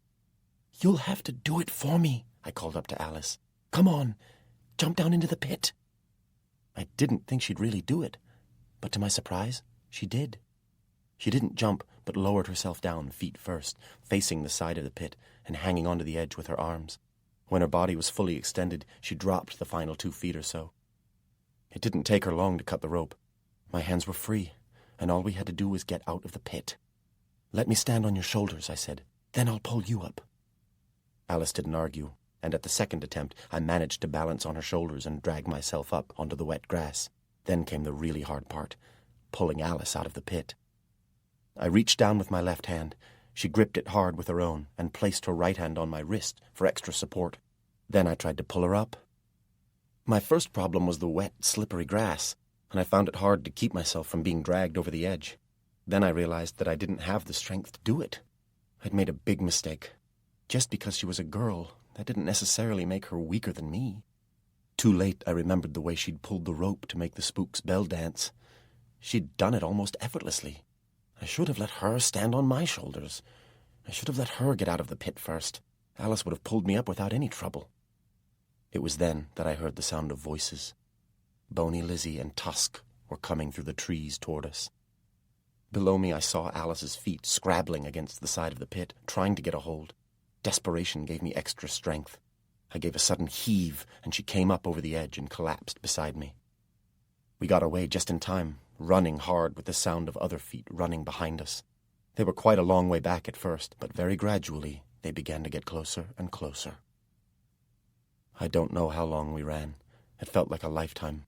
I ran until my legs felt like lead and the breath was burning in my throat. We were heading back toward Chippenden. I could tell that from the occasional glimpses I got of the fells through the trees. We were running toward the dawn. The sky was graying now and growing lighter by the minute. Then, just as I felt I couldn't take another step, the tips of the fells were glowing a pale orange. It was sunlight, and I remember thinking that even if we were caught now, at least it was daylight, and so my bones would be of no use to Lizzie. As we came out of the trees onto a grassy slope and began to run up it, my legs finally began to fail. They were turning to jelly, and Alice was starting to pull away from me. She glanced back at me, her face terrified. I could still hear them crashing through the trees behind us. Then I came to a complete and sudden halt. I stopped because I wanted to stop. I stopped because there was no need to run any farther. There, standing at the summit of the slope ahead, was a tall figure dressed in black, carrying a long staff. It was the Spook, all right. But somehow he looked different. His hood was thrown back, and his hair, lit by the rays of the rising sun, seemed to be streaming back from his head like orange tongues of flame. Tusk gave a sort of roar and ran up the slope toward him, brandishing his blade, with Bony Lizzie close at his heels. They weren't bothered about us for the moment.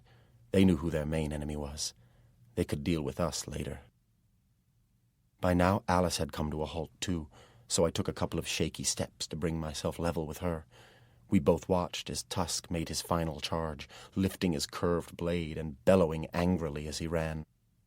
The Spook had been standing as still as a statue, but then, in response, he took 2 big strides down the slope toward him and lifted his staff high. Aiming it like a spear, he drove it hard at Tusk's head. Just before it made contact with his forehead, there was a sort of click, and a red flame appeared at the very tip. There was a heavy thud as it struck home. The curved knife went up in the air, and Tusk's body fell like a sack of potatoes. I knew he was dead even before he hit the ground. Next, the spook cast his staff to one side and reached inside his cloak. When his left hand appeared again, it was clutching something that he cracked high in the air like a whip. It caught the sun, and I knew it was a silver chain. Bony Lizzie turned and tried to run, but it was too late. The second time he cracked the chain, it was followed almost immediately by a thin, high metallic sound. The chain began to fall, shaping itself into a spiral of fire to bind itself tightly around Bony Lizzie. She gave one great shriek of anguish, then fell to the ground. I walked with Alice to the summit of the slope. There we saw that the silver chain was wrapped tightly about the witch from head to toe. It was even tight across her open mouth, hard against her teeth. Her eyes were rolling in her head, and her whole body was twitching with effort, but she couldn't cry out. I glanced across at Tusk. He was lying on his back with his eyes wide open. He was dead, all right, and there was a red wound in the middle of his forehead. I looked at the staff then, wondering about the flame I'd seen at its tip. My master looked gaunt, tired, and suddenly very old. He kept shaking his head as if he were weary of life itself. In the shadow of the slope, his hair was back to its usual grey colour, and I realized why it had seemed to stream back from his head. It was saturated with sweat, and he'd slicked it back with his hand so that it stuck up and out behind his ears. He did it again as I watched. Beads of sweat were dripping from his brow, and he was breathing very rapidly. I realized he'd been running. "How did you find us?" I asked. It was a while before he answered, but at last his breathing began to slow, and he was able to speak. "There are signs, lad. Trails that can be followed, if you know how. That's something else you'll have to learn." He turned and looked at Alice.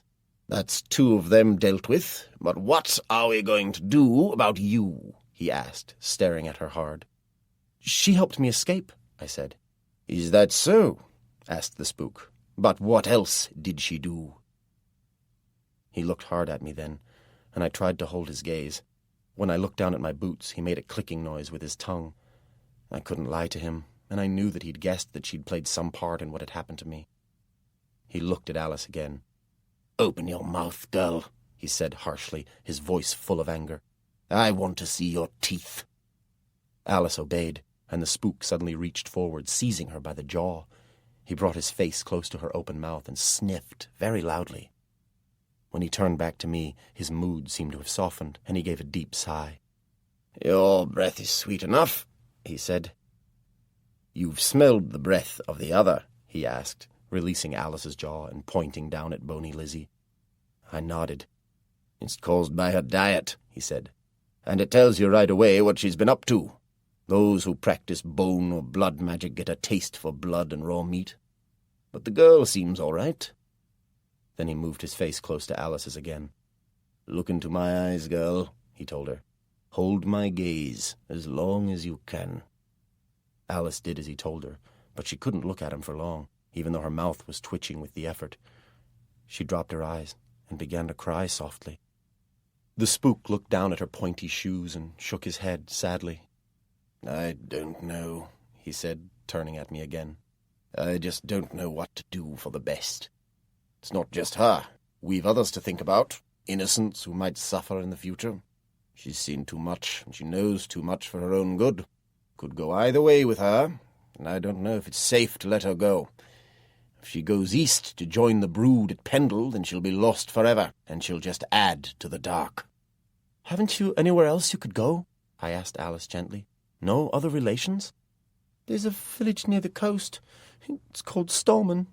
I have another aunt lives there. Perhaps she'd take me in." "Is she like the others?" the spook asked, staring at Alice again. "Not so you'd notice," she replied. "Still, it's a long way, and I ain't ever been there before. Could take 3 days or more to get there." "I could send the lad with you," said the spook, his voice suddenly a lot kinder. "He's had a good look at my maps, so I reckon he should be able to find the way. When he gets back, he'll be learning how to fold them up properly. Anyway, it's decided. I'm going to give you a chance, girl. It's up to you whether you take it. If you don't, then one day we'll meet again, and the next time you won't be so lucky." Then the spook pulled the usual cloth from his pocket. Inside it was a hunk of cheese for the journey.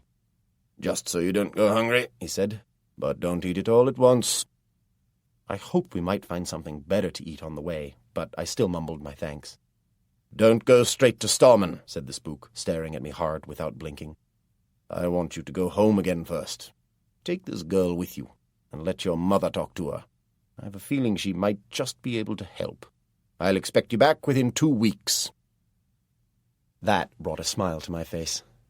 After all that had happened, a chance to go home for a while was a dream come true. But one thing did puzzle me, because I remembered the letter my mam had sent the spook. He hadn't seemed that happy with some of the things she'd said, so why should he think my mam would be able to help Alice? I didn't say anything because I didn't want to risk making the spook have second thoughts. I was just glad to be away. Before we left, I told him about Billy. He nodded sadly, but said not to worry, because he'd do what was necessary. As we set off, I glanced back and saw the spook carrying bony Lizzie over his left shoulder and striding away toward Chippenden. From behind, you'd have taken him for a man 30 years younger. Chapter 12. The Desperate and the Dizzy. As we came down the hill toward the farm, warm drizzle was drifting into our faces. Somewhere far off a dog barked twice, but below us everything was quiet and still. It was late afternoon, and I knew that my dad and Jack would be out in the fields, which would give me a chance to talk to Mam alone. It was easy for the spook to tell me to take Alice home with me, but the journey had given me time to think, and I didn't know how Mam would take it. I didn't feel she'd be happy having someone like Alice in the house, especially when I told her what she'd been up to. And as for Jack, I had a pretty good idea what his reaction would be. From what Ellie had told me last time about his attitude to my new job, having the niece of a witch in the house was the last thing he'd want. As we crossed the yard, I pointed to the barn. "Better shelter under there," I said. "I'll go in and explain." No sooner had I spoken than the loud cry of a hungry baby came from the direction of the farmhouse. Alice's eyes met mine briefly, then she looked down, and I remembered the last time we'd been together when a child had cried. Without a word, Alice turned and walked into the barn, her silence no more than I expected. You'd think that after all that had happened, there'd have been a lot to talk about on the journey, but we'd hardly spoken. I think she'd been upset by the way the spook had held her by the jaw and smelled her breath. Maybe it had made her think about all the things she'd been up to in the past. Whatever it was, she'd seemed deep in thought, and very sad for most of the time. I suppose I could have tried harder, but I was too tired and weary, and so we'd walked in silence until it had grown into a habit. It was a mistake. I should have made the effort to get to know Alice better then. It might have saved me a lot of trouble later. As I jerked open the back door, the crying stopped, and I heard another sound, the comforting click of Mam's rocking chair. The chair was by the window, but the curtains weren't fully drawn, and I could see by her face that she'd been peering through the narrow gap between them. She'd watched us enter the yard, and as I came into the room, she began to rock the chair faster and harder, staring at me all the while without blinking, one half of her face in darkness, the other lit by the large candle that was flickering in its brass holder in the center of the table. "When you bring a guest with you, it's good manners to invite her into the house," she said, her voice a mixture of annoyance and surprise. "I thought I'd taught you better than that." "Mr. Gregory told me to bring her here," I said. "Her name's Alice, but she's been keeping bad company. He wants you to talk to her, but I thought it was best to tell you what's happened first, just in case you didn't want to invite her in." So I drew up a chair and told Mam exactly what had happened. When I'd finished, she let out a long sigh, then a faint smile softened her face. "You've done well, son," she told me. "You're young and new to the job, so your mistakes can be forgiven. Go and bring that poor girl in, then leave us alone to talk. You might want to go upstairs and say hello to your new niece. Ellie will certainly be glad to see you." So I brought Alice in, left her with my mam, and went upstairs. Ellie was in the biggest bedroom. It used to belong to my mam and dad, but they'd let her and Jack have it because there was room for another 2 beds and a cot, which would come in useful as their family grew. I knocked lightly on the door, which was half open, but only looked into the room when Ellie called out for me to go in. She was sitting on the edge of the big double bed, feeding the baby, its head half hidden by her pink shawl. As soon as she saw me, her mouth widened into a smile that made me feel welcome, but she looked tired, and her hair lank and greasy. Although I glanced away quickly, Ellie was sharp, and I knew she'd seen me staring and read the expression in my eyes because she quickly smoothed the hair away from her brow. "Oh, I'm sorry, Tom," she said. "I must look a mess. I've been up all night. I just grabbed an hour's sleep. You've got to get it while you can with a very hungry baby like this. She cries a lot, especially at night." "How old is she?" I asked. "She'll be just 6 days old tonight. She was born not long after midnight last Saturday." That was the night I'd killed Mother Malkin. For a moment, the memory of it came rushing back and a shiver ran down my spine. "Here, she's finished feeding now," Ellie said with a smile. "Would you like to hold her?" That was the last thing I wanted to do. The baby was so small and delicate that I was scared of squeezing it too hard or dropping it, and I didn't like the way its head was so floppy. It was hard to say no, though, because Ellie would have been hurt. As it was, I didn't have to hold the baby for long, because the moment it was in my arms, its little face went red, and it began to cry. "I don't think it likes me," I told Ellie. "She's a she, not an it," Ellie scolded, making her face all stern and outraged. "Don't worry, it's not you, Tom," she said, her mouth softening into a smile. "I think she's still hungry, that's all." The baby stopped crying the moment Ellie took her back, and I didn't stay long after that. Then, on my way downstairs, I heard a sound from the kitchen I hadn't expected. It was laughter, the loud, hearty laughter of two people getting on very well together.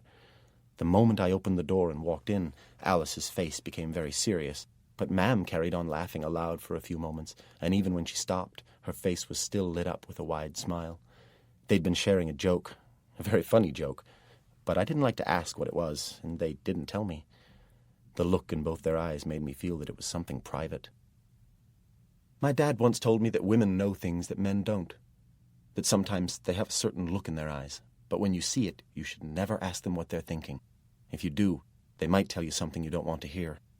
Well, whatever they'd been laughing at had certainly brought them closer. From that moment on, it seemed as if they'd known each other for years. The spook had been right. If anyone could sort Alice out, it had to be Ma'am. I did notice one thing, though. Ma'am gave Alice the room opposite hers and Dad's. They were the two rooms at the top of the first flight of stairs. Ma'am had very sharp ears, and it meant that if Alice so much as turned over in her sleep, she would hear it. So for all that laughter, Ma'am was still watching Alice.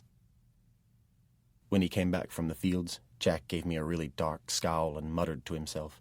He seemed angry at something, but Dad was pleased to see me, and to my surprise he shook hands with me.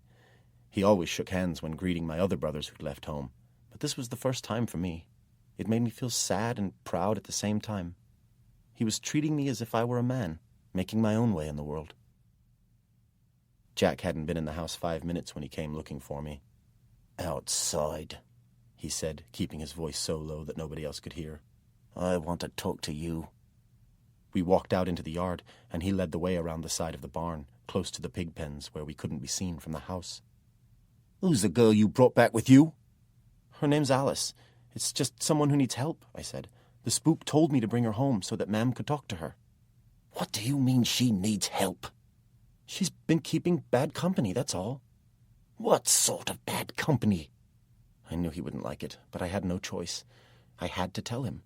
Otherwise he'd only ask Ma'am. "Her aunt's a witch, but don't worry. The spook sorted it all out and will only be staying for a few days." Jack exploded. I'd never seen him so angry. "Don't you have the sense you were born with?" he shouted. Didn't you think about the baby? There's an innocent child living in this house, and you bring home someone from a family like that. It's beyond belief." He raised his fist, and I thought he was going to thump me. Instead, he smashed it sideways into the wall of the barn, the sudden thud sending the pigs into a frenzy. "Ma'am thinks it's all right," I protested. "Aye, Ma'am would," said Jack, his voice suddenly lower, but still harsh with anger. "How could she refuse her favourite son anything? And she's just too good-hearted, as well you know. That's why you shouldn't take advantage. Look, it's me you'll answer to if anything happens. I don't like the look of that girl. She looks shifty. I'll be watching her carefully, and if she takes one step out of line, you'll both be on your way before you can blink. And you'll earn your keep while you're here. She can help around the house to make things easier for Ma'am, and you can pull your weight with the farm work." Jack turned and started to walk away, but he still had more to say. being so occupied with more important things," he added sarcastically, "you might not have noticed how tired Dad looks. He's finding the job harder and harder." "Of course I'll help," I called after him. "And so will Alice." At supper, apart from Mam, everyone was really quiet. I suppose it was having a stranger sitting at the table with us. Although Jack's manners wouldn't let him complain outright, he scowled at Alice almost as much as he did at me. So it was a good job Mam was cheerful and bright enough to light up the whole table. Ellie had to leave her supper twice to attend to the baby, which kept crying fit to bring the roof down. The second time she fetched it downstairs. "Never known a baby cry so much," said Mam with a smile. "At least it's got strong, healthy lungs." Its tiny face was all red and screwed up again. I would never have said it to Ellie, but it wasn't the best-looking of babies. Its face reminded me of an angry little old woman. One moment it was crying fit to burst, then, very suddenly, it became still and quiet. Its eyes were wide open, and it was staring toward the center of the table, where Alice was seated close to the big brass candlestick. At first I didn't think anything of it. I thought Ellie's baby was just fascinated by the candle flame. But later, Alice helped Mam clear the table, and each time Alice passed by, the baby followed her with its blue eyes. And suddenly, although the kitchen was warm, I shivered. Later, I went up to my old bedroom, and when I sat down in the wicker chair by the window and gazed out, it was as if I'd never left home. As I looked northward toward Hangman's Hill, I thought about the way the baby had seemed so interested in Alice. When I remembered what Ellie had said earlier, I shivered again.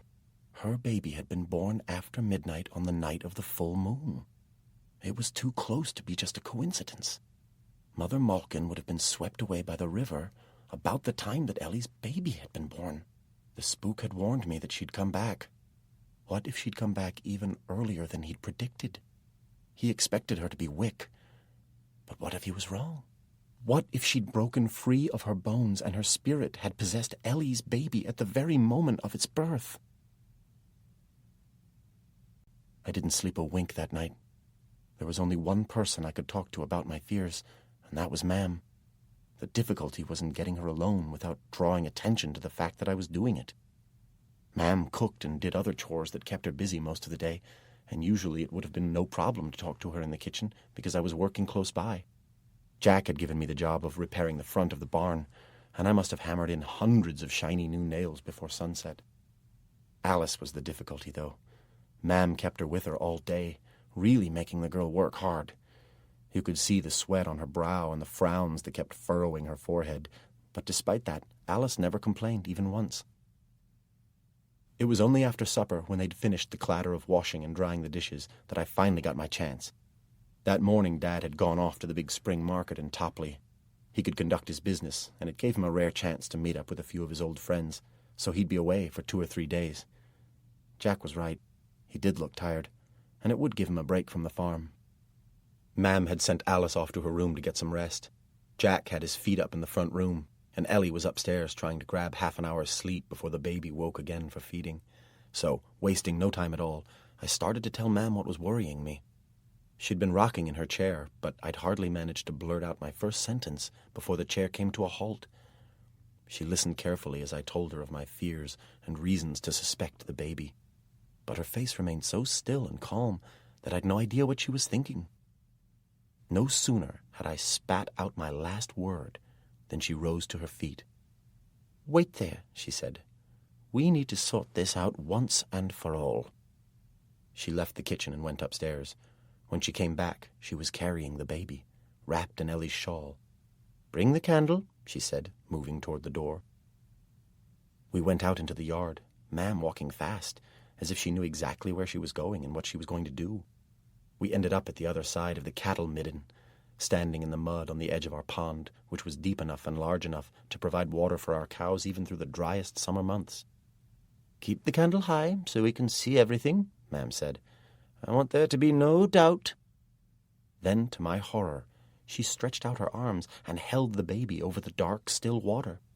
"If she floats, the witch is inside her," Mam said. "If she sinks, she's innocent. Right, let's see." "No!" I shouted, my mouth opening all by itself, and the words just tumbling out faster than I could think. "Don't do it, please! It's Ellie's baby!" For a moment I thought she was going to let the baby fall anyway. Then she smiled and held it close again and kissed it on the forehead very gently. Of course it's Ellie's baby, son. Can't you tell that just by looking at her? Anyway, swimming is a test carried out by fools and doesn't work anyway. Usually they tie the poor woman's hands to her feet and throw her into deep, still water. But whether she sinks or floats depends on luck and the kind of body she has. It has nothing to do with witchcraft. What about the way the baby kept staring at Alice? I asked. Ma'am smiled and shook her head. A newborn baby's eyes aren't able to focus properly, she explained. It was probably just the light of the candle that caught her attention. Remember, Alice was sitting close to it. Later, each time Alice passed by, the baby's eyes would just have been drawn by the change in the light. It's nothing to worry about at all. But what if Ellie's baby is possessed anyway, I asked. What if there's something inside her that we can't see? Look, son, I've delivered both good and evil into this world, and I know evil just by looking at it. This is a good child, and there's nothing inside her to worry about. Nothing at all. Isn't it strange, though, that Ellie's baby should be born about the same time that Mother Malkin died? Not really, Ma'am answered. It's the way of things. Sometimes, when something bad leaves the world, something good enters in its place. I've seen it happen before. Of course, I realized then that Ma'am had never even considered dropping the baby and had just been trying to shock some sense into me. But as we walked back across the yard, my knees were still trembling with the thought of it. It was then, as we reached the kitchen door, that I remembered something. Mr. Gregory gave me a little book all about possession, I said. He told me to read it carefully, but the trouble is, it's written in Latin, and I've only had 3 lessons so far. It's not my favorite language, Ma'am said, pausing by the door. I'll see what I can do, but it'll have to wait until I get back. I'm expecting to be called away tonight. In the meantime, why don't you ask Alice? She might be able to help. Ma'am was right about being called away. A cart came for her just after midnight, the horses all in a sweat. It seemed that a farmer's wife was having a really bad time of it, and had already been in labor for more than a day and a night. It was a long way as well, almost 20 miles to the south. That meant that Ma'am would be away for a couple of days or more. I didn't really want to ask Alice to help with the Latin. You see, I knew the Spook would have disapproved. After all, it was a book from his library, and he wouldn't have liked the idea of Alice even touching it. Still, what choice did I have? Since coming home, I'd been thinking about Mother Malkin more and more, and I just couldn't get her out of my mind. It was just an instinct, just a feeling, but I felt that she was somewhere out there in the dark, and she was getting nearer with each night that passed. So the following night, after Jack and Ellie had gone to bed, I tapped softly on Alice's bedroom door. It wasn't something I could ask her during the day because she was always busy, and if Ellie or Jack overheard, they wouldn't like it, especially with Jack's dislike of Spook's business. I had to rap twice before Alice opened the door. I'd been worried that she might already be in bed asleep, but she still hadn't undressed, and I couldn't stop my eyes from glancing down at her pointy shoes. On the dressing table there was a candle set close to the mirror. It had just been blown out. It was still smoking. "Can I come in?" I asked, holding my own candle high so that it lit her face from above. "There's something I need to ask you." Alice nodded me inside and closed the door. "I have a book that I need to read, but it's written in Latin. Ma'am said you might be able to help."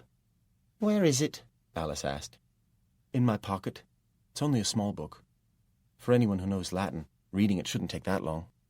Alice gave a deep, weary sigh. "I'm busy enough as it is," she complained. "What's it about?" "Possession. Mr. Gregory thinks Mother Malkin could come back to get me, and that she'll use possession." "Let's see it, then," she asked, holding out her hand. I placed my candle next to hers, then reached into my breeches and pulled out the small book. She skimmed through the pages without a word. "Can you read it?" I asked. "Don't see why not. Lizzie taught me, and she knows her Latin backward." "So you'll help me?" She didn't reply. Instead, she brought the book very close to her face and sniffed it loudly. "You sure this is any good?" she asked. "Written by a priest, this is, and they don't usually know that much."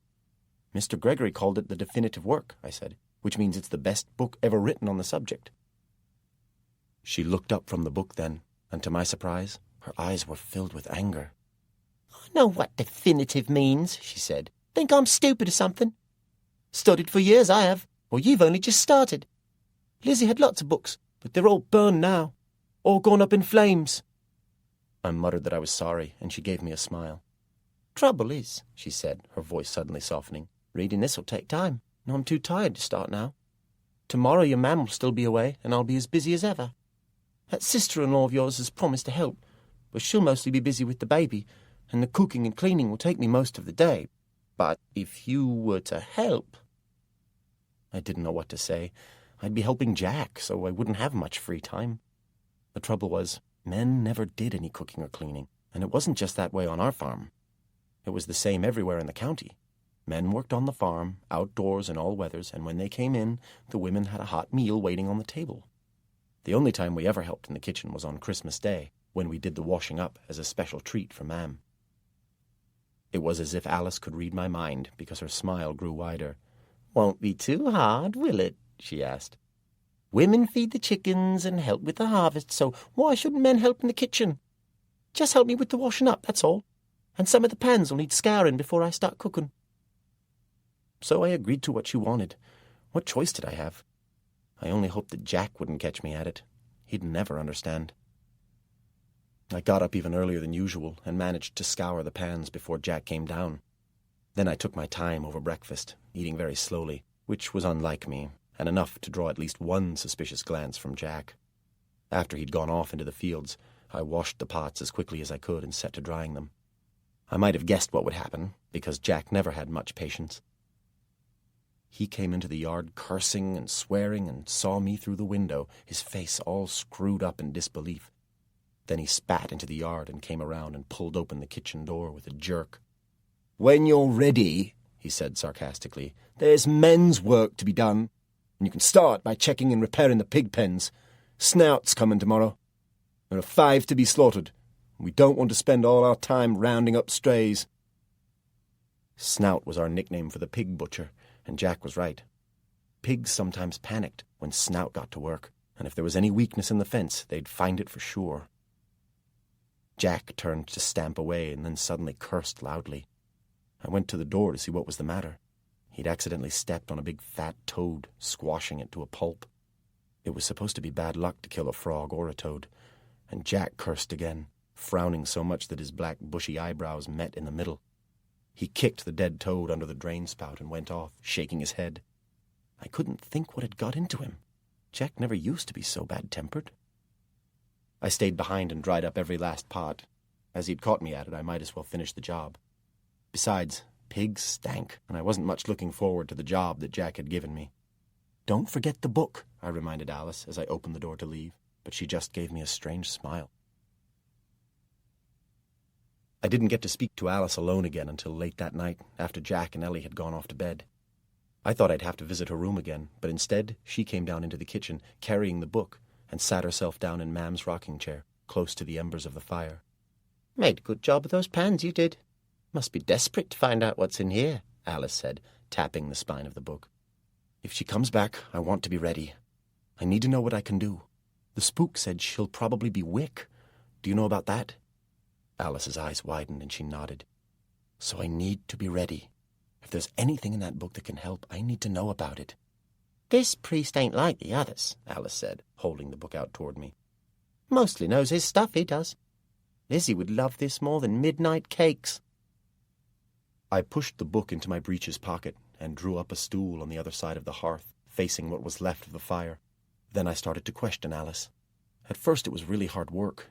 She didn't volunteer much, and what I did manage to drag out of her just made me feel a lot worse.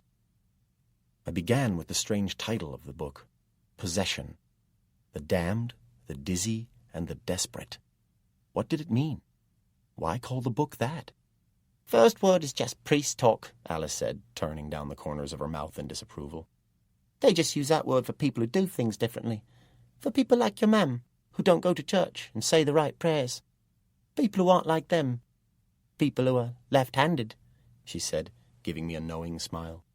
"Second word's more useful," Alice continued. "A body that's nearly possessed has poor balance. It keeps falling over. Takes time, you see, for the possessor that's moved in to fit itself comfortably into its new body. It's like trying to wear in a new pair of shoes. Makes it bad-tempered, too. Someone calm and placid could strike out without warning. So that's another way you can tell. Then, as for the third word, that's easy. A witch who once had a healthy human body is desperate to get another one. Then, once she succeeds, she's desperate to hold on to it. Ain't going to give it up without a fight.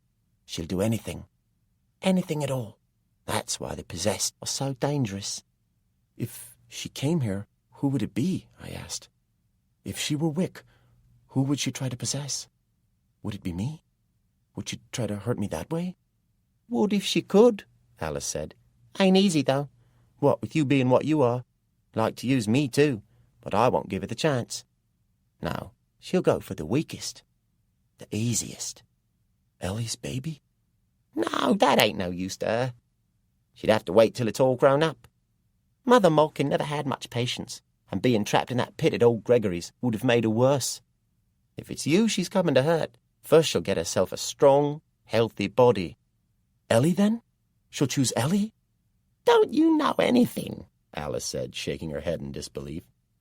Ellie's strong. She'd be difficult. No, men are much easier. Especially a man whose heart always rules his head. Someone who can fly into a temper without even thinking. Jack? It'll be Jack for sure. Think what it'd be like to have a big, strong Jack after you. But the book's right about one thing. A body that's newly possessed is easier to deal with. Desperate it is, but dizzy too. I got my notebook out and wrote down anything that seemed important. Alice didn't talk as fast as the spook, but after a bit she got into her stride, and it wasn't long before my wrist was aching. When it came to the really important business, how to deal with the possessed, there were lots of reminders that the original soul was still trapped inside the body. So if you hurt the body, you hurt that innocent soul as well. So just killing the body to get rid of the possessor was as bad as murder. In fact, that section of the book was disappointing. There didn't seem to be a lot you could do. Being a priest, the writer thought that an exorcism, using candles and holy water, was the best way to draw out the possessor and release the victim, but he admitted that not all priests could do it, and that very few could do it really well. It seemed to me that some of the priests who could do it were probably seventh sons of seventh sons, and that was what really mattered. After all that, Alice said she felt tired and went up to bed. I was feeling sleepy too. I'd forgotten how hard farm work could be, and I was aching from head to foot. Once up in my room, I sank gratefully onto my bed, anxious to sleep. But down in the yard, the dogs had started to bark. Thinking that something must have alarmed them, I opened the window and looked out toward Hangman's Hill, taking a deep breath of night air to steady myself and clear my head. Gradually the dogs became quieter and eventually stopped barking altogether. As I was about to close the window, the moon came out from behind a cloud. Moonlight can show the truth of things. Alice had told me that, just as that big shadow of mine had told bony Lizzie that there was something different about me. This wasn't even a full moon, just a waning moon shrinking down to a crescent, but it showed me something new, something that couldn't be seen without it. By its light, I could see a faint silver trail winding down Hangman's Hill. It crept under the fence and across the north pasture, then crossed the eastern hayfield until it vanished from sight somewhere behind the barn. I thought of Mother Malkin then. I'd seen the silver trail the night I'd knocked her into the river. Now, here was another trail that looked just the same, and it had found me. My heart thudding in my chest, I tiptoed downstairs and slipped out through the back door, closing it carefully behind me. The moon had gone behind a cloud, so when I went around to the back of the barn, the silver trail had vanished, but there was still clear evidence that something had moved down the hill toward our farm buildings. The grass was flattened, as if a giant snail had slithered across it. I waited for the moon to reappear so that I could check the flagged area behind the barn. A few moments later, the cloud blew away, and I saw something that really scared me. The silver trail gleamed in the moonlight, and the direction it had taken was unmistakable. It avoided the pig pen and snaked around the other side of the barn in a wide arc to reach the far edge of the yard. Then it moved toward the house, ending directly under Alice's window, where the old wooden hatch covered the steps that led down to the cellar. A few generations back, the farmer who'd lived here used to brew ale, which he'd supplied to the local farms and even a couple of inns. Because of that, the locals called our farm Brewer's Farm, although we just called it home. The steps were there so that the barrels could be taken in and out without having to go through the house. The hatch was still in place, covering the steps, a big rusty padlock holding its two halves in position, but there was a narrow gap between them, where the two edges of the wood didn't quite meet. It was a gap no wider than my thumb, but the silver trail ended exactly there, and I knew that whatever had slithered toward this point had somehow slipped through that tiny gap. Mother Malkin was back, and she was Wick, her body soft and pliable enough to slip through the narrowest of gaps. She was already in the cellar. We never used the cellar now, but I remembered it well enough. It had a dirt floor, and it was mostly full of old barrels.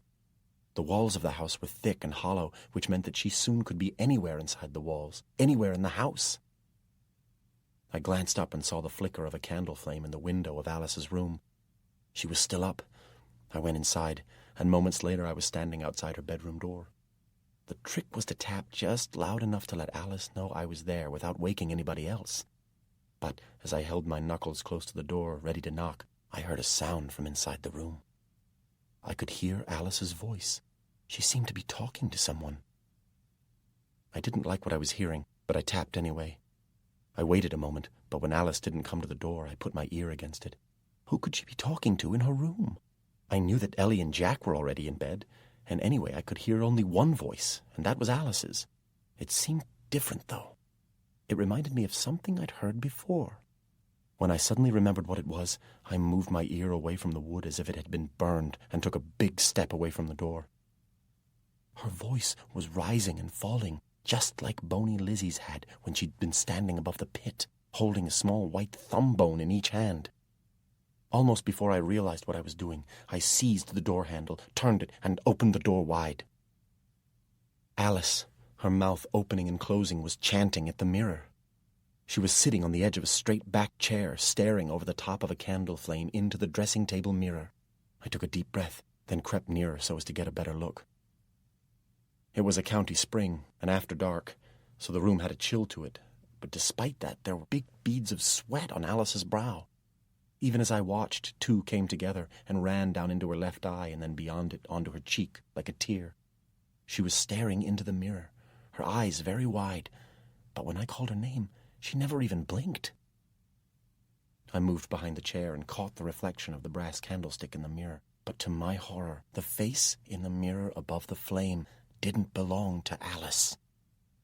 It was an old face, haggard and lined, with coarse grey and white hair falling like curtains across each gaunt cheek.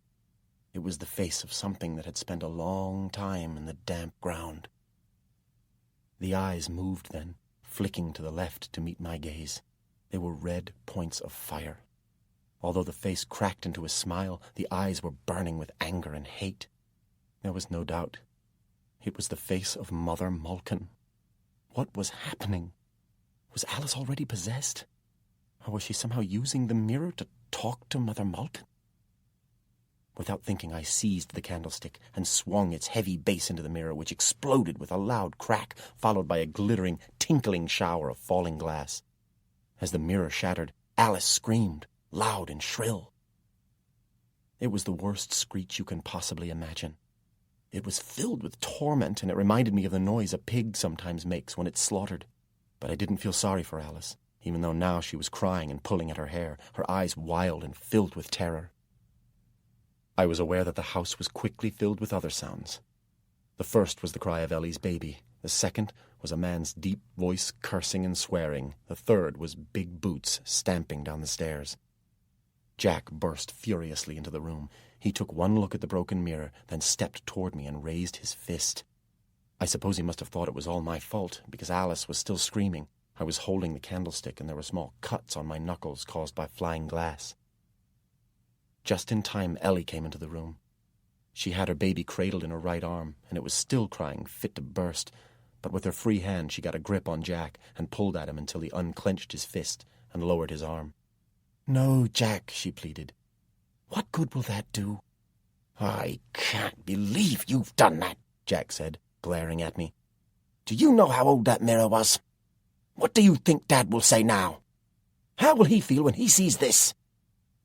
No wonder Jack was angry. It had been bad enough waking everybody up, but that dressing table had belonged to Dad's mam. Now that Dad had given me the tinderbox, it was the last thing he owned that once belonged to his family. Jack took 2 steps toward me.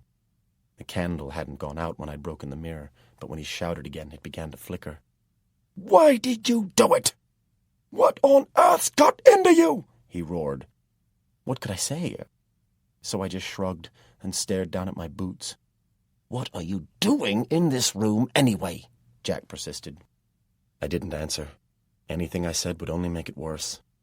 "Stay in your room from now on," Jack shouted. "I've a good mind to send the pair of you packing now." I glanced toward Alice, who was still sitting on the chair, her head in her hands. She'd stopped crying, but her whole body was shaking. When I looked back, Jack's anger had given way to alarm. He was staring at Ellie, who suddenly seemed to stagger. Before he could move, she lost her balance and fell back against the wall. Jack forgot about the mirror for a few moments while he fussed over Ellie. "Oh, I don't know what came over me," she said, all flustered. "I suddenly felt lightheaded. Oh, Jack, I nearly dropped the baby." "You didn't, and she's safe. Don't worry yourself. Here, let me take her." Once he had the baby in his arms, Jack calmed down. "For now, just clear this mess up," he told me. "We'll talk about it in the morning." Ellie walked across to the bed and put her hand on Alice's shoulder. "Alice, you come downstairs for a bit while Tom tidies up," she said. "I'll make us all a drink." Moments later, they'd all gone down to the kitchen, leaving me to pick up the pieces of glass. After about 10 minutes, I went down there myself to get a brush and pan. They were sitting around the kitchen table, sipping herb tea, the baby asleep in Ellie's arms. They weren't talking, and nobody offered me a drink. Nobody even glanced in my direction. I went back upstairs and cleared up the mess as best I could, then went back to my own room. I sat on the bed and stared through the window, feeling terrified and alone. Was Alice already possessed?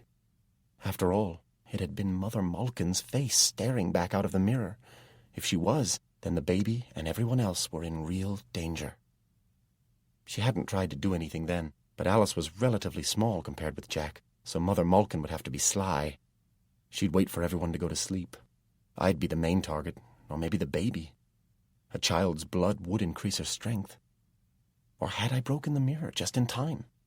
Had I broken the spell at the very moment when Mother Malkin was about to possess Alice? Another possibility was that Alice had just been talking to the witch, using the mirror. Even so, that was bad enough. It meant I had 2 enemies to worry about. I needed to do something. But what? While I sat there, my head whirling, trying to think things through, there was a tap on my bedroom door. I thought it was Alice, so I didn't go. Then a voice called my name softly. It was Ellie, so I opened the door. "Can we talk inside?" she asked. "I don't want to risk waking the baby. I've only just gotten her off to sleep again." I nodded, so Ellie came in and carefully closed the door behind her. "You all right?" she asked, looking concerned. I nodded miserably, but couldn't meet her eyes. "Would you like to tell me about it?" she asked.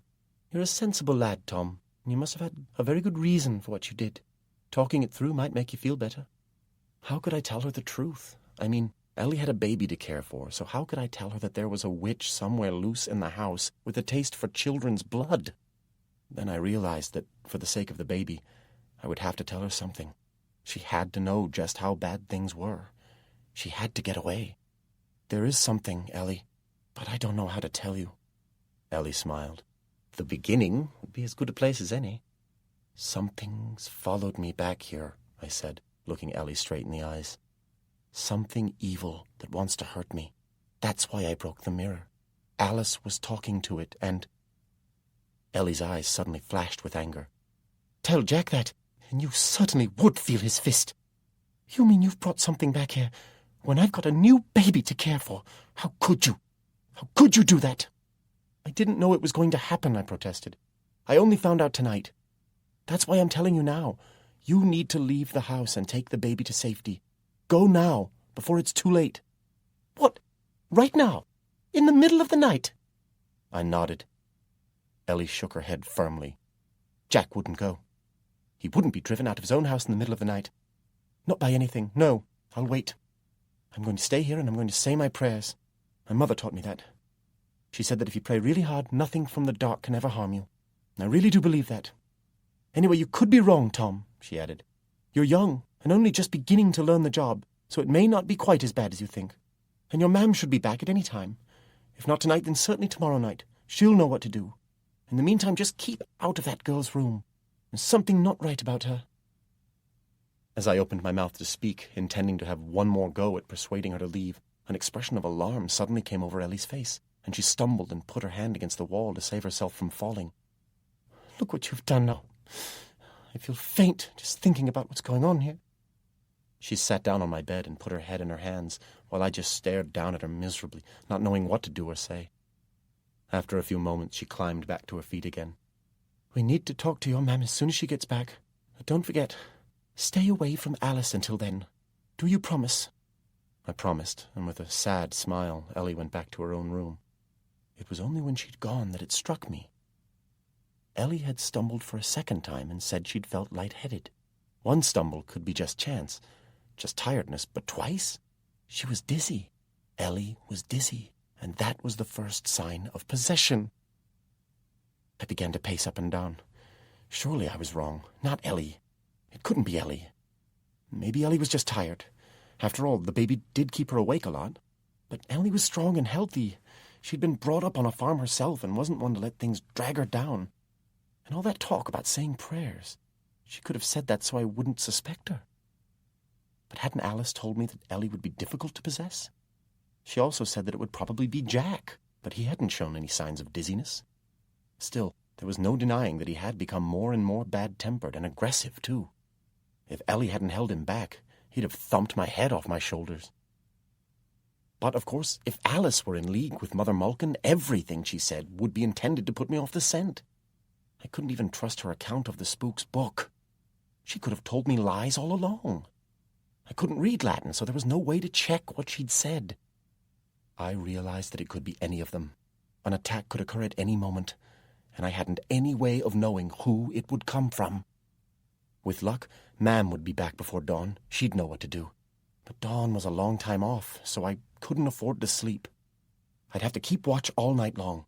If Jack or Ellie were possessed, there was nothing I could do about it. I couldn't go into their room, so all I could do was keep an eye on Alice. I went outside and sat on the stairs between the door to Ellie and Jack's room and my own. From there I could see Alice's door below. If she left her room, at least I'd be able to give a warning. I decided that if Mam wasn't back, I'd leave at dawn. Apart from her, there was just one more chance of help. It was a long night, and at first I jumped at the slightest sound, a creak of the stairs or a faint movement of the floorboards in one of the rooms. But gradually I calmed down. It was an old house, and these were the noises I was used to, the noises you expected as it slowly settled and cooled down during the night. However, as dawn approached, I started to feel uneasy again. I began to hear faint scratching noises from inside the walls. It sounded like fingernails clawing at stone, and it wasn't always in the same place. Sometimes it was farther up the stairs on the left, sometimes below, close to Alice's room. It was so faint that it was hard to tell whether I was imagining it or not, but I began to feel cold, really cold, and that told me that danger was near. Next, the dogs began to bark, and within a few minutes the other animals were going crazy too, the hairy pigs squealing so loud you'd have thought the pig butcher had already arrived. If that wasn't enough, the row started the baby crying again. I was so cold now that my whole body was shaking and trembling. I just had to do something. On the riverbank, facing the witch, my hands had known what to do. This time it was my legs that acted faster than I could think. I stood up and ran. Terrified, my heart hammering, I bounded down the stairs, adding to the noise. I just had to get outside and away from the witch. Nothing else mattered. All my courage had gone.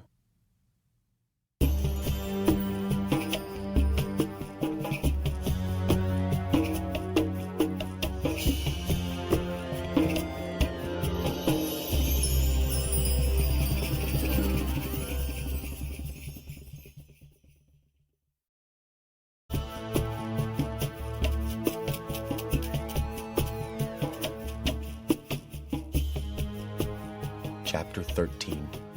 Hairy Pigs. I ran out of the house and headed north, straight for Hangman's Hill, still in a panic, only slowing down when I'd reached the north pasture. I needed help, and I needed it fast. I was going back to Chippenden. Only the Spook could help me now. Once I'd reached the boundary fence, the animals suddenly fell silent, and I turned and looked back toward the farm. Beyond it, I could just see the dirt road winding away in the distance, like a dark stain on the patchwork of grey fields. It was then that I saw a light on the road. There was a cart moving toward the farm. Was it Ma'am?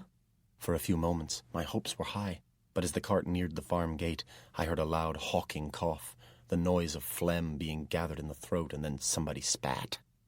It was just Snout, the pig butcher. He'd 5 of our biggest hairy pigs to deal with. Once dead, each one took a lot of scraping, so he was making an early start.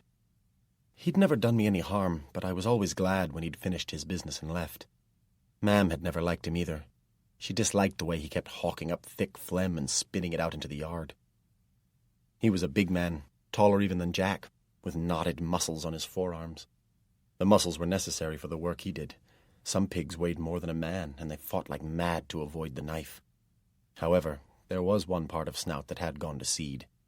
His shirts were always short, with the bottom 2 buttons open, and his fat, white, hairy belly hung down over the brown leather apron he wore to stop his trousers from getting soaked with blood.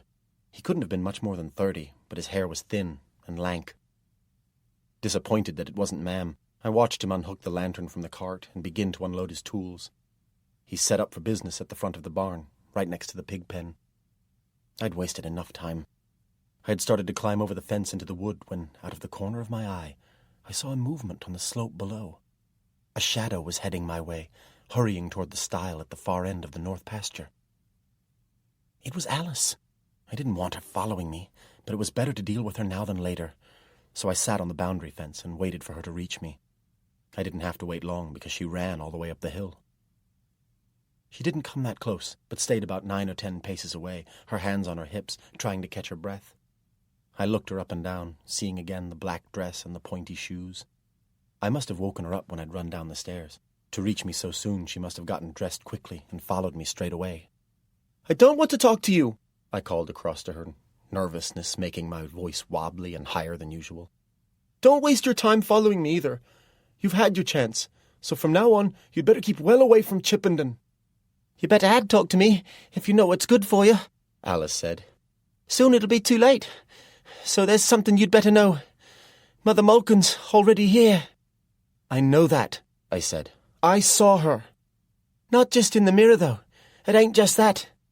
She's back there, somewhere inside the house," Alice said, pointing back down the hill. "I told you I know that," I said angrily. "The moonlight showed me the trail she made, and when I came upstairs to tell you that, what did I find? You were already talking to her, and probably not for the first time." I remembered the first night when I went up to Alice's room and gave her the book. As I went inside, the candle had still been smoking in front of the mirror. "You probably brought her here," I accused. "You told her where I was." "Ain't true that," Alice said, an anger in her voice that matched my own. She took about 3 steps closer to me. "Sniffed her out, I did, and I used the mirror to see where she was. Didn't realize she was so close, did I? She was too strong for me, so I couldn't break away. Lucky you came in when you did. Lucky for me, you broke that mirror." I wanted to believe Alice, but how could I trust her? When she moved a couple of paces nearer, I half turned, ready to jump down onto the grass on the other side of the fence. "I'm going back to Chippenden to fetch Mr. Gregory," I told her. "He'll know what to do." "Ain't time for that," said Alice. "When you get back, it'll be too late. There's the baby to think about. Mother Malkin wants to hurt you, but she'll be hungry for human blood. Young blood's what she likes best. That's what makes her strongest." My fear had made me forget about Ellie's baby. Alice was right. The witch wouldn't want to possess it, but she'd certainly want its blood. When I brought the spook back, it would be too late. "But what can I do?" I asked. "What chance have I got against Mother Malkin?" Alice shrugged and turned down the corners of her mouth.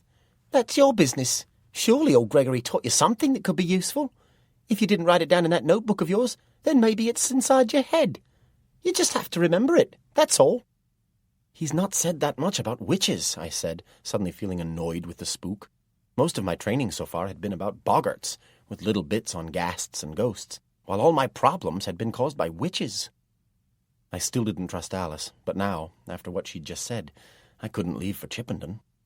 I'd never get the spook back here in time. Her warning about the threat to Ellie's baby seemed well-intentioned, but if Alice were possessed, or on Mother Malkin's side, They were the very words that gave me no choice but to go back down the hill toward the farm. The very words that would keep me from warning the spook, yet keep me where the witch could get her hands on me at a time of her own choosing. On the way down the hill, I kept my distance from Alice, but she was at my side when we walked into the yard and crossed close to the front of the barn. Snout was there, sharpening his knives. He looked up when he saw me and nodded. I nodded back. After he'd nodded at me, he just stared at Alice without speaking, but he looked her up and down twice. Then, just before we reached the kitchen door, he whistled long and loud. Snout's face had more in common with a pig's than with a wolf's, but it was that kind of whistle, heavy with mockery.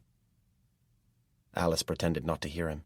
Before making the breakfast, she had another job to do. She went straight into the kitchen and started preparing the chicken we'd be having for our midday meal. It was hanging from a hook by the door, its neck off and its insides already pulled out the evening before. She set to work cleaning it with water and salt, her eyes concentrating hard on what she was doing so that her busy fingers wouldn't miss the tiniest bit.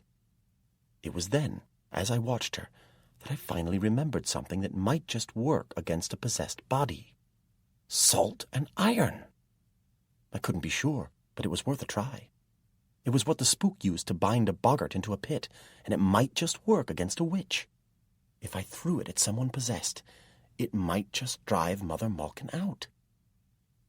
I didn't trust Alice, and didn't want her to see me helping myself to the salt, so I had to wait until she'd stopped cleaning the chicken and left the kitchen.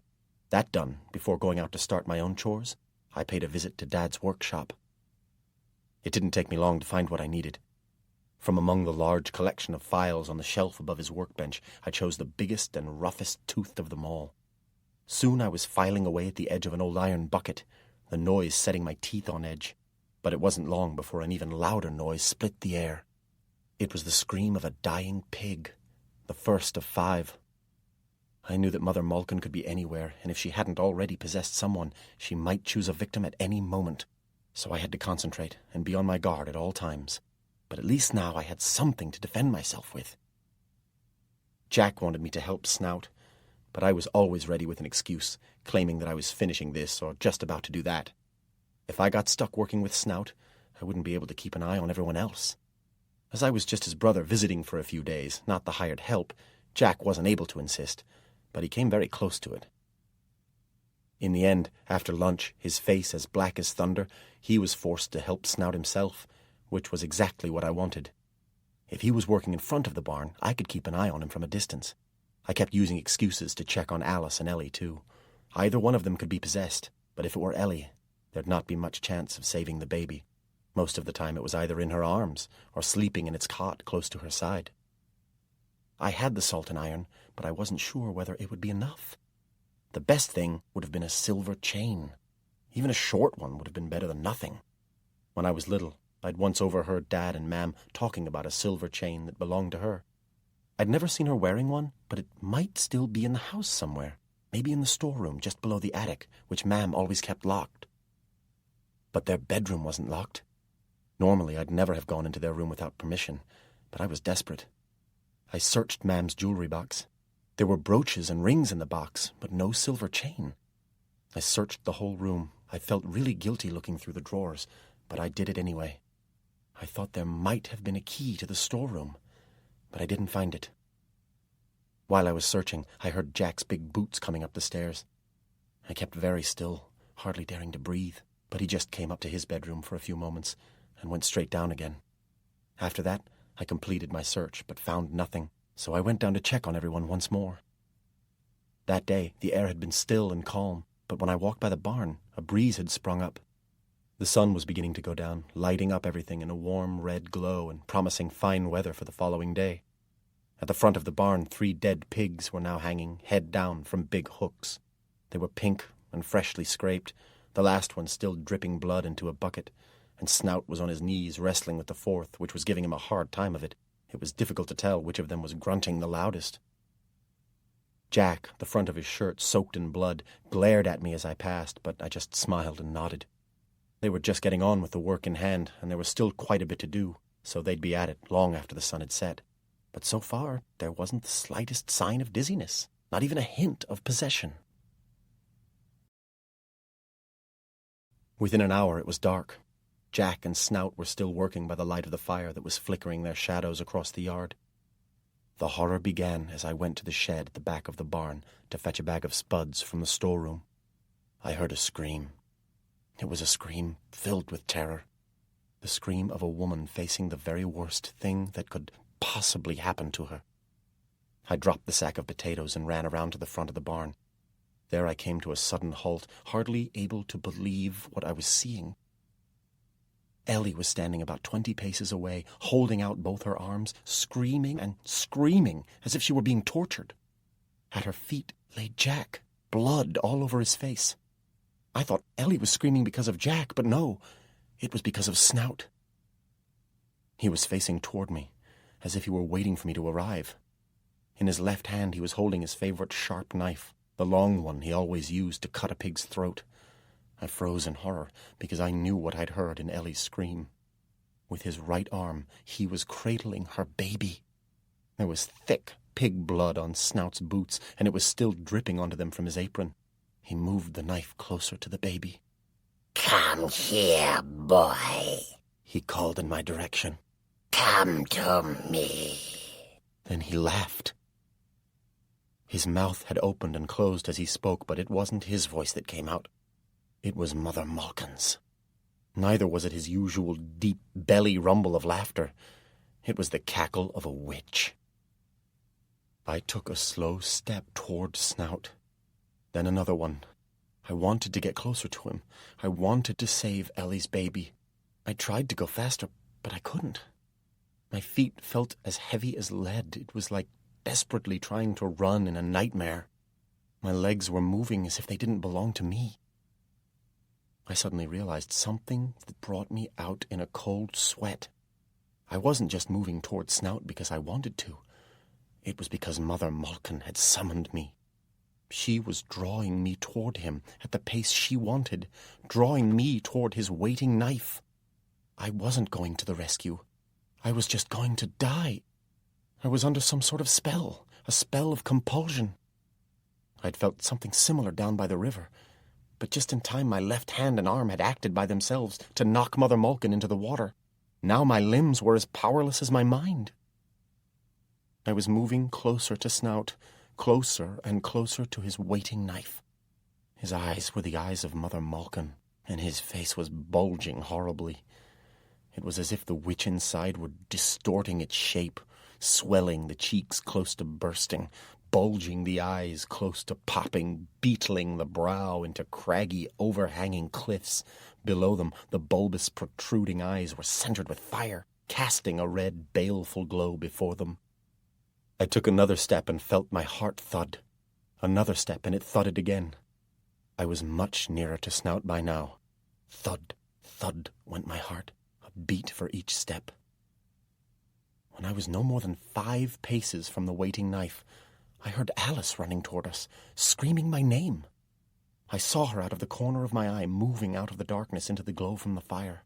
She was heading straight toward Snout, her black hair streaming back from her head as if she were running directly into a gale.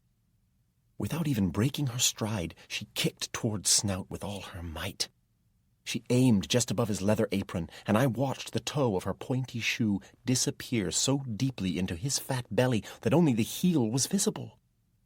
Snout gasped, doubled over, and dropped Ellie's baby, but, lithe like a year-old cat, Alice dropped to her knees and caught it just before it hit the ground. Then she spun away, running back toward Ellie. At the very moment that Alice's pointy shoe touched Snout's belly, the spell was broken. I was free again. Free to move my own limbs, free to move, or free to attack. Snout was almost bent in two, but he straightened back up, and although he dropped the baby, he was still holding the knife. I watched as he moved it toward me. He staggered a bit, too. Perhaps he was dizzy, or maybe it was just a reaction to Alice's pointy shoe. Free of the spell, a whole range of feelings surged up inside me. There was sorrow for what had been done to Jack, horror at the danger Ellie's baby had been in, and anger that this could happen to my family. And in that moment, I knew that I was born to be a spook, the very best spook who'd ever lived. I could and would make Mam proud of me. You see, Rather than being filled with fear, I was all ice and fire. Deep inside, I was raging, full of hot anger that was threatening to explode, while on the outside, I was as cold as ice, my mind sharp and clear, my breathing slow. I thrust my hands into my breeches pockets, then I brought them out fast, each fist full of what it had found there, and hurled each handful straight at Snout's head. Something white from my right hand and something dark from my left. They came together, a white and a black cloud, just as they struck his face and shoulders. Salt and iron, the same mixture so effective against a boggart. Iron to bleed away its strength, salt to burn it. Iron filings from the edge of the old bucket and salt from Mam's kitchen store. I was just hoping that it would have the same effect on a witch. I suppose having a mixture like that thrown into your face wouldn't do anybody much good. At the very least, it would make you cough and splutter, but the effect on Snout was much worse than that. First he opened his hand and let the knife fall. Then his eyes rolled up into his head, and he pitched slowly forward down onto his knees. Then he hit his forehead very hard on the ground, and his face twisted to one side. Something thick and slimy began to ooze out of his left nostril. I just stood there, watching, unable to move, as Mother Malkin slowly bubbled and twisted from his nose into the shape that I remembered. It was her, all right, but some of her was the same, while other bits were different. For one thing, she was less than a third of the size she'd been the last time I saw her. Now her shoulders were hardly past my knees, but she was still wearing the long cloak, which was trailing on the ground, and the grey and white hair still fell onto her hunched shoulders like mildewy curtains. It was her skin that was really different. All glistening, strange, and sort of twisted and stretched. However, the red eyes hadn't changed, and they glared at me once before she turned and began to move away toward the corner of the barn. She seemed to be shrinking even more, and I wondered if that was the salt and iron still having an effect. I didn't know what more I could do, so I just stood there watching her go, too exhausted to move. Alice wasn't having that. By now she'd handed the baby to Ellie, and she came running across and made straight for the fire. She picked up a piece of wood that was burning at one end, then ran at Mother Malkin, holding it out in front of her. I knew what she was going to do. One touch and the witch would go up in flames. Something inside me couldn't let that happen because it was too horrible. So I caught Alice by the arm as she ran past and spun her around so that she dropped the burning log. She turned on me, her face full of fury, and I thought I was about to feel a pointy shoe. Instead, she gripped my forearm so tightly that her fingernails actually bit deep into the flesh. "Get harder or you won't survive," she hissed into my face. "Just doing what old Gregory says won't be enough. You'll die like the others." She released my arm, and I looked down at it and saw beads of blood where her nails had cut into me. "You'll have to burn a witch," Alice said, the anger in her voice lessening, "to make sure they don't come back. Putting them in the ground ain't no good. It just delays things. Old Gregory knows that, but he's too soft to use burning. Now it's too late." Mother Malkin was disappearing around the side of the barn into the shadows, still shrinking with each step, her black cloak trailing on the ground behind her. It was then that I realized the witch had made a big mistake. She'd taken the wrong route, right across the largest pig pen. By now, she was small enough to fit under the lowest plank of wood. The pigs had had a very bad day. 5 of their number had been slaughtered, and it had been a very noisy, messy business that had probably scared them pretty badly. So they weren't best pleased, to say the least, and it probably wasn't a good time to go into their pen. And big, hairy pigs will eat anything at all. Soon, it was Mother Malkin's turn to scream, and it went on for a long time. "Could be as good as burning, that," said Alice when the sound finally faded away. I could see the relief in her face. I felt the same. We were both glad it was all over. I was tired, so I just shrugged, not sure what to think. But I was already looking back toward Ellie, and I didn't like what I saw. Ellie was frightened, and she was horrified. She was looking at us as if she couldn't believe what had happened and what we'd done. It was as if she'd seen me properly for the first time, as if she'd suddenly realized what I was. I understood something, too. For the first time, I really felt what it was like to be the Spook's apprentice. I'd seen people move to the other side of the road to avoid passing close to us. I'd watched them shiver or cross themselves just because we'd passed through their village, but I hadn't taken it personally.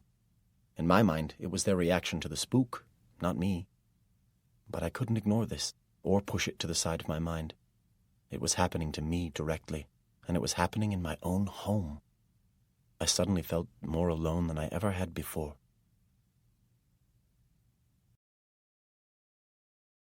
Chapter 14. The Spook's Advice. But not everything turned out badly. Jack wasn't dead after all. I didn't like to ask too many questions, because it just got everybody upset, but it seemed that one minute Snout had been about to start scraping the belly of the fifth pig with Jack, and the next he'd suddenly gone berserk and attacked him. It was just pig's blood on Jack's face. He'd been knocked unconscious with a piece of timber. Snout had then gone into the house and snatched the baby. He'd wanted to use it as bait to get me close, so that he could use his knife on me. Of course, the way I'm telling it now isn't quite right. It wasn't really Snout doing these terrible things. He'd been possessed, and Mother Malkin was just using his body. After a couple of hours, Snout recovered and went home puzzled and nursing a very sore belly. He didn't seem to remember anything about what had happened, and none of us wanted to enlighten him. Nobody slept much that night. After building the fire up high, Ellie stayed down in the kitchen all night and wouldn't let the baby out of her sight. Jack went to bed nursing a sore head, but he kept waking up and having to dash outside to be sick in the yard. An hour or so before dawn, Mam came home. She didn't seem very happy either. It was as if something had gone wrong. I lifted her bag to carry it into the house. "Are you all right, Mam?" I asked. "You look tired." "Never mind me, son. What's happened here? I can tell something's wrong just by looking at your face." "It's a long story," I said. "We'd better get inside first." When we walked into the kitchen, Ellie was so relieved to see Mam that she started to cry, and that set the baby off crying too. Jack came down then, and everybody tried to tell Mam things at once, but I gave up after a few seconds, because Jack started off on one of his rants. Mam shut him up pretty quickly. "Lower your voice, Jack," she told him. "This is still my house. I can't abide shouting." He wasn't happy at being told off in front of Ellie like that, but he knew better than to argue. She made each one of us tell her exactly what had happened, starting with Jack. I was the last, and when it was my turn, she sent Ellie and Jack up to bed so that we could talk alone. Not that she said much. She just listened quietly, then held my hand. Finally, she went up to Alice's room and spent a long time talking to her alone. The sun had been up less than an hour when the spook arrived. Somehow, I'd been expecting him. He waited at the gate, and I went out and told the tale again while he leaned on his staff. When I'd finished, he shook his head. "I sensed that something was wrong, lad, but I came too late. Still, you did all right. You used your initiative and managed to remember some of the things I'd taught you. If all else fails, you can always fall back on salt and iron." "Should I have let Alice burn Mother Malkin?" I asked. He sighed and scratched at his beard. "As I told you, it's a cruel thing to burn a witch, and I don't hold with it myself." "I suppose now I'll have to face Mother Malkin again," I said. The spook smiled. "No, lad, you can rest easy because she won't be coming back to this world. Not after what happened at the end. Remember what I told you about eating the heart of a witch? Well, those pigs of yours did it for us." "Not just the heart. They ate up every bit," I told him. "So I'm safe? Really safe? She can't come back?" "Aye, you're safe from Mother Malkin. There are other threats out there just as bad, but you're safe for now." I felt a big sense of relief, as if a heavy weight had been lifted from my shoulders. I'd been living in a nightmare, and now, with the threat of Mother Malkin removed, the world seemed a much brighter, happier place. It was over at last, and I could start to look forward to things again. "Well, you're safe until you make another silly mistake," the spook added. "And don't say you won't. He who never makes a mistake never makes anything. It's part of learning the job." "Well, what's to be done now?" he asked, squinting into the rising sun. "About what?" I asked, wondering what he meant. "About the girl, lad," he said. "It looks like it's the pit for her. I don't see any way around it." But she saved Ellie's baby at the end, I protested. She saved my life as well. She used the mirror, lad. It's a bad sign. Lizzie taught her a lot. Too much. Now she's shown us that she's prepared to use it. What will she do next? But she meant well. She used it to try and find Mother Malkin. Maybe, but she knows too much. And she's clever, too. She's just a girl now, and one day she'll be a woman. And some clever women are dangerous. My mam's clever, I told him, annoyed at what he'd said. But she's good, too. Everything she does for the best. She uses her brains to help people. One year when I was really small, the ghasts on Hangman's Hill frightened me so much that I couldn't sleep. Mam went up there after dark, and she shut them up. They were quiet for months and months. I could have added that on our first morning together, the spook had told me that there wasn't much to be done about ghasts, and that Mam had proved him wrong. But I didn't. I'd blurted out too much already, and it didn't need to be said. The spook didn't say anything. He was staring toward the house. "Ask my mam what she thinks about Alice," I suggested. "She seems to get on well with her." "I was going to do that anyway," said the spook. "It's about time we had a little talk. You wait here until we're finished." I watched the spook cross the yard. Even before he reached it, the kitchen door opened, and Mam welcomed him over the threshold. Later, it was possible to work out some of the things that they'd said to each other, but they talked together for almost half an hour, and I never did find out whether ghasts came into the conversation. When the spook finally came out into the sunshine, Mam stayed in the doorway. He did something unusual then, something I'd never seen him do before. At first, I thought he'd just nodded at Mam as he said goodbye, but there was a bit more to it than that. There was a movement of his shoulders, too. It was slight, but very definite, so there was no doubt about it. As he took his leave of Mam, the spook gave her a little bow. When he crossed the yard toward me, he seemed to be smiling to himself. "I'll be off on my way back to Chippenden now," he said. "But I think your mother would like you to stay one more night. Anyway, I'm going to leave it up to you," said the spook. "Either bring the girl back and we'll bind her in the pit, or take her to her aunt in Stormen. The choice is yours. Use your instinct for what's right. You'll know what to do." Then he was gone, leaving me with my head whirling. I knew what I wanted to do about Alice, but it had to be the right thing. So I got to eat another of Mam's suppers. Dad was back by then, but although Mam was happy to see him, there was something not quite right, a sort of atmosphere like an invisible cloud hanging over the table. So it wasn't exactly a celebration party, and nobody had much to say. The food was good, though, one of Mam's special hot pots, so I didn't mind the lack of conversation. I was too busy filling my belly and getting second helpings before Jack could scrape the dish clean.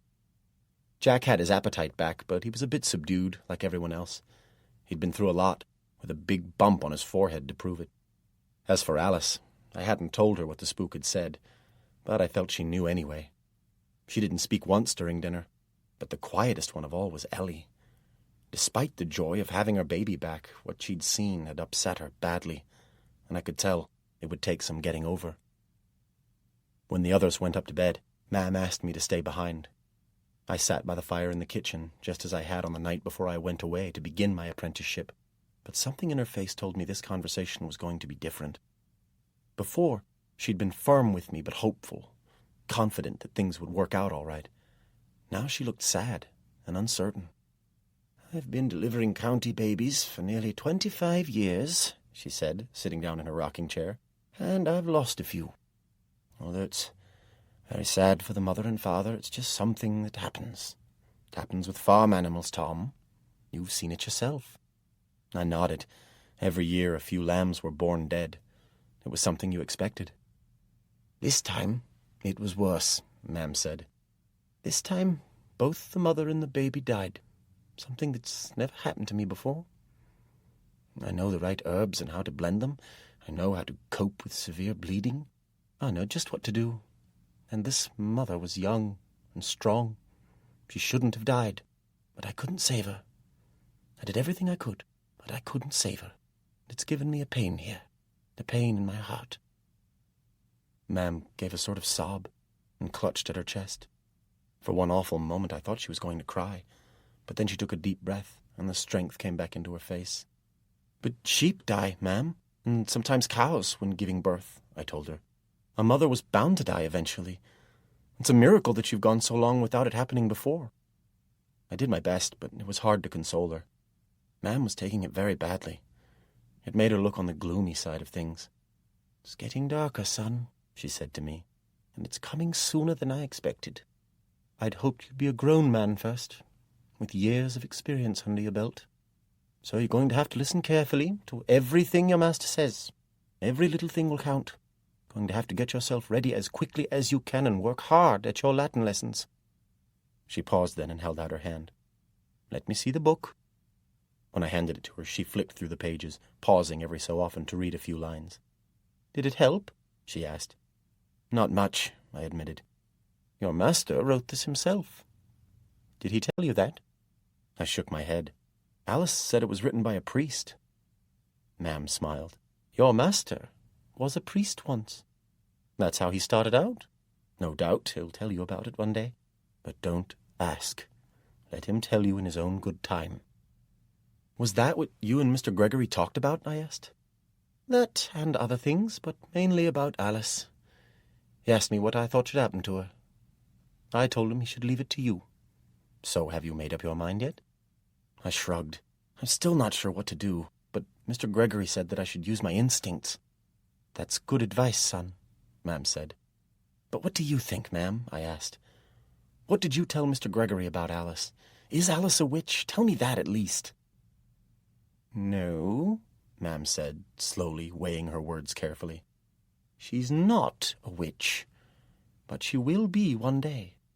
She was born with the heart of a witch, and she's little choice but to follow that path."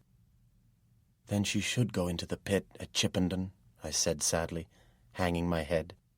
"Remember your lessons," Ma'am said sternly. "Remember what your master taught you. There's more than one kind of witch."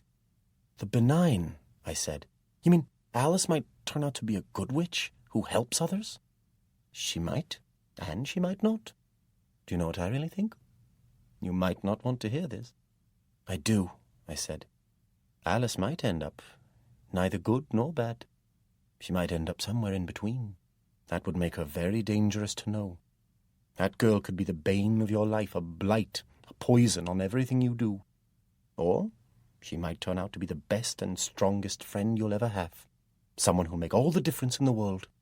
I just don't know which way it will go. I can't see it, no matter how hard I try." "How could you see it anyway, ma'am?" I asked. "Mr. Gregory said he doesn't believe in prophecy. He said the future's not fixed." Ma'am put a hand on my shoulder and gave me a little squeeze of reassurance. "There's some choice open to us all," she said. "But maybe one of the most important decisions you'll ever make will be about Alice. Go to bed now. Get a good night's sleep if you can. Make up your mind tomorrow, when the sun's shining." One thing I didn't ask Ma'am was how she'd managed to silence the ghasts on Hangman's Hill. It was my instincts again. I just knew that it was something she wouldn't want to talk about. In a family, there are some things you don't ask. You know you'll be told when it's the right time.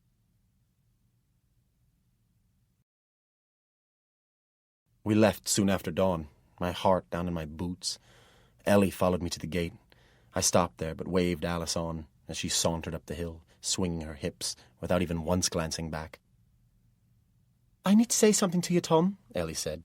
"It hurts me to do it, but it has to be said." I could tell by her voice that it was going to be bad. I nodded miserably and forced myself to meet her eyes. I was shocked to see that they were streaming with tears. "You're still welcome here, Tom," Ellie said, brushing her hair back from her forehead and trying to smile. "That's not changed, but we do have to think of our child. So you'll be welcome here, but not after dark. You see, that's what's made Jack so bad-tempered recently. I don't like to tell you just how strongly he feels, but it has to be said now. He doesn't like the job you're doing at all. Not one little bit. It gives him the creeps, and he's scared for the baby. We're frightened, you see. We're frightened that if you're ever here after dark, you might attract something else. You might bring back something bad with you, and we can't risk anything happening to our family. Come and visit us during the day, Tom. Come and see us when the sun's up, and the birds are singing." Ellie hugged me then, and that made it even worse.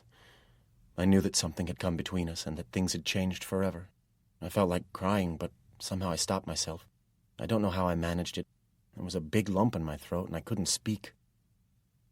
I watched Ellie walk back to the farmhouse and turned my attention back to the decision I had to make. What should I do about Alice? I'd woken up certain that it was my duty to take her back with me to Chippenden. It seemed the right thing to do, the safe thing to do. It felt like a duty. When I gave Mother Malkin the cakes, I'd let the softness of my heart overrule me, and look where that had gotten me. So it was probably best to deal with Alice now, before it was too late. As the spook said, you had to think of the innocents who might be harmed in the future. On the first day of the journey, we didn't speak to each other much. I just told her we were going back to Chippenden to see the spook. If Alice knew what was going to happen to her, she certainly didn't complain. Then, on the second day, as we got closer to the village and were actually on the lower slopes of the fells, no more than a mile or so from the spook's house, I told Alice what I'd been keeping bottled up inside me, what had been worrying me ever since I'd realized just what the cakes contained.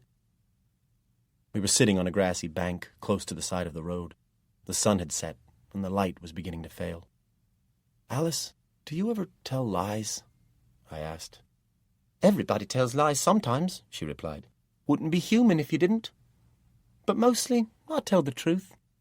"What about that night when I was trapped in the pit? When I asked you about those cakes? You said there hadn't been another child at Lizzie's house. Was that true?" "Didn't see one." "The first one that went missing was no more than a baby. It couldn't have wandered off by itself. Are you sure?" Alice nodded and then bowed her head, staring down at the grass. "I suppose it could have been carried off by wolves," I said. "That's what the village lads thought." "Lizzie said she's seen wolves in these parts. That could be it," Alice agreed. "So what about the cakes, Alice? What was in them?" "Suet and pork bits, mostly. Breadcrumbs, too." "What about the blood, then? Animal blood wouldn't have been good enough for Mother Malkin, not when she needed enough strength to bend the bars over the pit. So where did the blood come from, Alice? The blood that was used in the cakes?" Alice started to cry. I waited patiently for her to finish, then asked the question again. "Well, where did it come from?" "Lizzie said I was still a child," Alice said. "They'd used my blood lots of times, so one more time didn't matter. Don't hurt that much. Not when you get used to it. How could I stop Lizzie anyway?" With that, Alice pushed up her sleeve and showed me her upper arm. There was still enough light to see the scars, and there were a lot of them, some old, some relatively new. The newest one of all hadn't healed properly yet. It was still weeping. "There's even more than that, lots more, but I can't show 'em all," Alice said. I didn't know what to say, so I just kept quiet, but I'd already made up my mind, and soon we walked off into the dark, away from Chippenden. I decided to take Alice straight to Stawman, where her aunt lived. I couldn't bear the thought of her ending up in a pit in the spook's garden. It was just too terrible. And I remembered another pit. I remembered how Alice had helped me from Tusk's pit just before Bony Lizzie had come to collect my bones. But above all, it was what Alice had just told me that had finally changed my mind. Once, she'd been one of the innocents. Alice had been a victim, too. We climbed Parlick Pike, then moved north onto Blindhurst Fell, always keeping to the high ground. I liked the idea of going to Stawman. It was near the coast, and I'd never seen the sea before, except from the tops of the fells. The route I chose was more than a bit out of the way, but I fancied exploring and liked being up there close to the sun. Anyway, Alice didn't seem to mind at all. It was a good journey, and I enjoyed Alice's company, and for the first time we really started to talk. She taught me a lot, too. She knew the names of more stars than I did, and was really good at catching rabbits. As for plants, Alice was an expert on things that the spook hadn't even mentioned so far, such as deadly nightshade and mandrake. I didn't believe everything she said, but I wrote it down anyway because she'd been taught it by Lizzie, and I thought it was useful to learn what a witch believes. Alice was really good at distinguishing mushrooms from poisonous toadstools, some of which were so dangerous that one bite would stop your heart or drive you insane. I had my notebook with me, and under the heading called Botany, I added 3 more pages of useful information. One night, when we were less than a day's walk from Stawman, we stayed in a forest clearing. We'd just cooked 2 rabbits in the embers of a fire until the meat almost melted in our mouths. After the meal, Alice did something really strange. After turning to face me, she reached across and held my hand. We sat there like that for a long time. She was staring into the embers of the fire, and I was looking up at the stars. I didn't want to break away, but I was all mixed up.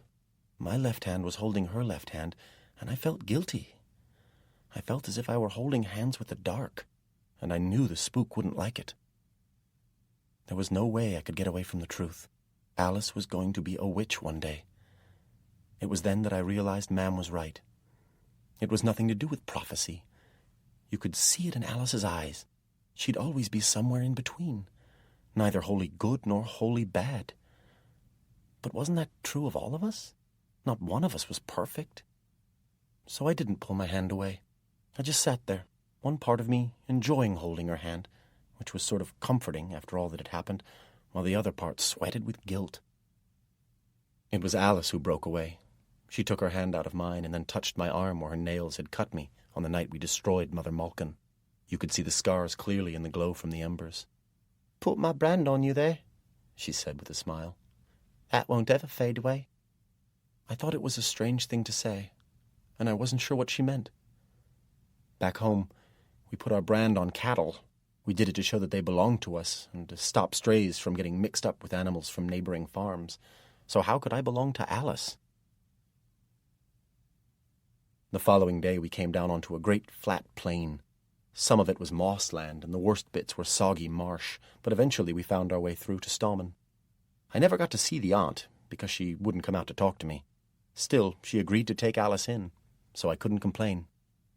There was a big, wide river nearby, and before I left for Chippenden, we walked down its banks as far as the sea. I wasn't really taken with it.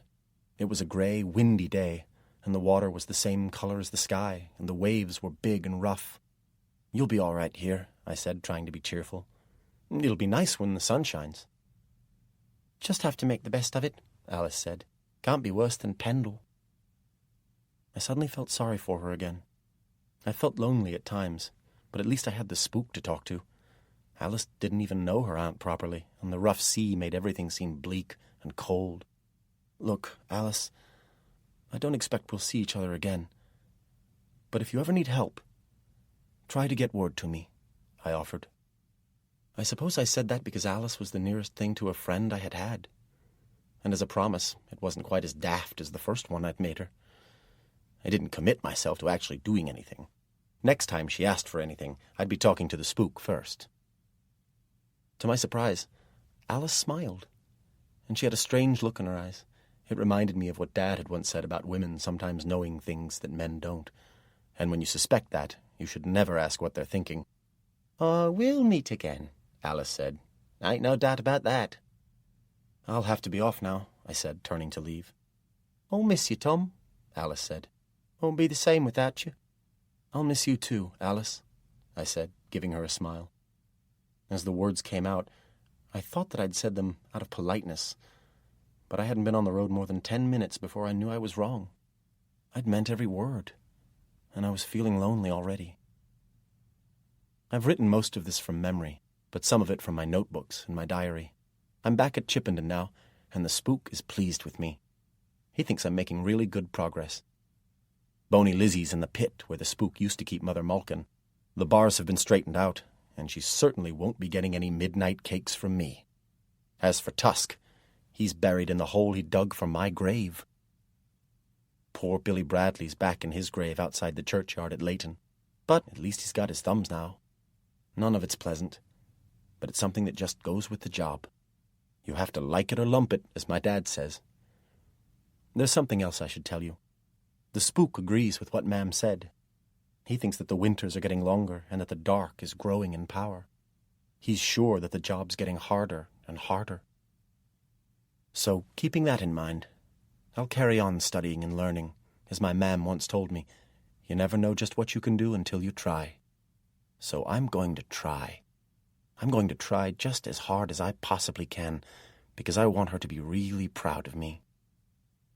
Now I'm just an apprentice, but one day I'll be the spook. Thomas J. Ward.